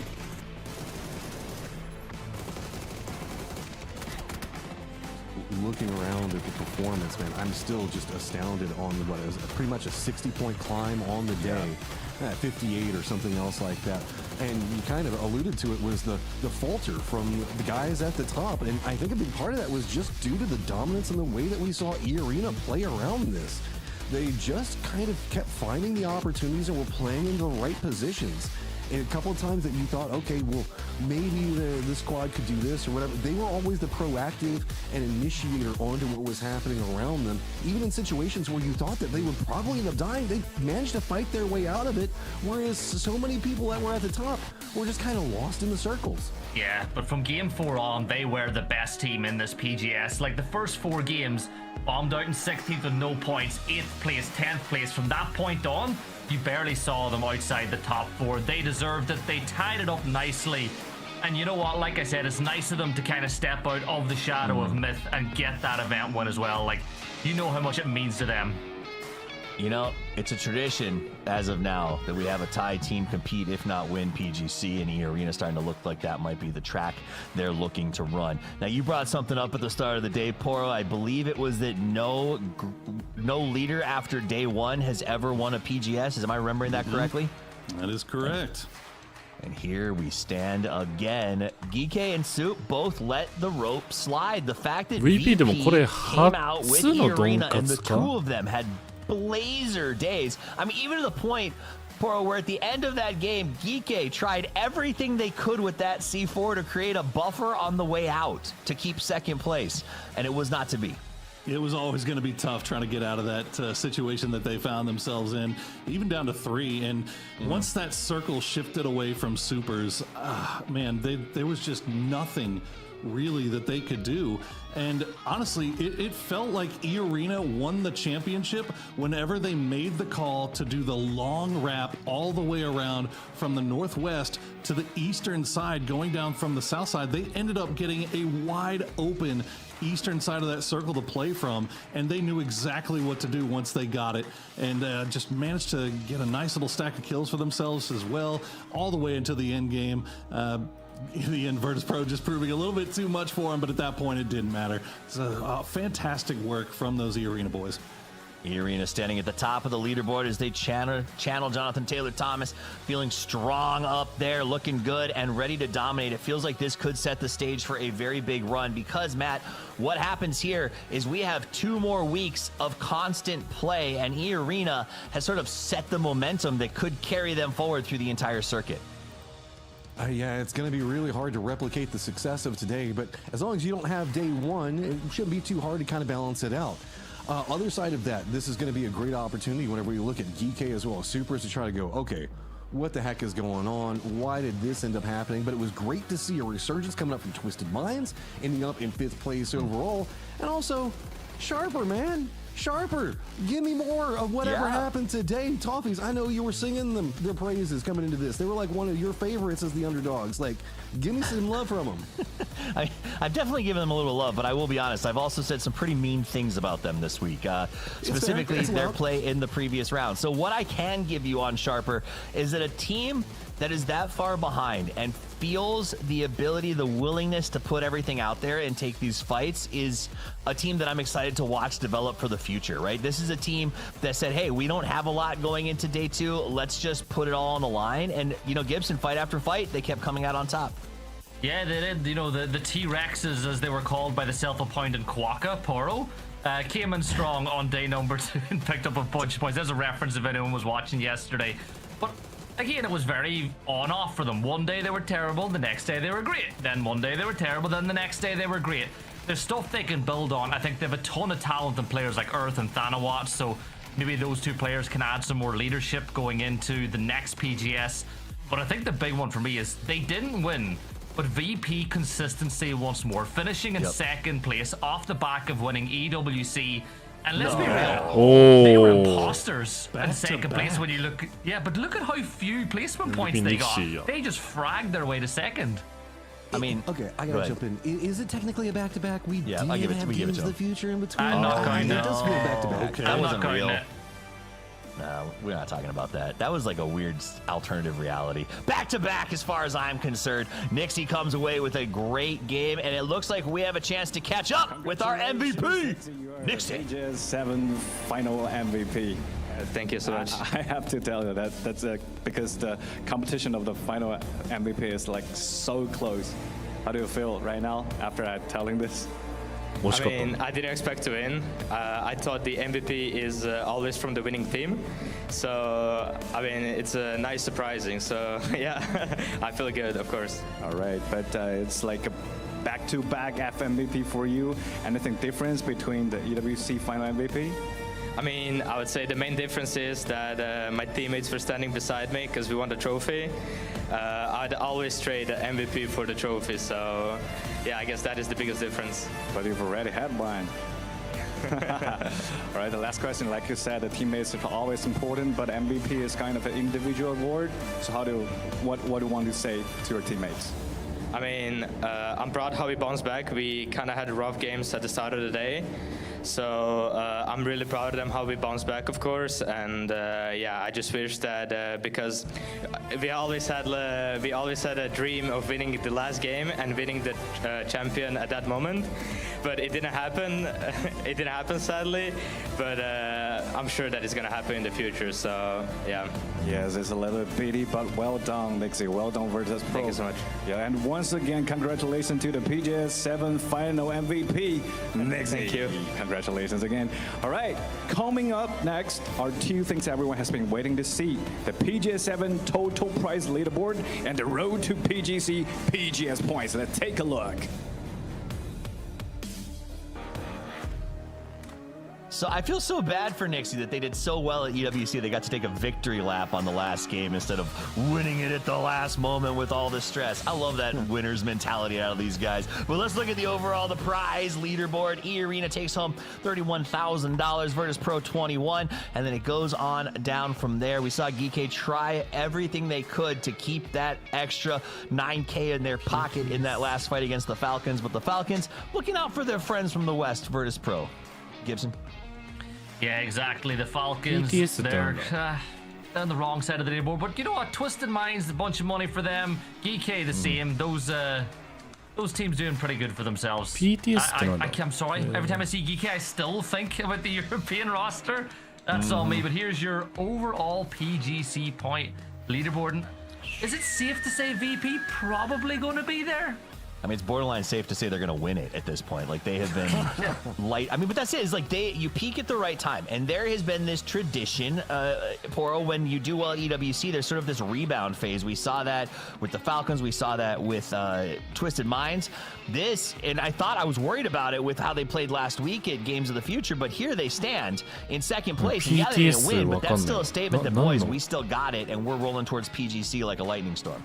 Yeah, absolutely. I mean, there's always going to be a little bit of a layoff after you get a big tournament win. It's inevitable considering how much goes into winning one of these things. But Virtus Pro coming in here, not getting the win, but definitely looking strong once again, showing them that same form that won EWC. It really was just an unreal day from E-Arena. Was the only thing that kept them out of it. This is that moment the players wait for, a chance to sign the bottom of the trophy, to be immortalized as a PGS champion forever. E-Arena gonna go ahead and put those on there. Pretty excited. You can hear them announcing the win over there in the stadium right now. Got to get that pen up and running. But this is a big moment, Matt, to be able to change it. You know what it is? He's signing with multiple pens so that he can give those away afterwards. Just like when you sign a big old win contract. Exactly. He's pulling the presidential. Those glitter pens can sometimes be a little bit hard to write with. That's not on him. They just kind of dry out really fast. If you haven't ever tried to use them, like middle school or high school or any of that other stuff, you all know. Like, you can see they're a little bit runny whenever they work, as it kind of runs down. And if they're not, then they just don't write at all. But, I mean, hey, you got to keep it stylish and sexy. So, love that coming up for the boys is... Again, just all you can say is earned, man. And a day whenever it felt like everybody else was faltering, it was just E-Arena and VP それでは so ね much success. PGS7 Big で success, big names going on the trophy. PG7 part は of 今日 the で history 終わりと of PGS. で来週 The PGS PGS8 started a が couple of years ago, Gibson, and ま with た that win 始まるん by で 17また来 in 週 Malaysia and has ですかね continued since then. It started an era of PGS8 は change within PUBG, and as Irina walks over to mount their 3日後 plate under the 4日後 trophy, they join the Parthenon of champions who will forever be remembered as winners in this series. PGS7 あれが出てこない champions once again. カレン Look at them lift it. カレンダーが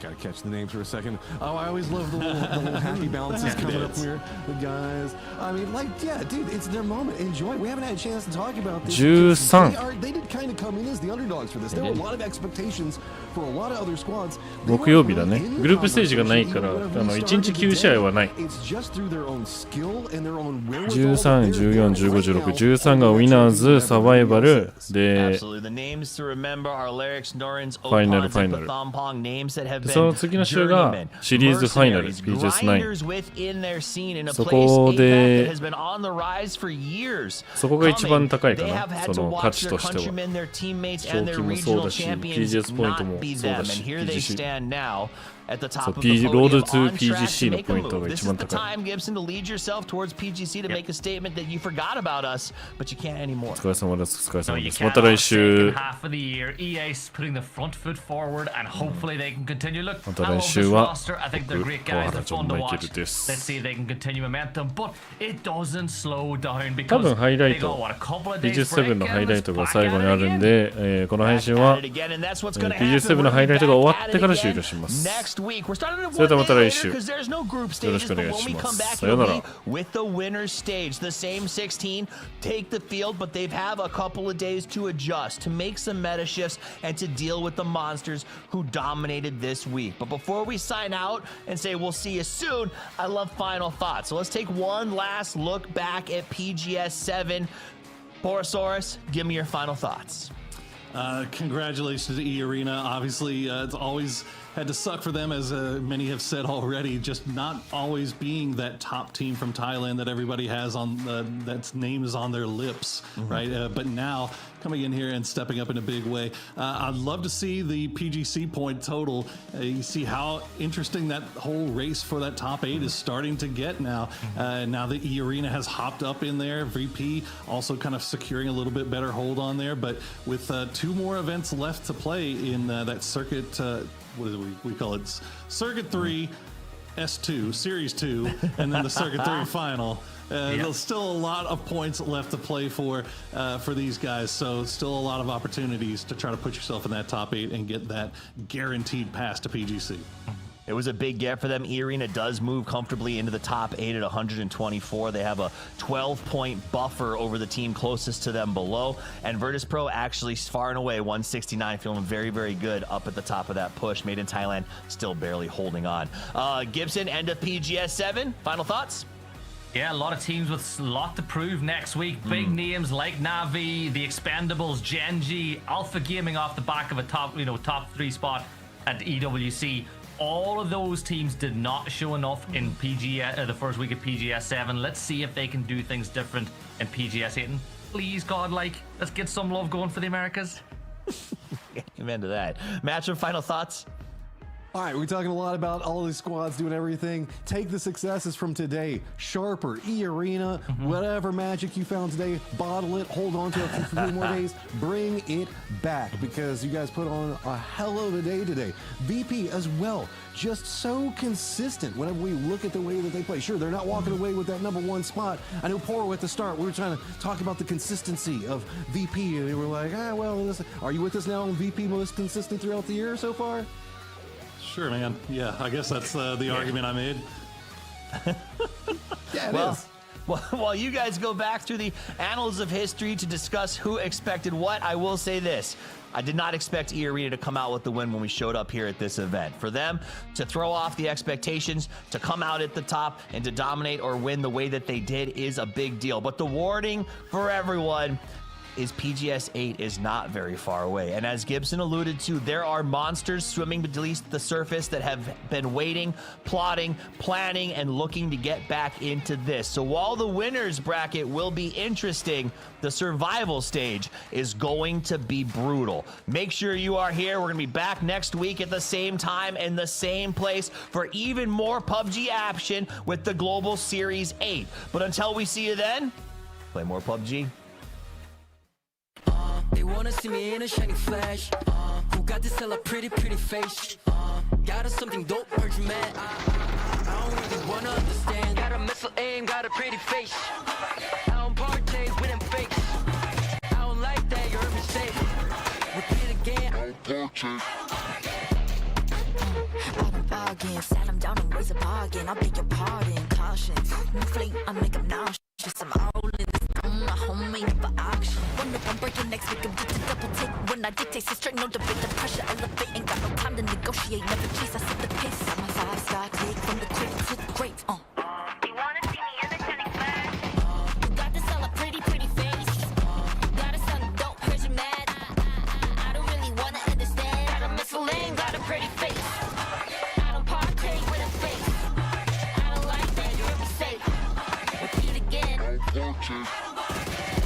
열심히 뛰어봐 나는 놈이 꾸며봤지 앞에서 해줄게 인사 반응도 못해 다 쓰러져 domino 원인 I'm fair game yes I'm a 신사 기상 pack it up 팀사 긴장 shoot it up 비상 산책하듯이 누려 티 탐이 판에 so boring 내가 할 말은 peace out Locked and loaded like a gun told it Take me to the battle my team you know it Slice bitch back till we pull up and glow it I'm all day with it no I never get off it Everywhere I go is drama all the boys I give the trauma diamond spoons are up to pot pretty face don't let it fool ya They say I paid making me really wanna Now gotta pay the way they'll never walk Got a missile aim got a pretty face I don't partake with them fakes I don't like that you heard me say Repeat again I don't partake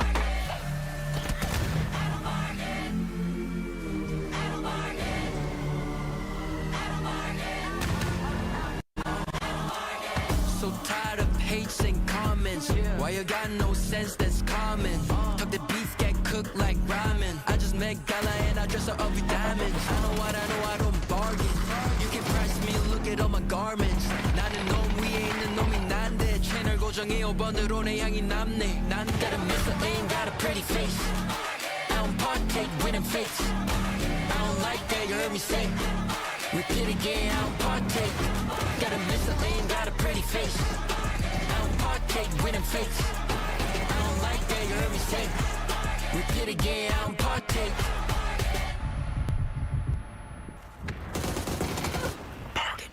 They wanna see me in a shiny flash Who got this hella pretty face Got us something dope, heard you mad I don't really wanna understand Got a missile aim, got a pretty face with them fakes I don't like that, you heard me say Repeat again I don't bargain Sat him down and raise a bargain I beg your pardon, caution New fleet, I make him nauseous I'm all in this, my homemade for auction Wonder if I'm breaking next week, I'm just a double take When I dictate, so straight, no debate The pressure elevate, ain't got no time to negotiate Never chase, I set the pace I'm a 5-star click from the cradle to the grave